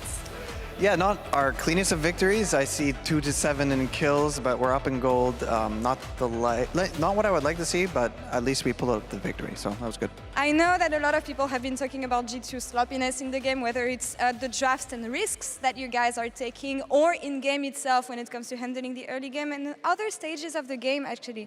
How do you reflect on this as a coach, and what is the issue? So when it comes to taking risks in draft, I think that's something that we're never afraid of. And for example, this game we busted out the Nico support, which I think was pretty effective. Sona Seraphine, maybe not so much. And I also want to be an aggressive team. So I want to be the team that's diving and pushing, and you saw in this game we dove level 3.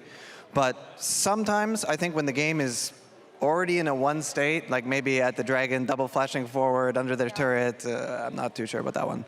How has it been working with G2 when it comes to the staff? Because I've talked to all the players, we've talked about implementing Duffman. Tell me more about the synergy between you two and how you've been working together. Who is in charge of what? I think it's great because I'm really focused on match preparation and draft and the overall direction of the team.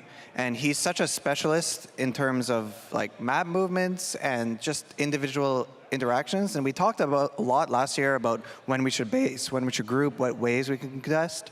But having someone like super focused on that has really helped us a lot. All right, focusing on G2 and the next games that you're going to have, what do you want to see as a coach? What is the next step of improvement for the players?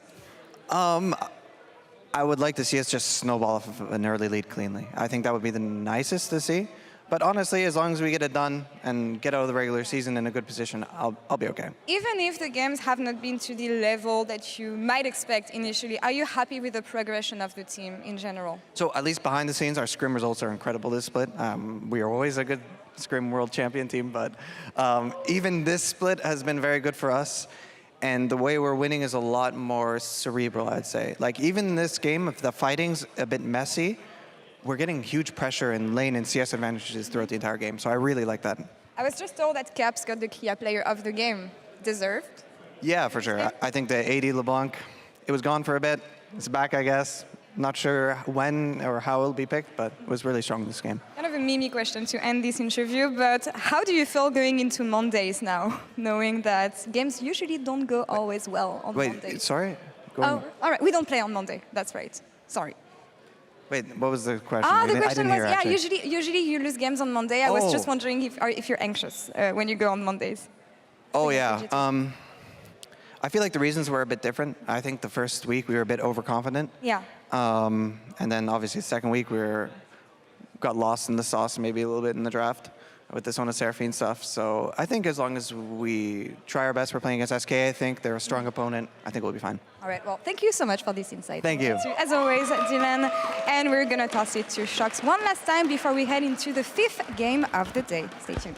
Yes, thank you so much. He almost went with it, but then he didn't. I saw it. He was like, no, we don't play on Mondays, and it was working, and then unfortunate. Yeah, pretty much. Broadcasting. I mean, it is what it is. It is what it is. As that game, it was what it was, Odo. It really was what it was. Yeah. It was a game.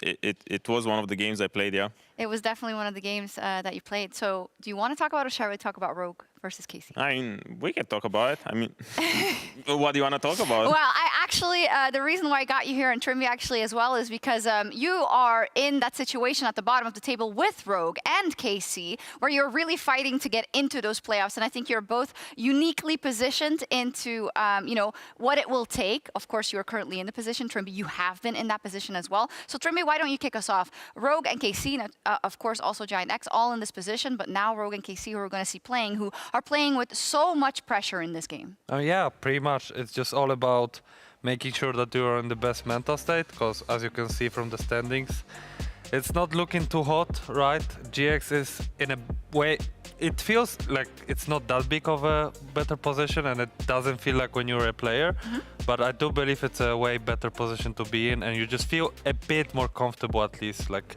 when it comes to players, you'll never feel comfortable enough, because that's just how the format works, and yeah, you really want to get to top 8, but yeah, when you're, for instance, KC, you really have to win every single game that now is going on, and it's starting off with Rogue, which is this, from the standings, the second worst team in the league, but that doesn't mean that it's a clear, you know, that you're just gonna get a clean win right now. Yeah, is it really important, Dodo, in situations like this, which you have found yourself in, you know, with Schalke, with Excel, and in many cases you have been in some of the biggest success stories when it comes to making insane runs? Is that one of the keys? Never thinking, oh, we're going up against a team that's so beatable, or, you know, like... Yeah, I mean, when you're in the gutter, you kind of need to just take it game by game and take it slow. You don't really, because the thing is, the reason you're down there is your own individual performance or your own performance as a team. So it's just kind of a process where you take it game by game and try to do a little bit better. And sure, you know, every time you get a win, it's a huge confidence boost. It's good for the morale because, especially with the format now, out of 9 games, I think if you're 3 or 4 games, you're kind of locked in. So it's really weird feeling, you know, positive about having negative win rate. Yeah. But, you know, at least it's not 0 in that sense.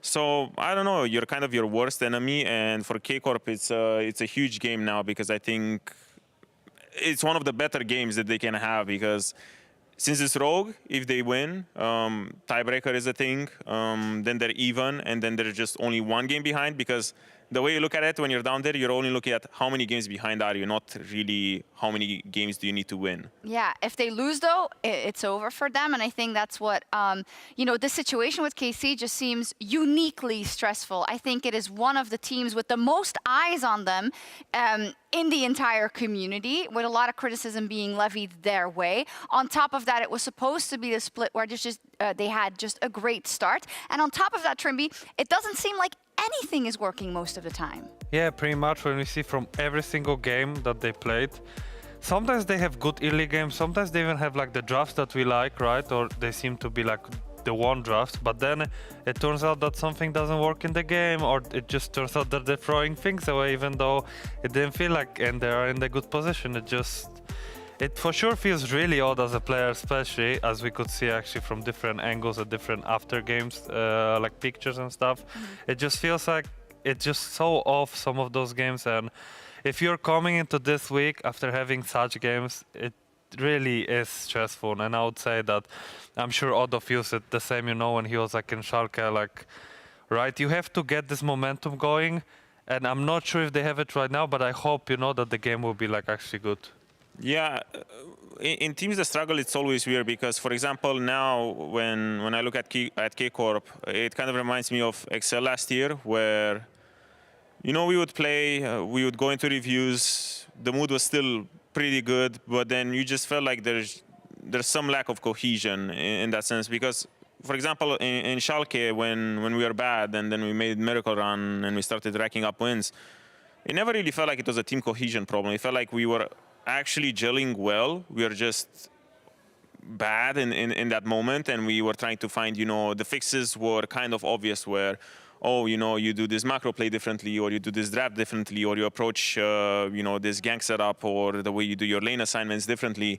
While last year, it felt just an identity and a cohesion issue, and that's kind of the same vibe I feel now with K-Corp, and it's a lot harder to fix that because there's not really a gameplay fix where you can just be like, oh, you know, everyone has different identities in that sense, and everyone has different thought processes, and it just it just sucks when you can't really find this middle ground where you can reach and finally click. Yeah, and if there's some things that are maybe not fixable right now. For the side of Rogue then, which you both also have experience with, some of the players, of course, you know very well. What do you think the click can be for them, and do you think they have it in them? I mean, looking at the game versus G2, when they are winning lanes, they're able to transform it into better fights, and then at the end of the day, they win those games. But a lot of games, they didn't win the lanes that they would like to win, and that's what always, you know, felt like when at least I was there with Odo, and that was like the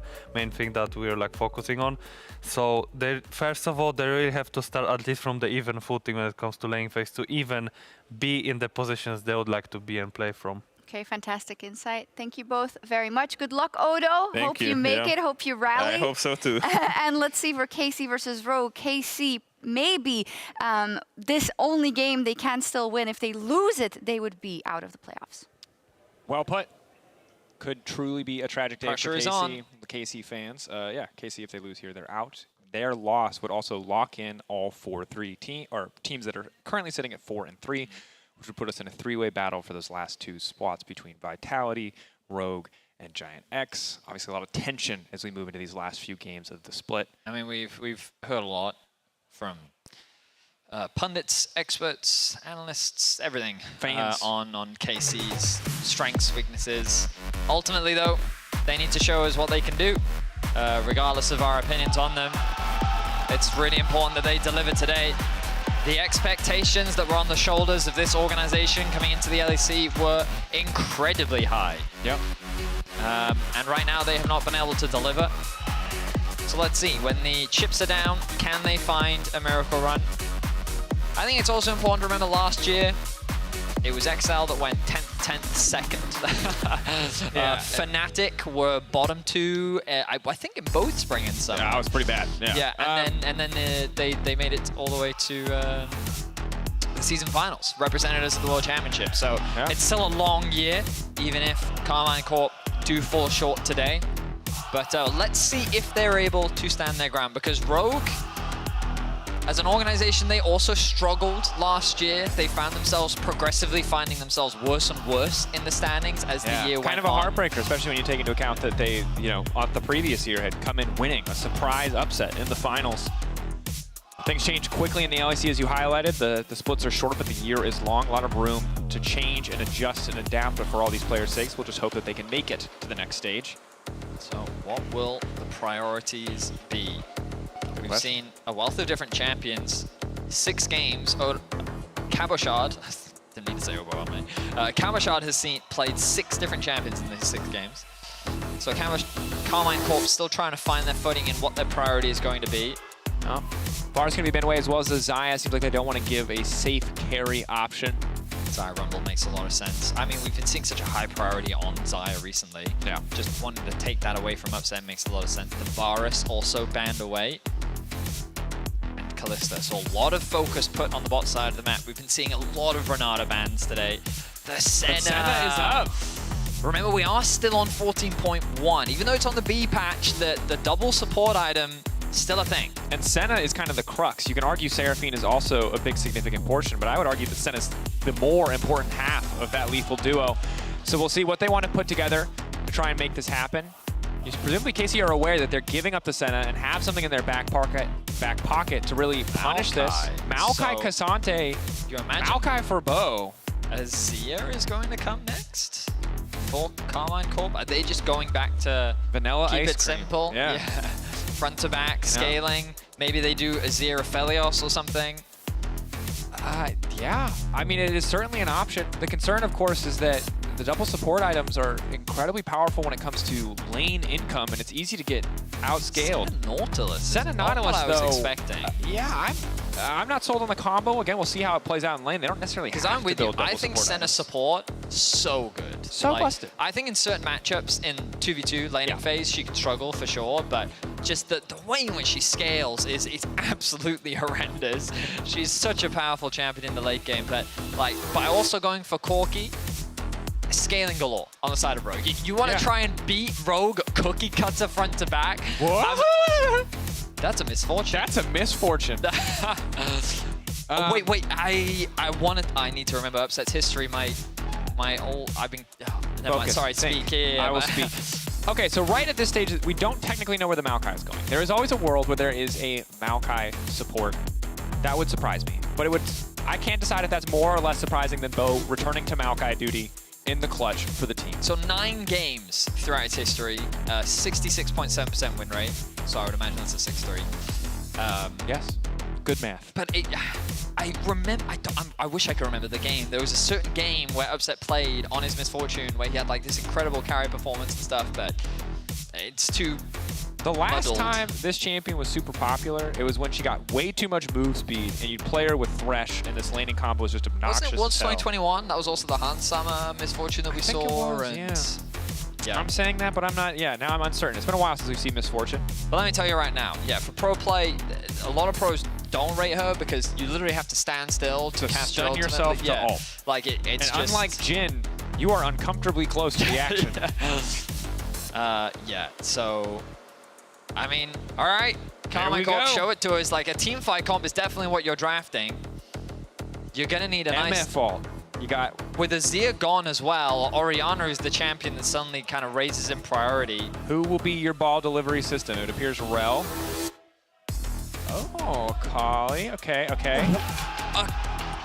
don't know about this. This is crazy. Man. You're Akali against a into Nautilus who just Corki. point clicks you. Yeah, Corki but it's point more clicks just like you. that matchup is really horrible. Like, I'm not sold. When your back is against the I'm wall, not sold, man. sometimes you got to get crazy on him. I'm not sold. Oh, and a Poppy. Yeah, they can just run over the Poppy. I think Poppy would be so good here. How much like, Roku? You've got Senna Corki, super long range, hyper scaling. Okay, and you've got Nara as a potential side lane threat. This is also something that Jigenda has a huge amount of comfort on. But like, this is front to back, okay? Rogue don't want to do anything. Like, we've made jokes about them this split not doing anything. Like, But that is strictly optimal. This is what they want to do with this The comp. more souls they get, the more Corki items they This get, is the more they legit outrange the don't competition. do anything comp.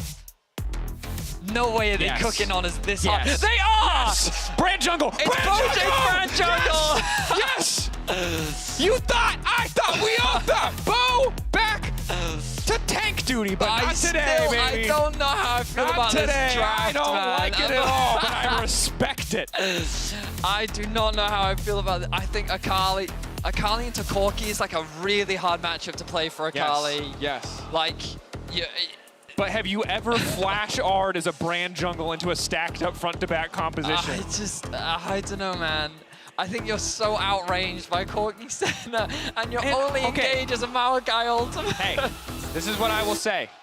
On paper, if Rogue get later into the game or just push their buttons good in mid-game skirmishes. I mean, maybe I'm wrong too, right? Like, maybe there's something that I don't understand. But the Wombo is real. But the nice thing is, MF Maokai, solid composition. Sure. You throw out the Maokai ultimate. If it hits anybody, you immediately MF ult. If not, no harm, no foul. Pretty low committal. Like, I think I would have preferred something more like an Orianna, but you know what? Like, they came in with a week prepared. This is their first game. I have to trust that their prep, this is something this is what they wanted, right? I have to believe that this is what they wanted. Yeah. So we'll see how it works. You know, the pressure's on back against the wall. Drake has said it earlier. Chox has said it as well. I feel you. You sound like a dad whose child has decided on a philosophy degree. You want to support them, but you also know it serves no value on the market. Casey, if they lose here, they're out. Their winter split ends. They'll be back for spring, of course, but they will not be competing over the next 3 weeks of our winter split. First strike MF2. That's first strike MF. I like it. I mean, they're looking to bully. All right, let's see. Prove me wrong, Casey. I'm more than happy to be wrong. Ultimately, but like Rogue's comp is really simple. Okay, like it's good. It's really good. I mean, it's solid. I'm curious to see about who gets pushed here. Senna has already started as we get in the game here with a support item. So we will see how much farm Zoas can get in this laning phase. Here we go, folks. Might just be the last dance of KC. One last shot to make it all. If they lose today, they're just playing upset for the rest of, not literally just upset. I mean, yeah, they will play upset Seiken, Bo, Cabochard, and Targamas, and their only role will be to ruin other people's days. Correct, yeah. But the faithful, they're strong still. The KC supporters are relentless. They will not be dissuaded. They will not. Their energy is just like this every single week. They were behind us last week, and it was very intimidating. That's all I'll say. 0-6 versus 1-5. If you lose right. Thank you. Thank you. That was succinct. When they told me we were going to have a graphic, I did not expect it to be that succinct. All right, there you are, KC fans. Lose. Very personal to the KC fans as well, the way it was delivered. Yeah, you lose. Yeah. All right, Maokai locked up. Comp already has a soul. Little victories. All right. So, Brand Jungle with the Electrocute. Trade's pretty good. It's already, we've seen it in, it was on Reddit, that thread. Brand Jungle out of control. Yep. And I mean, it's super strong in solo queue. Yeah, I've seen Broxa play it. Pretty gross. We got to cast Both Agarin play it. We got to cast Agarin play it. He played it into T1, didn't he? Red And Bull then tournament, he played it in T1. He was like 5 something. He was so fed. He was, like, don't get me wrong, this champ does a lot of damage. Yeah. I'm really excited to see it.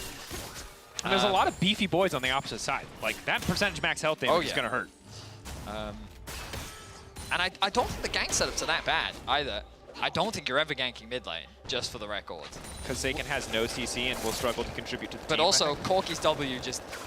Corki's W is what makes this a really difficult matchup, because Akali does really great into low mobility mages, and she can also duel like a lot of like bruisers and assassins, but when you have as many...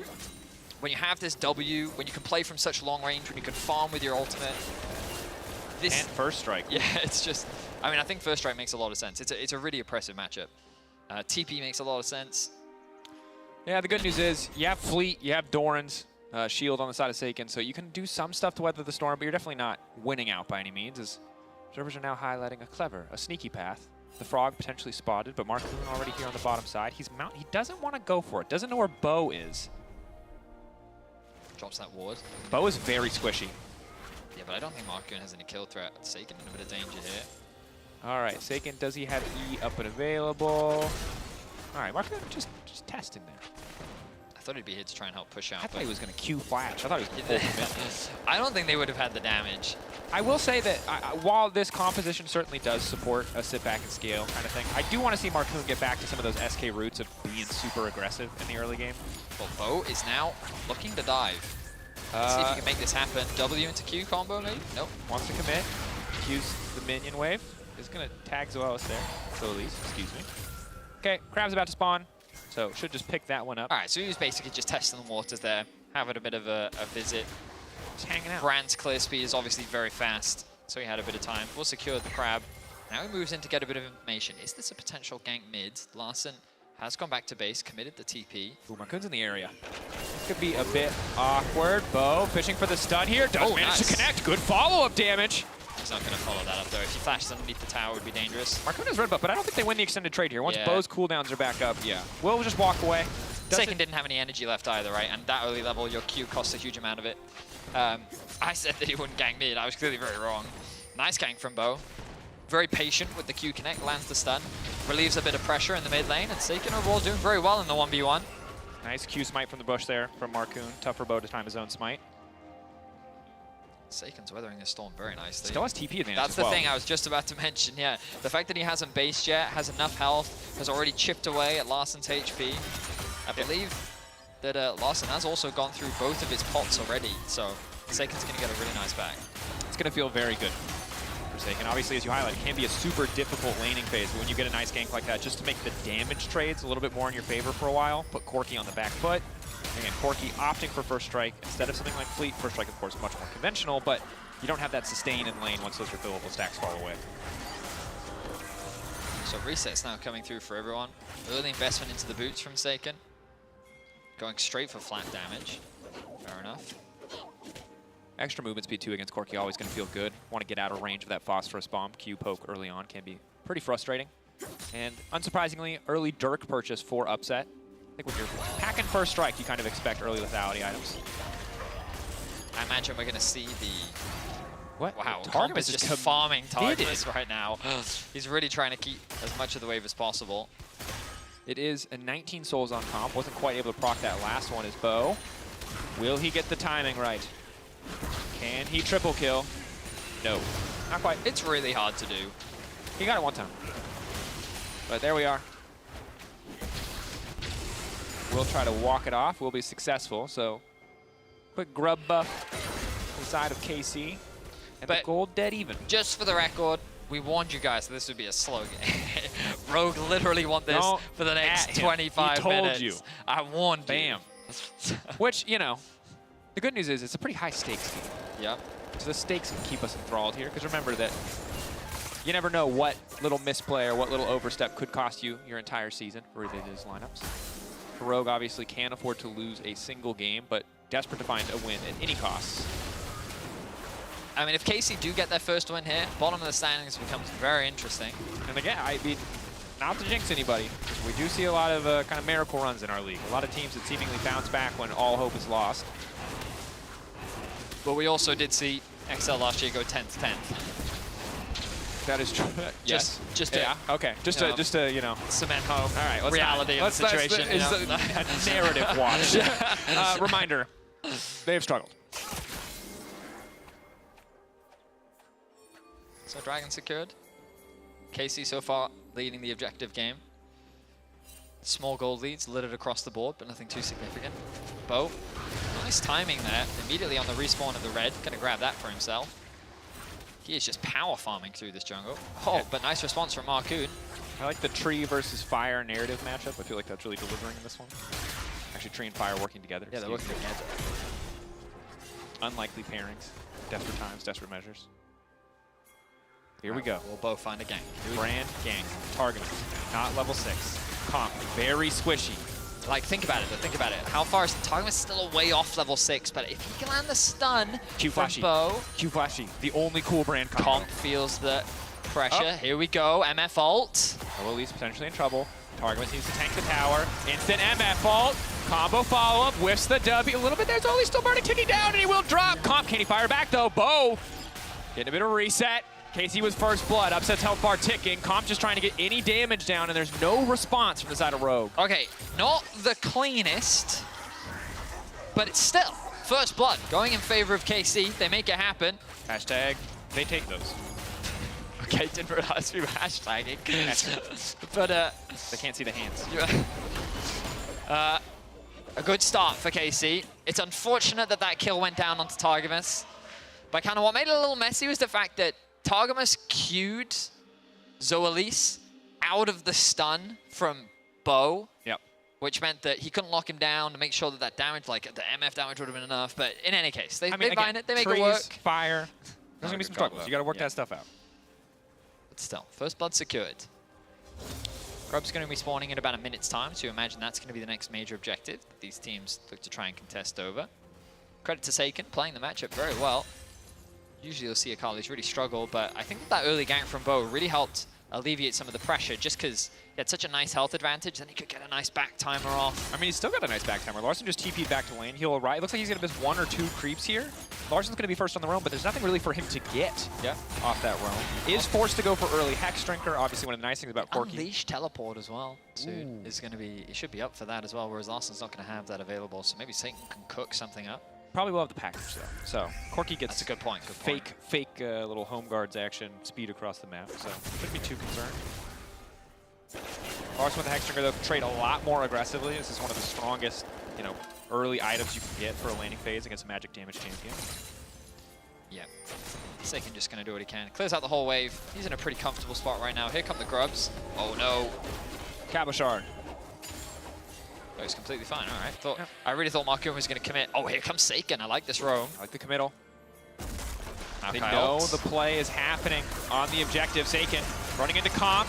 Zoalise just getting cut out here. There's nothing he can do. Seiken going to dive in and pick that one up. Another dive on the bottom side, seeing Marcoon on the top, knowing once that ward was swept that they had full access to bot lane tower. I like this attack towards the bot side of the map for KC, bringing Seiken down as well, giving him a bit of extra gold. He's likely to lose a plate. His TP's up very soon, but that damage is already going to be done. Again, though, Upset going to reward himself with a play anyway, so overall still net gain for KC. The problem for KC is that Rogue are still perfectly fine with this situation. Comp yet to die. Gonna have a quick look at how many souls that he is sitting on. He is sitting on about 39. Okay, but here's the other thing. Senna isn't really farming, and Upset is only 500 gold ahead. That's a 50 CS discrepancy, my dude. This gold income is pretty gross. That's all I'm going to say. Obviously, Senna also gets 8 gold per soul on top of the stats. But he's going to start you farming already highlighted. soon, right? Like now, because now the swap is the double support item. Like it's now they're going to be sharing and all that stuff, and so he's going to get a lot more gold in his back pocket when Zoe starts using those stacks on minions. it's one of those things where like this is great. We're seeing some proactivity from KC. They're finding some nice kills, but if you're Rogue, you're not worried yet. You're not at the point where you need to be afraid of absolutely anything. You've lost your support twice, but you're still chilling. You're still farming. You know that late game is you're in a good spot. Yeah, again, you talked about it. Comp almost to 40 souls. Every 20 souls is the break point these days. 20 range instead of 25 like it used to be, but it's just still just really powerful. So Elise as well with extra gold income going to be that much tankier on an already pretty beefy front line. Yes, Brand can punish a lot of that, but something we're going to have to watch out for. Kabashar going all in on the top side though. Shigenda going to try to double bounce out to safety. Ulti bot lane. What else are they going to commit for? Marcoon don't really have the damage bot side to win the 3v3 unless KC overcommit. Chip damage onto Calm. Nice trading from Cabo in top lane. He did expend the Ghost. Shigenda wasn't forced to flash away. So he's still in a pretty comfortable spot. This extra dragon should go in favor of KC. And alright, so we kind of return to a net neutral. Small advantages being gained for KC. Ooh, Ocean Soul is nice. Definitely could be, yeah. I mean, 2 Drakes already decided KC. They're even on the Void Grub buff, so did use the fact that they grabbed the Bo first is 3. back to bot lane. He lives here. Now, keep in mind, the portion of the game where he's able to walk around and not just get one shot will come to a close eventually. But for now, he's not too scared about the damage output. And there is Bloodsong. Yeah, I think everyone knows about this at this point, but obviously very obnoxious item. Free Sheen proc plus press the attack more or less on a single item for 400 gold. It's very powerful.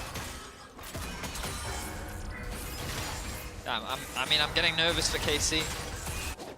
I just think that this scaling from Rogue, like, they have been incredibly slow this season.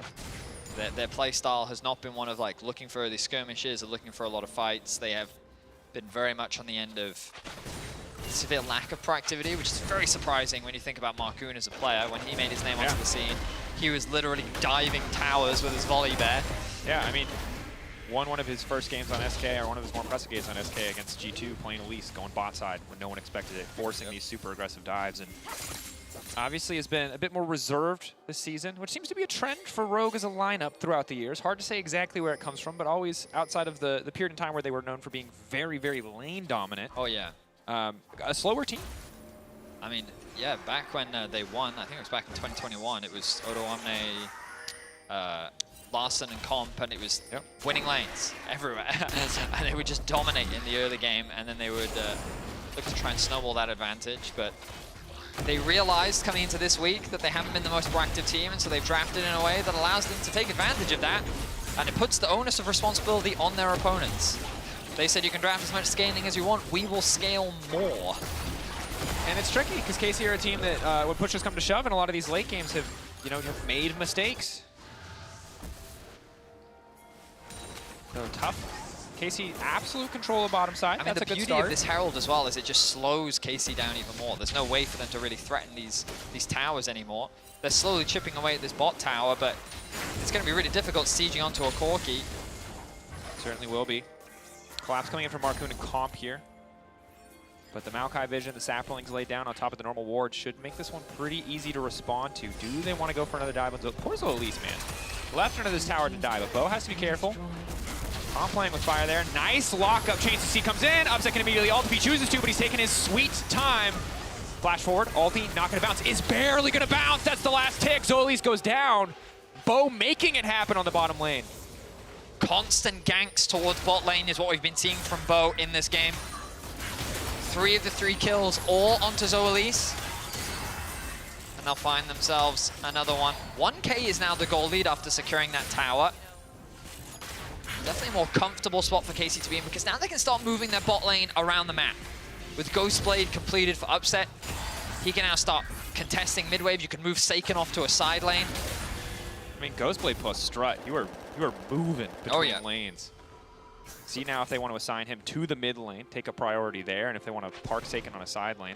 Then obviously, because what you can do in theory is you now have Targamas grouping up with Bo, you have Upset keep hold of this wave, push it out whenever he can, and then you just roam to sides. Use Upset's ult kind of like a Rumble ult, just ult to clear the wave, just to survive, just to stop any pressure on mid. I think it's a decent angle. We'll see if it's the one that they want to go for here, because yeah, the pairing of Targamas and Bo is lethal. One CC will surely lead to another follow-up CC, and Bo has a lot of damage at this stage of the game. Locket you can see coming in from Marcoon. I think heads-up purchase, very defensive, very much for the team, but against Brand, you just want to, and MF, you just want to survive a lot of that upfront damage. Dragon in 50 seconds. Right now it's KC with the primary control.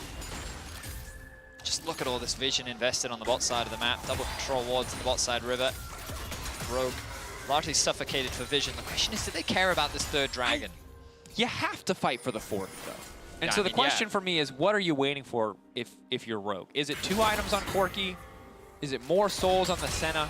Like, what is the condition where you feel like you're in a position to contest this one? Right now, they don't have mid-prio. They don't have vision set up. I think it's unlikely that they can really force this one. They've brought Seiken down from top. Larson continues to push. Cabochard is going to go and answer. Has TP as well. Larson has TP too. I think he's going to get this one uncontested. Cabot walks up and clears the wave. Damage is good from the Corki, but not enough to stop Cabo from clearing. Oh, Okay, good use of the Herald. There you go. Force the counterplay. Bo can try to solo the objective here. Targamas locked up. Q back is clean. Instant ult to try to disengage. Upset ult as well now coming in, doing a decent amount of upfront damage, but not nearly enough to finish a kill. Herald hasn't charged yet, crucially. This is big. Dragon now the center of attention. They're going to ride the Herald into the tower, knowing that they need to make this work. Upset needs to get away. Seiken is in no man's land right now. Has to be careful. Mid lane tower will drop. Casey uncertain. Didn't just want to start the Dragon. A very odd exchange of resources. Bo ulting, good upfront damage. Shigenda ticking. Blaze passive going to proc. Great damage, but Shigenda has TP, so he's going to base TP back into the fight. Question is, will it be fast enough? Because Casey are going to melt through this objective. I mean, Mega's gone. Larson doesn't have package either. TP now the response. Seiken on the flank. Keep your eyes on that Akali. Bo has no ultimate. Cabochard just looking to zone away. 5k left on the objective. Marcoon instantly in the backside, but there's no follow-up damage there quite yet. Bo instantly going to get cut down, but it's Seiken on the backside. Just doesn't have the damage to finish off these kills. Walking away. They managed to take out Marcoon. Marcoon traded for Bo. No junglers. No junglers. No smites. Rogue have the health advantage. Upset has no ultimate. I don't think this is their fight to take. I think they need to back off. They need to concede this. So Rogue will get the third dragon of the game. Seiken threatening the backline, but he just didn't really offer much threat. We'll look back at the engage. Diving onto the backline from Rogue. That's how they start this one off. TP from Cabo acting as this front line. The chip damage coming out from Larson. Immediately onto Bo, trying to melt him down. The Cassante offering the protection. The Senna ultimate doing so much work though. And Seiken, look, he's just no threat on the backline. Shigenda is right there next to Comp, providing that peel. The junglers get traded, and as you rightly said, the health discrepancy is too great. Rogue's range is far too long. And this is the struggle of being Brand, is that if you're ever caught out and any carry can hit you, you will die. You will die in the duration of that CC. He's not going to go for mercs. He's not going to have any tenacity. Very squishy, very vulnerable. You know, is going to continue to do a lot of damage. Looks like he's going for Crypt Bloom next, so more magic penetration to hit even harder. But yeah, if you misstep in these fights as a team with a Brand jungle, it's going to fall apart pretty quickly. And Casey had already used all of their ultimates in the mid lane skirmish. Now though, the siege on top side. Cabo should be able to respond. Comp is here. Cabo knows how careful he needs to play. Upset now moseying his way up. Has Collector too, so a lot of upfront penetration for the squishier members of the opposing lineup. It's just looking, I mean, the gold does not look that bad. But if you're a KC fan, I'd be concerned right now. Just with how strong this Corki already is. The Senna's level 10, a level behind, Upset, sure, but I mean, that gold difference between the 80 carries is a bit deceptive. Yeah, and the thing about it is, while Larson has delayed a lot of the early item spikes that could come through for a Corki by going Maw, you're against a Kali Brand. Yeah. And Upset's just going to try to ult in a lot of these fights. So well, this is the thing, right? That the only person they're not really itemizing against is Upset. And so the fight becomes, can Upset land his ultimate onto the carries, because it's going to be really difficult for him to actually hit them. Yeah, you really have to wait for a very grouped up Rogue, but Rogue don't really need to stack. And just MR coming out everywhere. Hollow Radiance picked up for Zoalise. The Locket as well for Marcoon. Weesh, tricky one to navigate to be certain. For sure. You can see early Magic Pen for both Akali and Brand, knowing that MR Organization, pretty easy choice for the opposite side, especially with the Maw now completed for Larson. Larson in his comfort zone. He's chilling. He's... No. Did not take the Grom. But a 1.3k individual gold lead. I want to check that brush. Have now been spotted out. Upset has to be careful here. Again, very fast as long as he doesn't get hit, courtesy of the strut, but if he takes any damage whatsoever, it becomes much slower. Again, good news for just pro teams. If you're curious, just 400 gold gained from Larson's first strike, so he basically has an extra kill on top of that.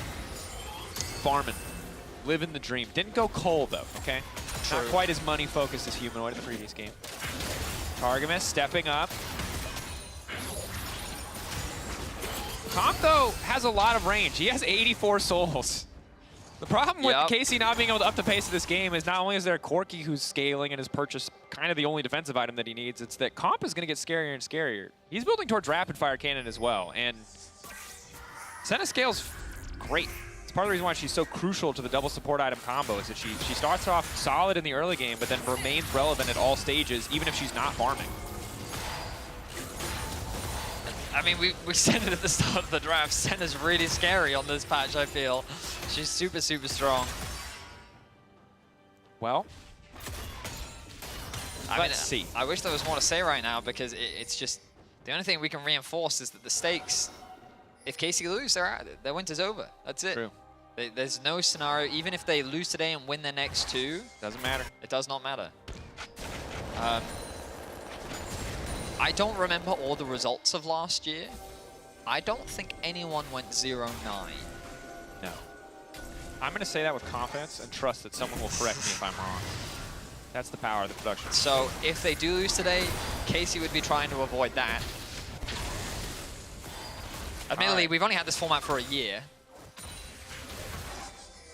But all right, the package has been picked up. Oh, hold on.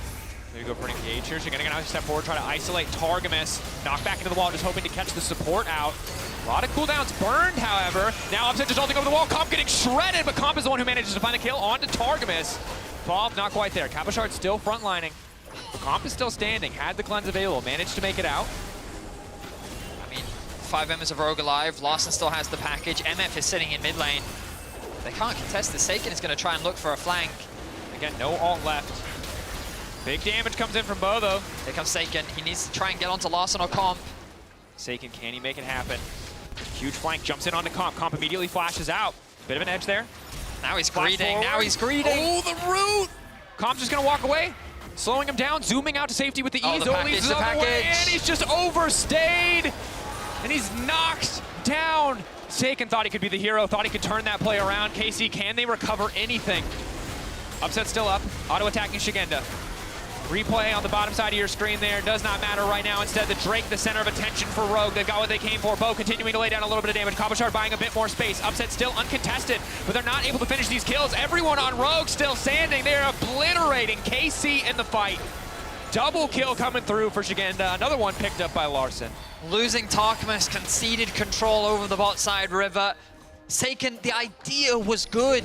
Trying to isolate Comp or Larson would allow you to leverage your power to find a solo kill, but he overcommitted onto Comp. He was the one that became isolated. And then Rogue could just play the front to back. The TP's coming in. It's desperation at this point. Seiken, a moment for redemption. Can he get anything done here? Will the TP be wasted? I don't know how you make this happen. There's no avenue here. It's just a TP wasted. He out to safety, but there's no play. Just has to walk away, but now he's in enemy territory. Wallop not quite going to connect, has a little bit of extra movement speed, but Seiken's kind of just thrown his life away here. I think desperate for a moment for a chance at redemption, but it's going to cost him even more. And lost Rogue overcommit, but it will not happen. Just going to back off. A Baron secured for Rogue. And that could very well be all it takes. That flash from Seiken. Once Comp was gone, he's out of the fight. You've got a 4v4. That should have been Seiken's window to turn his attention back towards the rest of the team and leverage the numbers that they could have looked for a fight. But instead he overcommits, he gets punished. And Jagenda's just buying time. Now Comp can come back into the fight completely safe. There's no real threat. And at this point, in all honesty, KC need to be getting out of there. But they go for the fight anyway. I call it a fight. It's just an execution from Rogue, to be honest. And the thing is, if KC had played a faster pace of game earlier on and were able to accelerate their lead, Rogue shut that down pretty well. This could be a very different game, but you've got Lethality MF, who just is not enough on her own to shred through these health bars. That might change as Serelda starts to come through, but all the magic damage champions but also, like, just don't do enough. Their only engage is a Maokai ult. And, like, look at the wall they have to get through, which is Rel, Gnar, and a Nautilus. And the Nautilus has gold. There's a lot of gold. So it was always going to be a difficult to play composition. They're now back to completely against the wall. Bo is isolated. Bo caught out, locked down. Chagenda surely just going to try to follow this kill up. Bo immediately ulting. Again, good damage, but he's already dead. It doesn't matter. Seiken dash out to safety. Third auto going to come through. Chagenda could just keep chasing. Chase that. Yeah, why wouldn't he? Hyper proc. Has flash as well. Has red buff. I don't think Seiken wins this. Flash in. He's dead. Thumbs up. Rogue know they've won. They've kept their hopes alive. Lots of fights to pick onto Targamas as well. They're dancing between the towers. KC, that fight ended the game. They're living on borrowed time. And it's going to end their split, Dracos. And tragic, because again, the confidence in the early game, you thought maybe this time it would be different. Bo going bot so consistently. For the even gold, Rogue playing a more controlled game, knowing they can win out in the late game. Credit to them, keeping their dreams alive, tying up Giant X. Every team at 4 wins, of course, will now be locked in if KC falls down. But there is a bit more time. KC will live to fight another day. But with a 10K gold difference, I don't think another day is what they need. The resets come through for Rogue. They're going to play it calm, calculated. They're not going to overstay their welcome. 2 inhibitors have dropped. They could fight for the next Drake if they want to. Larson has 4 items. Yeah. No. Yeah. No. I don't know if you guys remember Humanoid from earlier in the day. Yep. Larson's now at the same point. Yep. And I wish there was more to break down in this fight, but Rogue they have 5 members stacked. They caught Bo out in between the jungle. Seiken has nowhere left to go. And it's a sad way to end the split for KC. I was kind of hoping for something different in that final game. Either hyper-aggression or perhaps a more scaling approach themselves. I felt like... You want to go out looking good and fighting and looking your best, and it doesn't feel like that's what we're getting today. Correct. It's a tough road for KC. Yeah, it's a difficult start to the LEC for KC. And as casters, often we'd love to sit here and talk about all the possible ways in which a team can come back. Nope. It's a very... for the KC fans, I'd love to, but it would be disingenuous. If KC find an angle here, it is an actual miracle. Cabochard steps up, he's unstoppable. Again, Betty, you've highlighted so many times. There are no engage options for KC. Comp has 120 souls. That's at 120 bonus range. He has rapid fire. There is no opportunity left to interact with this Rogue composition. Comp does not care about Targamas and Cabo whatsoever.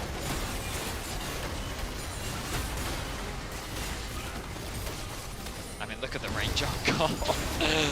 Rogue playing in a very comfortable way. From start to finish, I feel like that this is the style that suits them. Bo just lost all his health from walking up one time into the face of a Corki. They're going to make it Seiken's tutorial on the style. flank, but... I don't know who's flanking who, buddy. Yeah. Okay, here we go. The ult. Here's Cabo. This is it. The last fight, the final fight for KC. Can they make it count? Cabo getting chunked away. Seiken not able to find that angle in. Nautilus ult immediately going down into Seiken. He goes into the Shroud, but it does not matter. And it is not with a bang, but with a whimper that KC will depart the winter split. 2 more games to play, but no chance of making it further. Rogue walk into all that damage, but it is still not enough. Rogue keeping their dreams alive. Rogue going too far. Cabo stepping up. Larson, though, versus Upset, the only fight that matters. Rogue, can they finish it here? Ooh! KC Oh, no, that's Malignance. The game is over. That's all it takes. Upset, a hero opportunity. First strike up. Flash auto Q. If he gets hit by a rocket, he dies.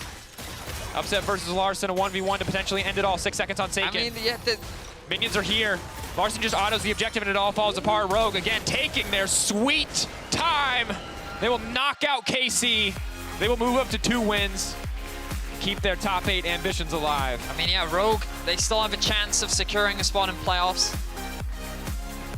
Definitely a massive opportunity for them. Yeah, but KC will fall short. That will end their winter split. This will be the final weekend that we get to see them play, and now the fight is to avoid going 0-9 for KC. That would be a tragic start to their time in the LEC. It certainly already is, but we'll just hope that they can recoup a bit. Hearts out to the KC players. Of course, you can vote for your Kia player of the game. It is Rogue's victory. This is their player of the game at LEC on X, Shigenda, Larson, or Comp. Good options all around. And again, credit to Rogue. I feel like that this style suits them to a T, right? Based on how they played this split, hyperscaling definitely suits them. We'll see if teams can figure out an answer to it, but right now in this final week when you're trying to fight for playoffs, that's what you need, right? That formula, that style that complements your teams, and we've heard it from Trimby in the past where he says this coaching staff, when they are in a difficult spot, they just kind of simplify everything. And this was a simple draft that they executed extremely well. Very simple. Credit to them. We're now in a 3-way race for the last spots here in the playoffs. It is between Vitality, who's at 3 wins, Giant X, and Rogue, who both sit at 2. 2 more days, 2 more potential games to get further. Every team at 4 wins has locked now that KC has been knocked out. So we'll just have to see how it unfolds. What remains for us here in the winter regular season. Again to KC. Frankly, like, huge disappointment for their debut. Not really another word. It's all in the context of the expectations, right? Like the expectations from the fans. A lot of analysts rated them not necessarily at the top of the table, but the expectation definitely they'd be somewhere around the middle with some of the players on that roster looking for an opportunity. But yeah, they fell short today. They were setting up on stage for an interview. Yeah, and look, we'll get more opportunities to talk about what happened with KC and to see where their future takes us. But Laura's standing by with Comp. And today it is Rogue's day. It is Rogue's victory. Let's hear more about how they made it happen. Today is Rogue's Day. They keep the dream alive, and Comp, thank you so much for joining me. Cheers. How do you feel after winning this one? And also tell me about the last few games, the last few weeks. What was your mindset going on stage today, knowing that you were facing against KC, who were in a similar situation as yours? About the K-Corp match, I think for sure it's like weird to say because they are also down bad as we are. But it's like this thing that, you know, if we lose to also K-Corp, then we might actually just be the worst team in the LEC. And there was like slight extra pressure. But I mean, honestly, I have played with some of the K-Corp players, right? So I can kind of feel for them because I've been in that situation myself. My first year in LEC, I was also last place. So yeah, I mean, I hope the future will be better for them. It's difficult to be in a situation like this, as you said, and you haven't found that much success either. I want you to talk me through what has been going on in scrims and everything. Does it reflect the result that you had on stage? Why hasn't been clicking so far, Comp? Because we know a lot of the players within this team, we know what you're capable of. This result has been surprising, to say the least. Yeah, it's weird. I think our biggest bad thing, let's say, is consistency on fundamentals. Like there's been days that our macro can be good, we can play correct, not grid, especially on scrims, right? Because you mostly play scrims throughout the week, so it's like the most viable practice for you. But there's been days that you just feel like practice is a bit pointless because there's just so many fundamentally wrong mistakes, and then the game is just hard, right? So I think that's what we need to work on our consistency throughout the year. I just found out that Larson was the Kia player of the game. You were in contention as well, but do you think it's deserved? I don't mind. I'm just happy to play Senna finally. To be fair, it's the type of champ that I've been spamming my coaches the last 2 years to play. So, of course, it's the classic right now. A lot of people played Senna, so I can finally play Senna. But I'm also the type of guy that plays unique champs, and I would like to be the one pulling them out first.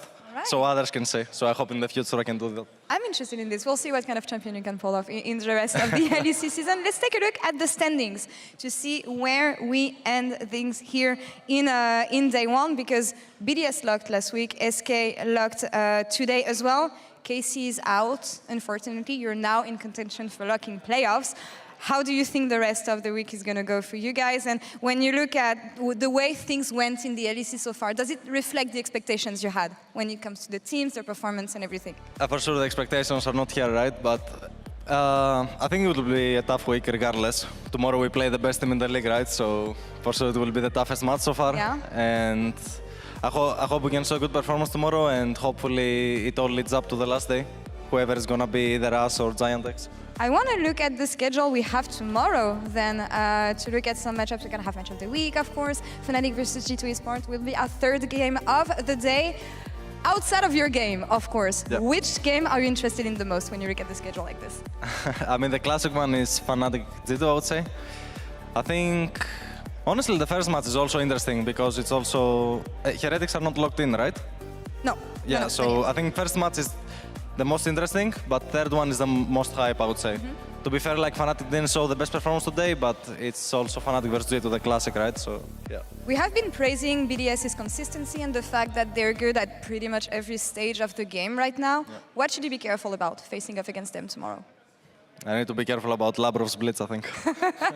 So, champion too bad, maybe we'll see about this tomorrow. Comp, thank you so much for the interview. My pleasure. And congrats on grabbing the win today. And thank you so much for me for watching today. The race for playoffs continue tomorrow at 5 p.m. CET. But for now, enough. Let's see what Jad and the LCS have in store for us. We'll see you tomorrow.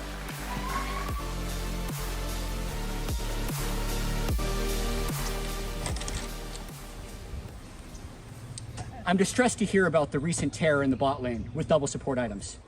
It's an unfortunate thing that is spread across every competitive league in the world, EMEA, LCK, LPL, and even LCS. Fortunately, we have a solution. In the LCS, it's played on live patch, 14.2. I call upon all regions around the world, all viewers around the world, watch the LCS. Help put an end to this bot lane terror. Thank you. Now watch this drive.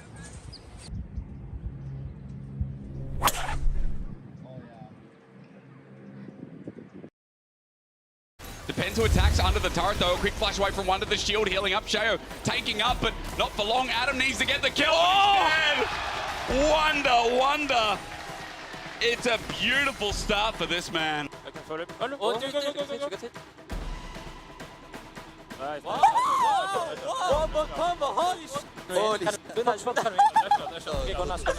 Okay, nice. Let's go, guys. Jesus. It is over! The quickest quadra kill I have seen! Video's coming up as well. If it draws out enough, the dunk down. It's still messy. No wave hurts them. Irrelevant says see you later. Okay. Pinitsky. Watch me. I have flash. Video. Go for it. Yeah. Cocky. Yeah. Nice, guys. Very good job. Okay. G2 ready to fall. Look for the punish on the Super. Feathers fly for Super, but is it going to be enough? A nice knockout coming from Alvaro, and they turn it back! Absolutely outplayed, my God! Where did this duo come from? As Humanoid now on the chase, wants to shut this Varus down. Not a lot that Merwin can do on this one. Some clean side steps though. Oh! He dodges! Heading. Hit Cassandre. Really good fight. Kill real. Finish. Rooted. Nice. Feliz no flash, guys. No! Nice! Leveled up, so I'm gonna give him a bit back. Oh! Flash. Low. I'm unkillable here. Guys, look. Play for Drake. Go. I'm W2. Look, Brand. Oh, no. Bauken. Kill Bauken, he's out. Get break. Yeah. Run. Okay, good. Well played. Nice, guys.